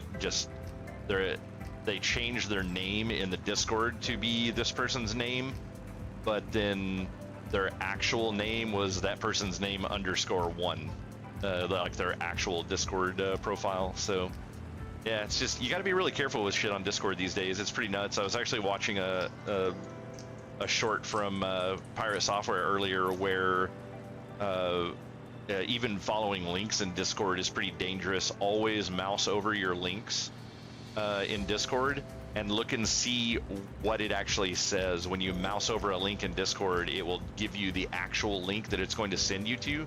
Always double check that before you click on your links, because if you don't, there is a login token that your Discord uses, and if you click on the wrong type of link, if you click on one of these fake links, it will give people access to your Discord for like your actual profile for a while, and then it will message everyone that's on your Discord with a private message saying, hey, go visit XYZ link. You know, there's something really cool here, to make it sound like, you know, maybe I was the one sending something for you, or to you, for you to go check it out. So then of course you're gonna be like, oh yeah, I'm totally gonna go check this out, because you know, this dude wouldn't send me stupid shit like that. And then it's actually, you know, it's essentially somebody just using malicious software to get into your Discord account temporarily. So yeah, you really got to pay attention to what you're doing these days, especially with you know, with the advent of AI and, you know, just the amount of shit that people are willing to do these days. It's pretty nuts. I don't like I said, I would have thought this was extremely fishy had I been the one getting the message anyways, because I'm too small and too new of a streamer for other streamers to really be noticing me and wanting to do a collaboration. Like, it just didn't make any sense. So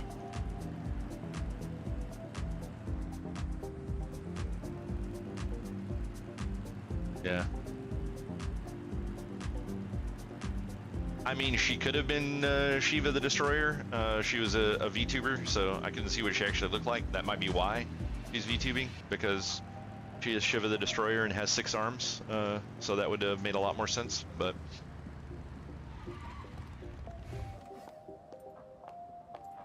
yeah, she was apparently aware of this being the case. It's been an ongoing issue from what it sounded like. So.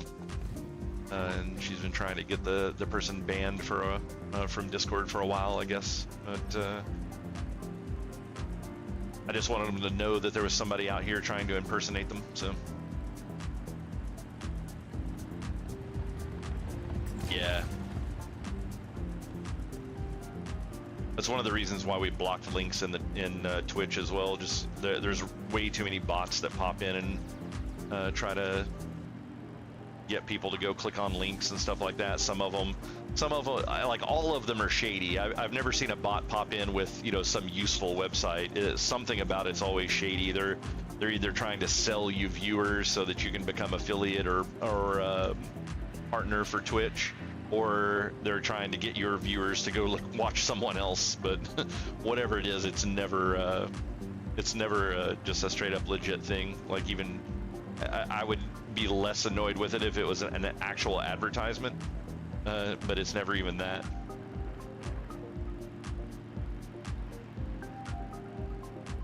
Person's got a slow motorcycle.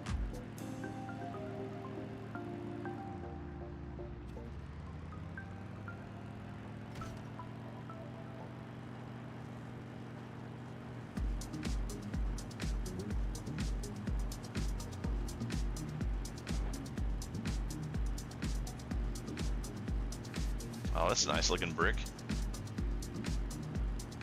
All right. Oh, oops. Took a wrong turn back there, I think.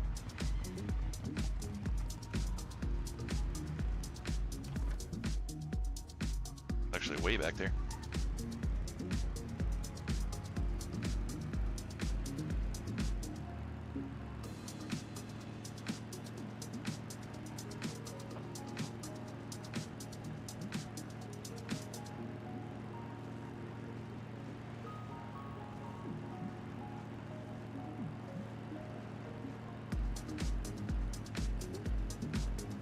Really wish they would make the motorcycle more responsive. I mean, leaning that much in a motorcycle, you would do like an almost a 90-degree turn. Like, like you don't lean a motorcycle and just barely curve. It's like that's a huge turn right there.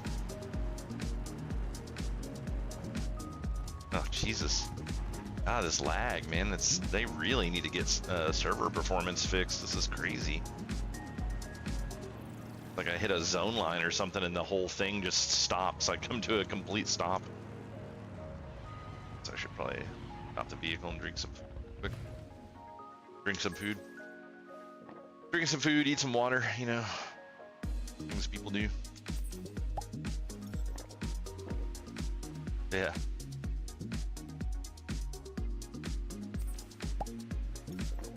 Quick fluid, buy some bits and pay so I'll remember to hydrate myself.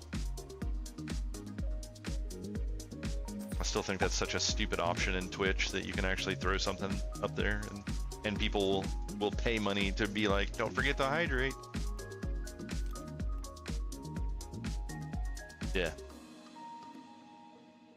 Oh, don't give me that bullshit. You're not broke. You just spent $50 for a for a glass cosmetic in the game.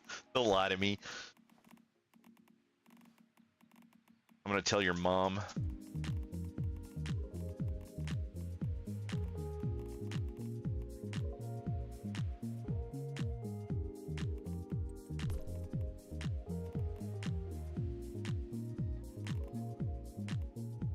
I'm excited about that bookcase schematic. That's nice.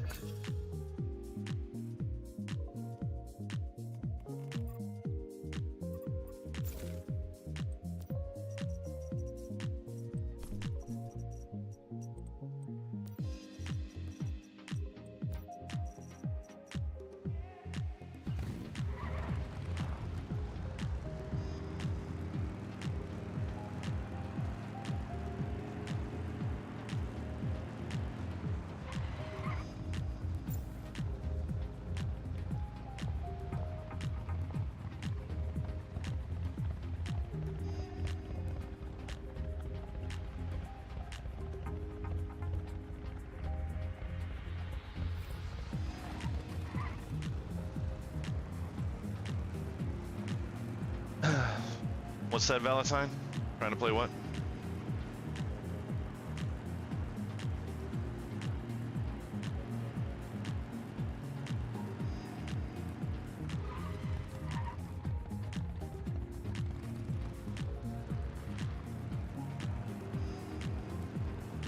Trying to learn how to play.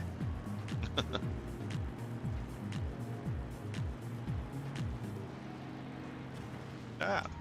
Oh wow. Just blew right through the middle of that rock. That's pretty impressive. No, you actually don't get resources for any of that stuff. Normally it actually even damages your vehicle, but it was just like glitched out or something on this one for some reason.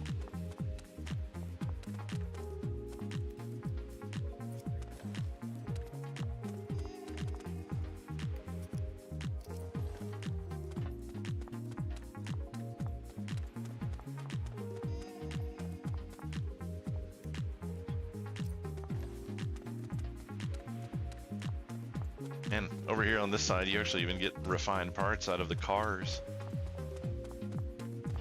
I think I got some of the fireproof plastic as well.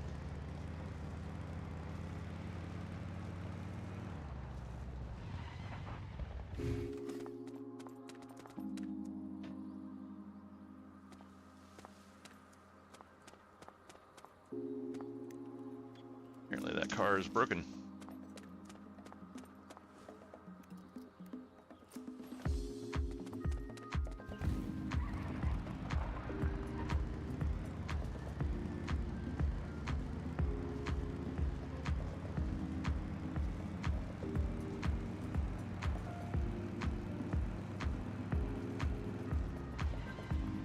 I'm all kinds of failing at playing.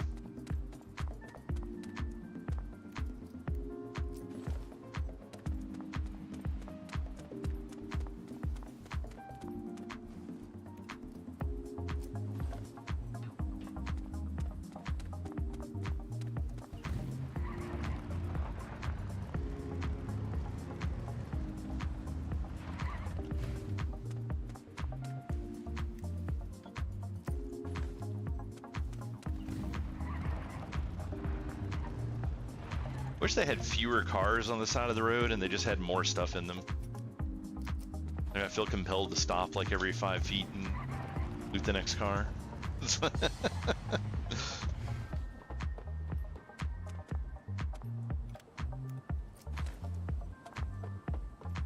I got enough gasoline for a while though. Got better things to do. I go up here and murk some shit.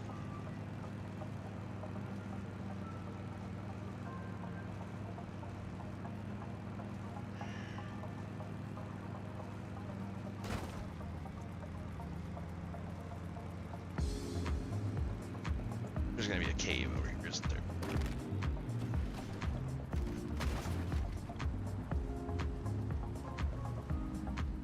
Oh wow, 4 kilometers away. I was closer than that.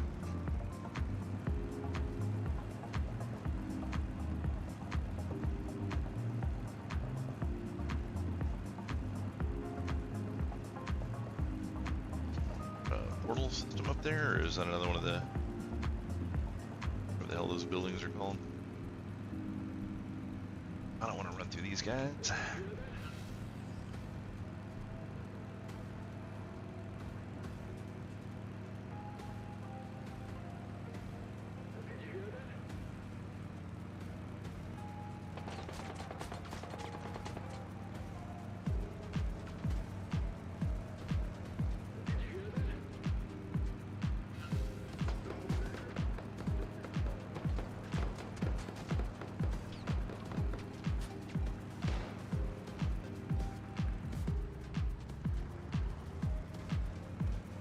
I wish I could shoot a gun that well. Follow a motorcycle, bobbing and weaving all over the place. From 500 meters or longer.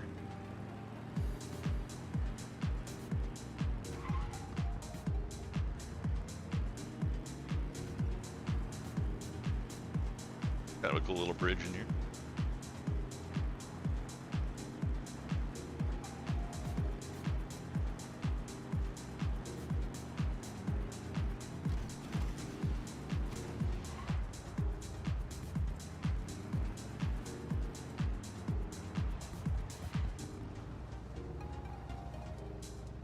Look, I've been to this place. Oh wait, is this is that town over here, isn't it?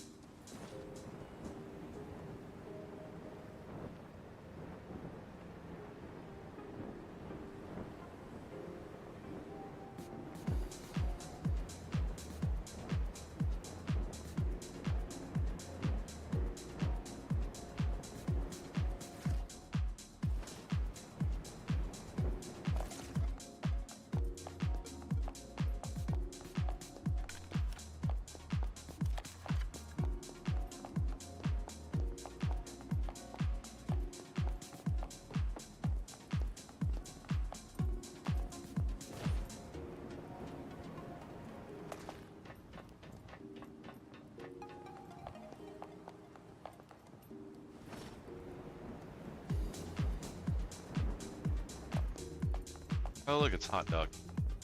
Eat this, dude. Hey, I was just wondering when I'd see you again.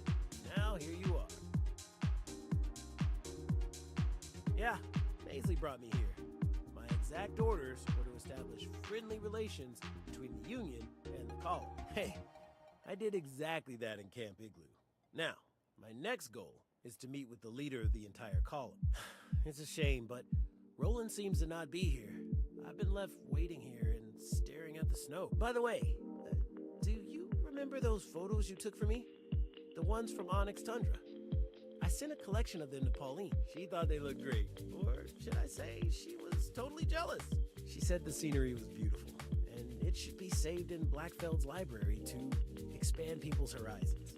And then she went to Trent and requested a special expedition fund.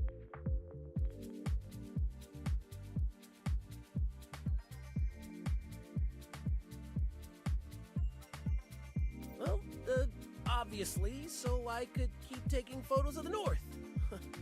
When I wrote that letter, I may have told Pauline that I took those photos myself. Sorry, I forgot to mention you. It's a little embarrassing, but why get upset over it? And now that we have serious funding, we can take more beautiful pictures to send back. Don't worry, the funds are all yours. I won't take a penny. And to make up for the trouble, I picked up some extra supplies for you. Well, I talked to Maisley, and she reluctantly agreed. She said as long as we don't shoot column military assets, and we save a copy of each photo for her, it's okay. I mean, shooting photos, not guns. So, good? Let's do it. And take some more photos. I sent you the location of a few spots, all vouched for by locals. They should be perfect. This dude's weird.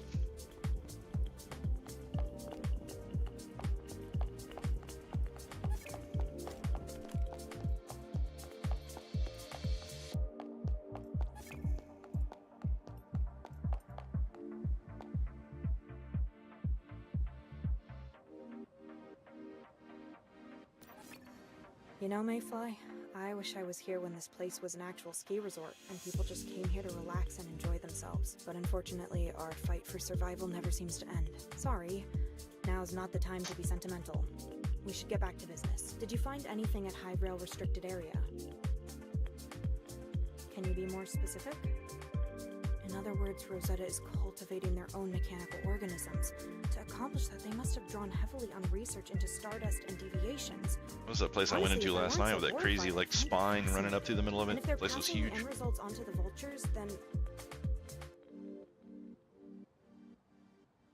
then it's bad.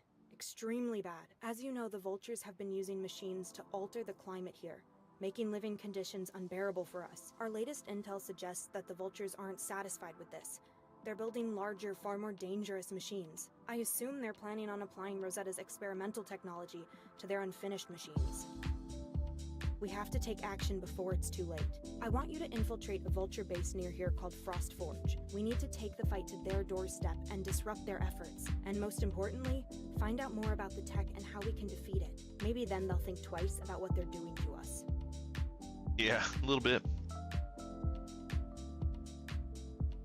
If we're successful, we'll have a better understanding of what is coming, and at the very least, slow them down. For now, that's gotta be good enough.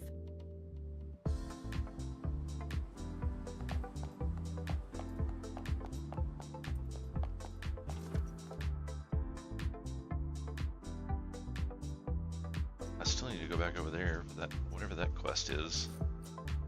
Actually, let me click on it. There we go. Oh, I keep saying that, but that's that I'm not really interested in doing right now. Okay. All these sightseeing pictures this dude's wanting me to take.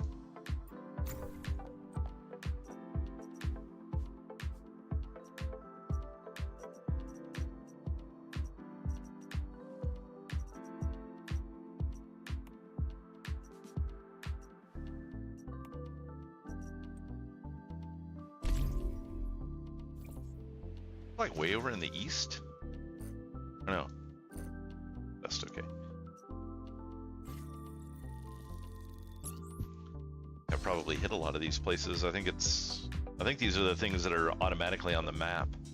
And you can just randomly find them and it gives you like 200 Starcron. It's basically a quest saying, hey, go do this collectible. Here's where they all are.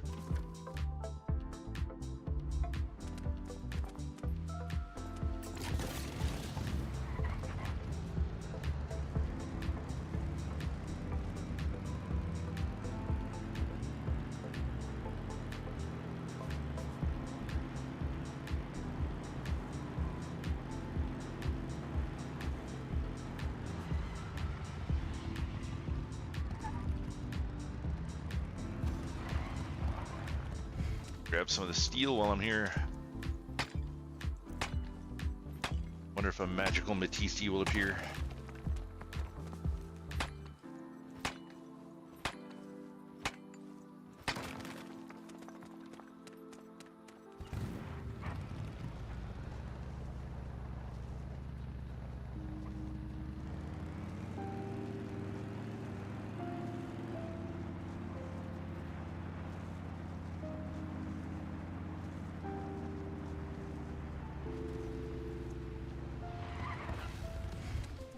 Just playing, guys. Not really, I want to be friends. Hit me. Trying to give you some crossbow bolts for...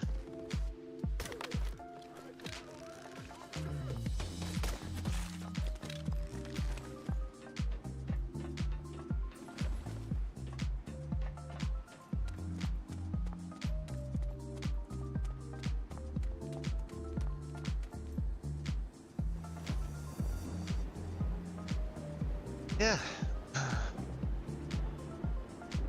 And that's how Einhard does it in Path of Exile. Don't worry, little beast. We are friends now. Or I beat the crap out of you. Gorgeous! You cannot see that kind of scenery from Bear's Den. These will definitely make a splash in the unit. Hey, maybe you'll even spur a tourist boom up here. How's it going? We've got enough photos of Vina Fjord. Why don't you head back? Of course, if you want to get all the scenic photos in Vina Fjord in one go, then I can't complain. In short, it's your choice.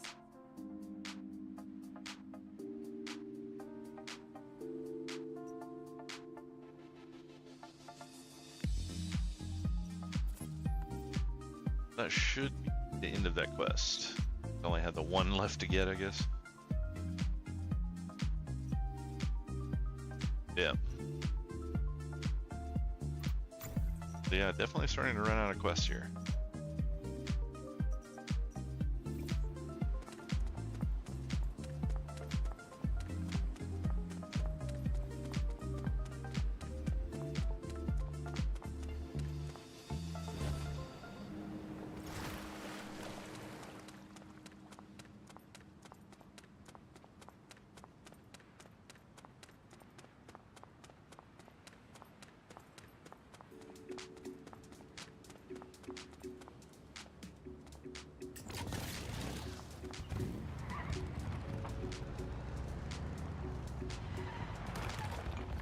Really? I hit the brakes and it curved by itself and ran into the fucking node that I wanted to go harvest.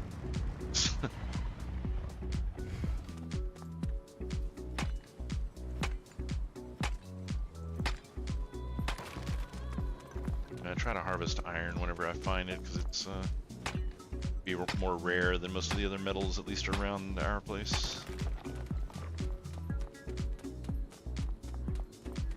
Fairly common here, though.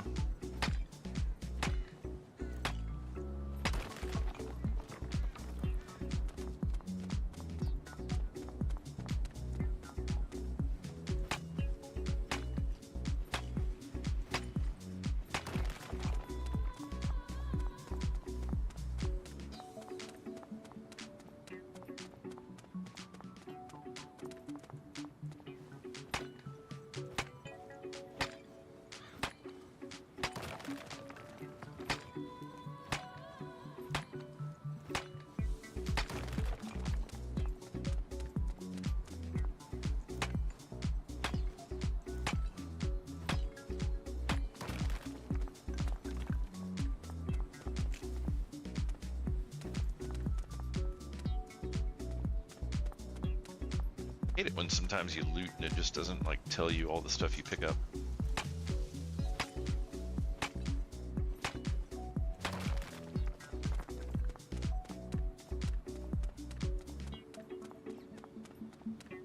Hey Fluid, did you happen to see anywhere where they listed the patch notes for the patch they did today?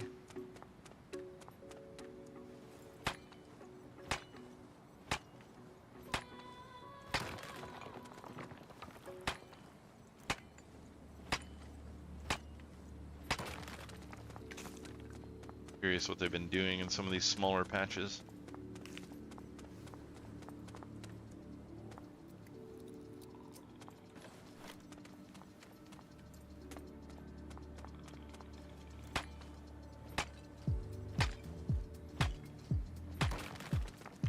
That is unfortunate.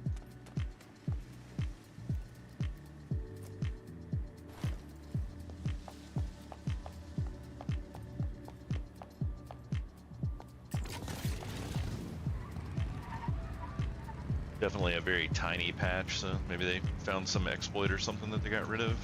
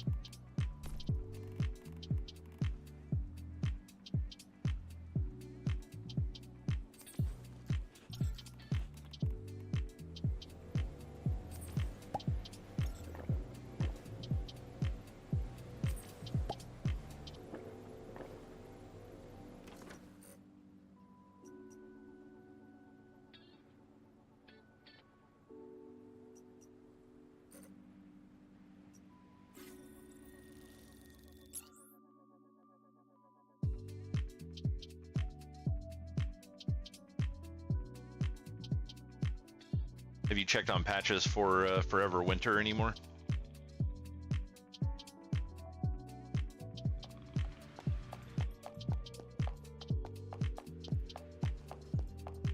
Not recently?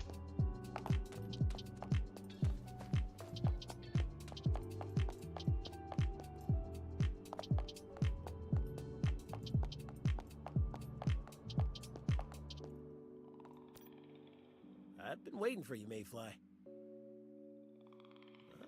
That's right. Pauline, Trent, everyone liked your work. They said the photos would be a great addition for the library in Blackfell. Trent even said he's holding a photo show in Blackfell next week. Our work is the centerpiece. He wants more people to see. Yeah, sounds good, man. The stream will probably be ending fairly soon, but I'm gonna try to get Diablo 4 finished up tonight after stream and be done with that. Approved as soon as they saw the photos. The cache itself can't be transferred here, but don't worry. I've thought of something else. I gave a copy of the photos to Maisley, like we agreed, and borrowed from her to cover your expenses. Wood tired himself out. 3 days with no sleep. Maisley also said the photos were great. They may not be landscapes like the last ones, but she said they're even better because they can be used for military recon. So, your rewards are all here. This is from the column, and when you return to the Union, it was only 2 days. you can pay your fees as well.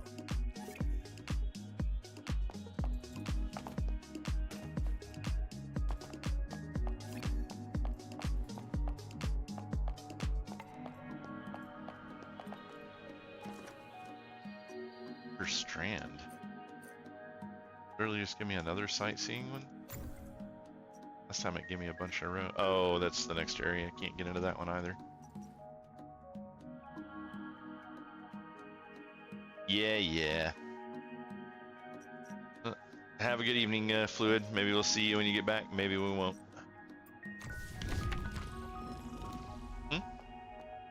Yeah. And we'll see you and your drunken self later.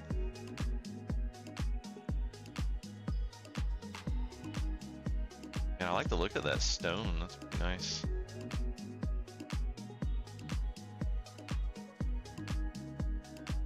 Have to redo the foundation of the house with the stone.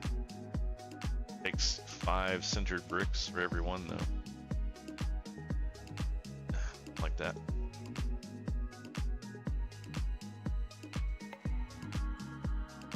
It is a much higher amount of health, that is for certain. See, I thought I had gone through and clicked all this crap before, and then like the stone ones I haven't, but the wood stuff I've done all of. Why it's all to do it again. Oh wait, is that the yeah, there's the short one.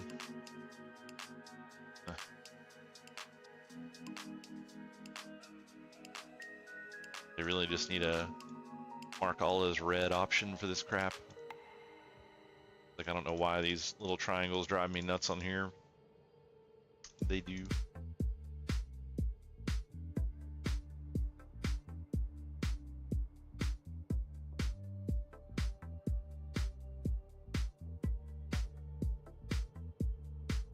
I don't understand why they don't have automatic double doors.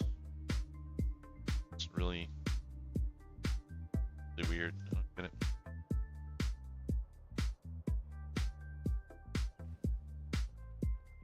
I missed one.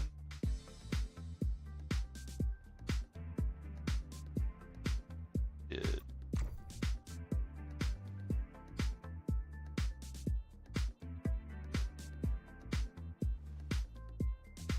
I wonder what the bartender's table does. Special beverages. Actually, I have that now. I need to put that up somewhere.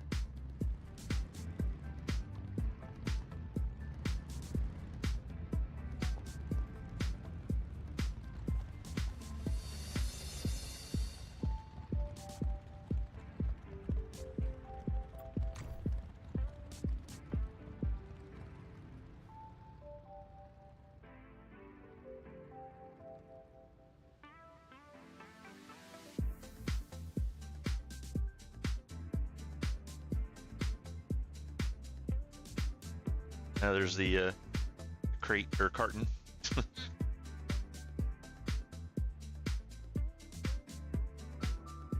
There's another carton. I really just don't understand why you would want.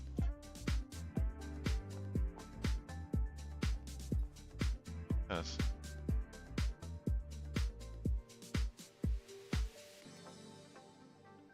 Radio, upright piano, kind of nice. I don't know. They might have an upside down piano. Yeah, I would be in here all night trying to go through that stupid field guide.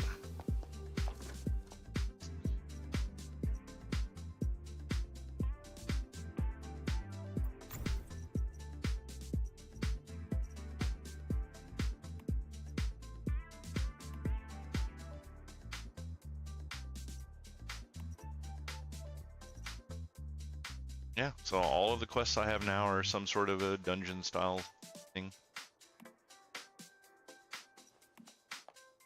Interesting.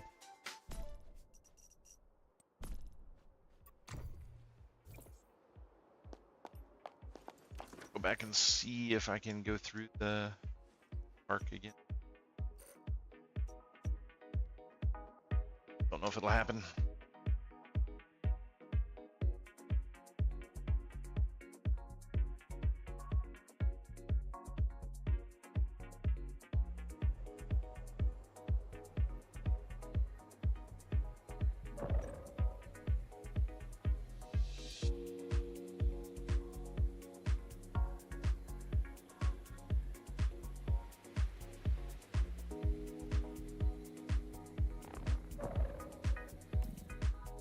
That'll pass stuff.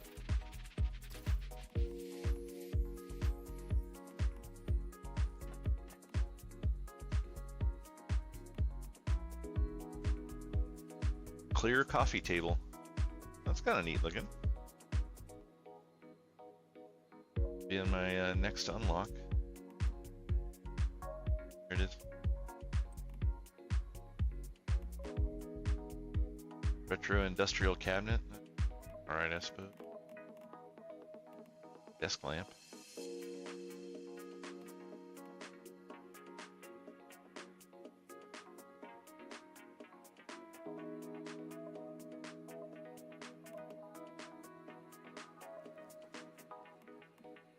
Oh, I'll finally unlock a new sticker for... I don't know if it'll be for vehicles or weapons. I'm actually really amazed that the person that raided the channel last night actually looked like they were already level 60 in the pass, so that's kind of strange.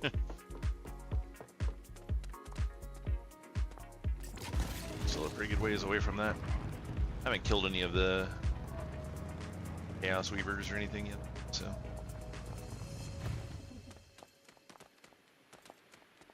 Down the road again.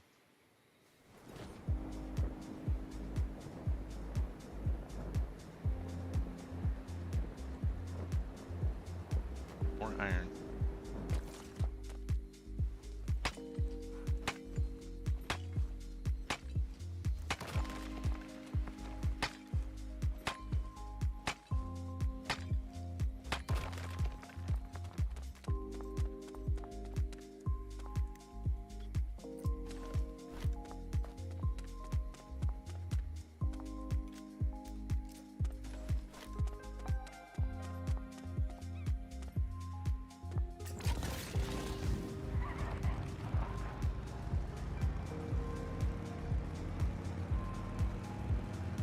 don't know if the containers will be reset up here or not.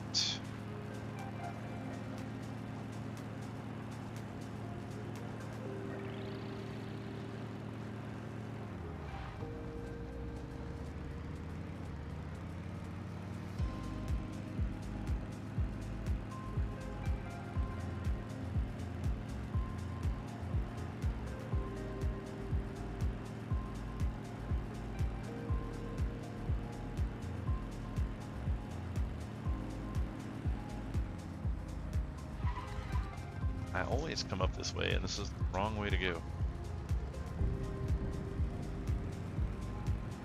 Because the road is leading me up this way, but actually just right around the corner over here and get right into the place.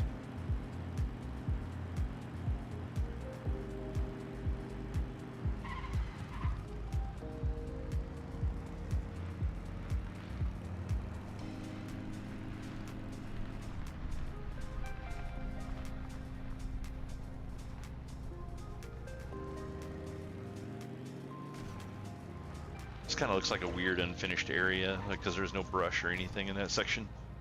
This looks incomplete for some reason.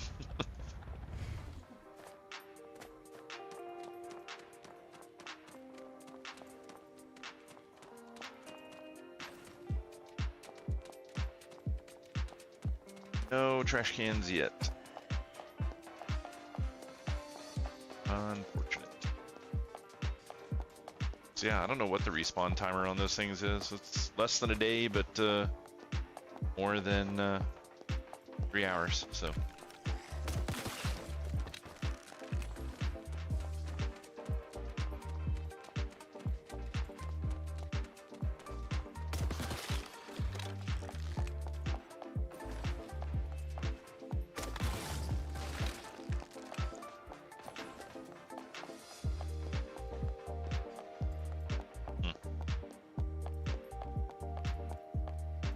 Box down here.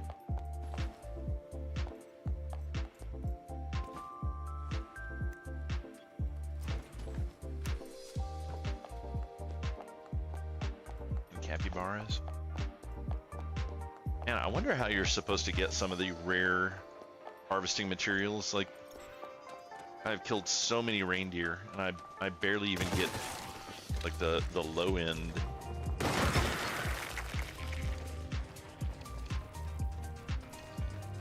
Kind of old.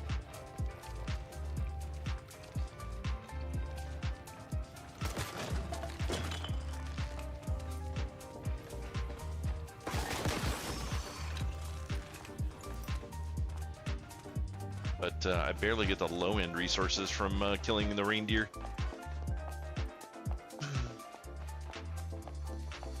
Or I guess the first tier of rare resource. Correct myself there.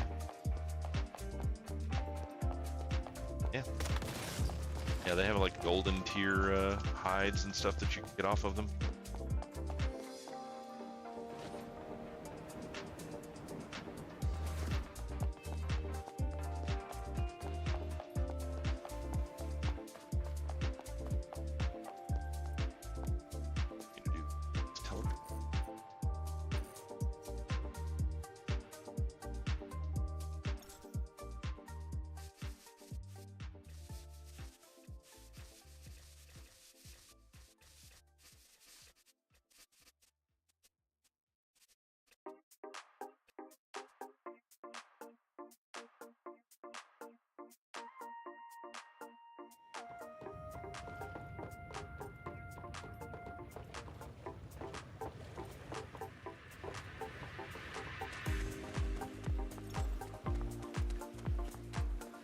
There's a button to put the weapon you currently have equipped away.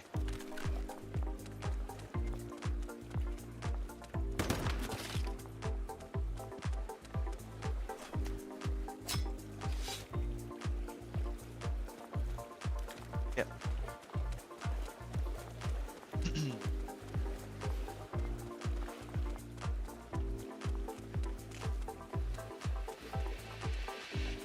I love how people try to incorporate these garages into their builds, but it's like none of this makes sense. How would you get the motorcycle up there?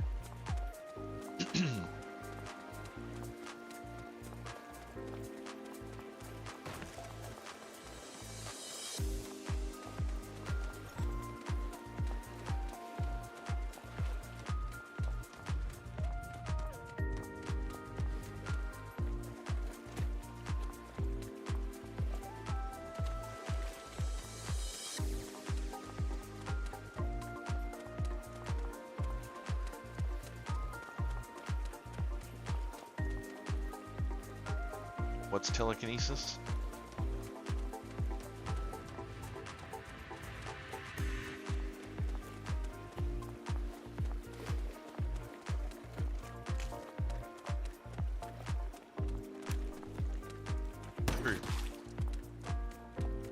Telekinesis to put your motorcycle up on the random thing. I was actually a little disappointed that they didn't. It wasn't an actual garage that you could drive your vehicle into, then park it. The first time I saw that, I actually thought that, like, I tried to get on the motorcycle, and it's like, nah, it's just a graphic.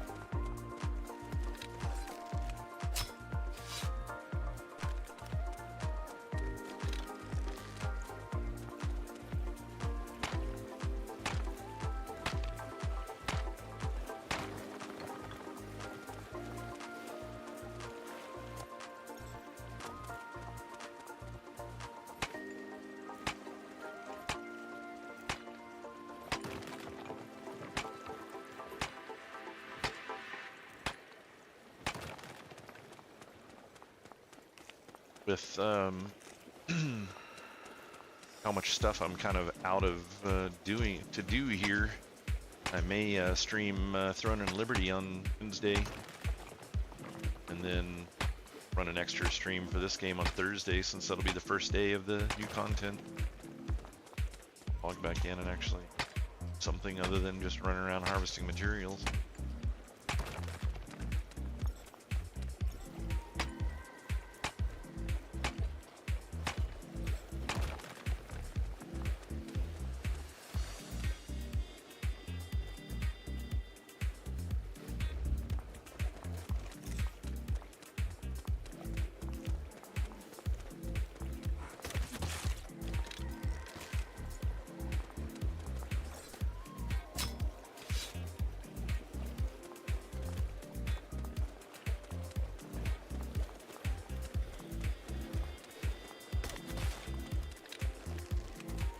The chances of getting these rare resources got to be something like 1 in 1,000 or something. I've probably killed and skinned over 200 reindeer and not found a single one.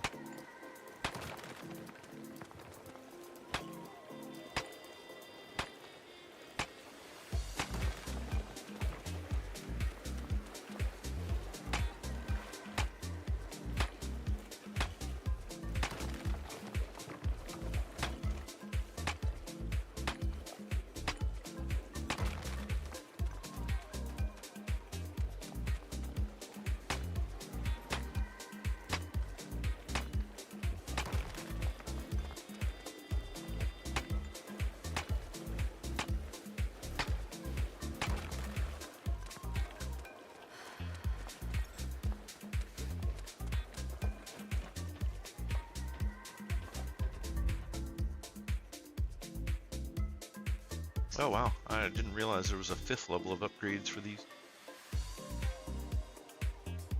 That's sad, I'm just missing engineering plastic to be able to do some of these upgrades. That one needs parts and ingots, which I don't have.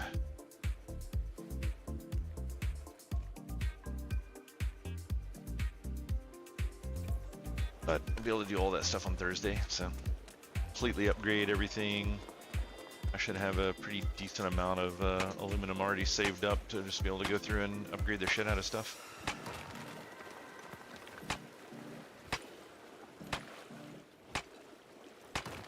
I need to go check that pump on the back of the house. Probably by now.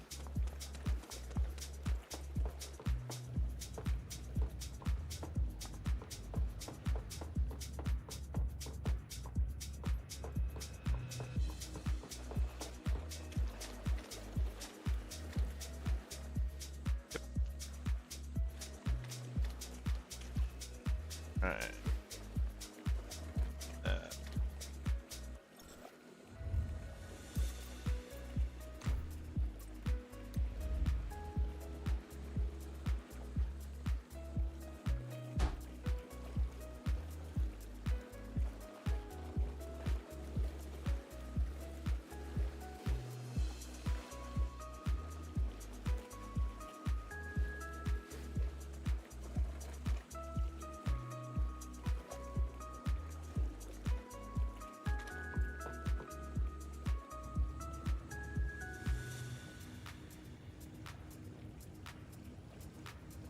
that.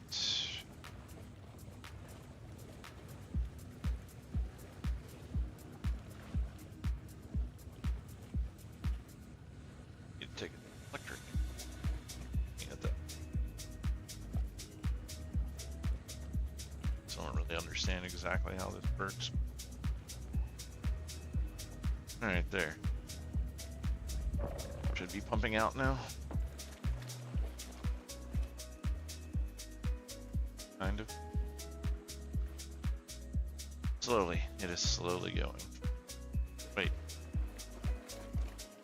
How are we out of power?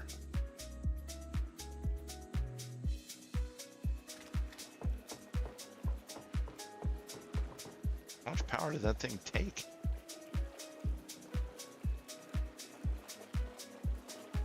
One watt.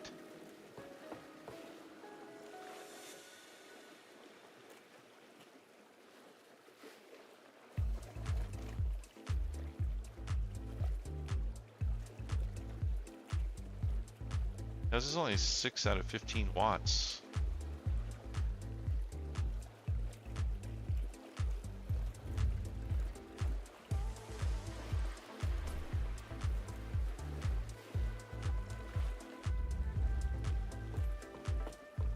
Go ahead and make the other ones just to get them done. Any of the materials now?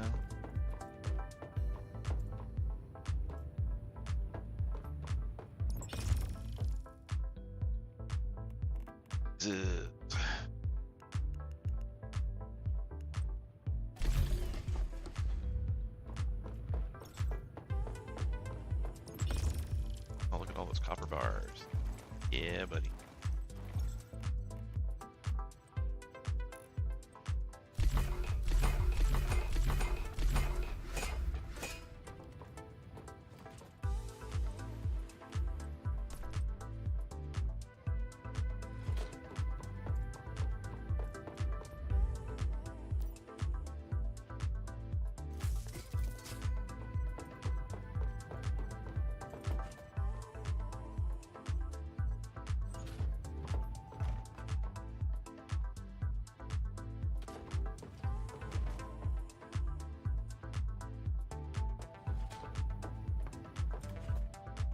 Might have been everything.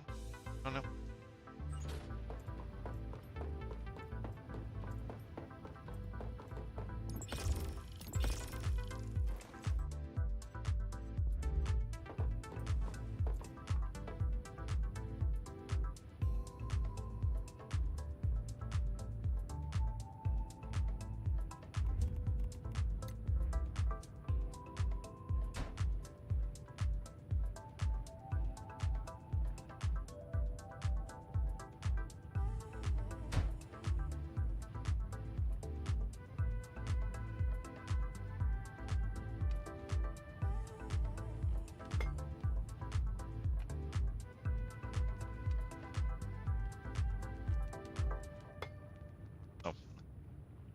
Gotta left click it to place it. That's not gonna work.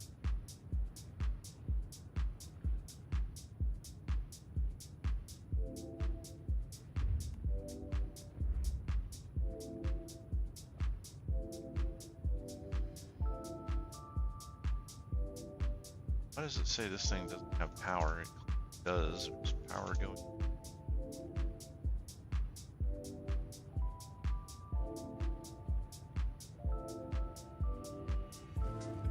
Weird.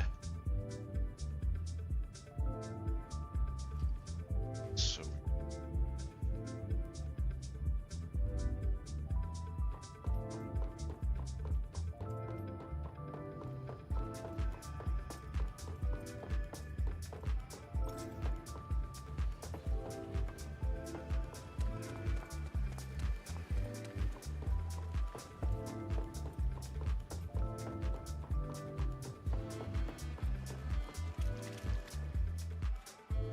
okay, that's working again. What's up with that? But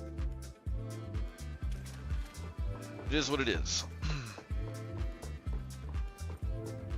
Looks like the grow house is working pretty well.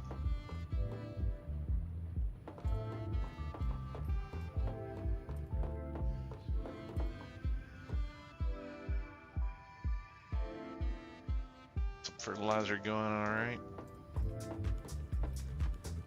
Oh crap! I forgot to check the that food. Yeah, it was the roasted hawthorn. I don't remember which food it was we were supposed to be looking at to see if it was gone or not. Was it blueberries?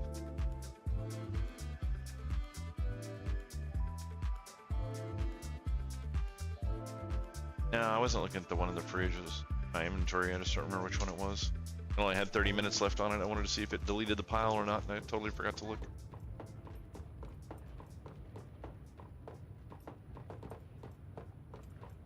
It is what it is. Oh crap. I put all the...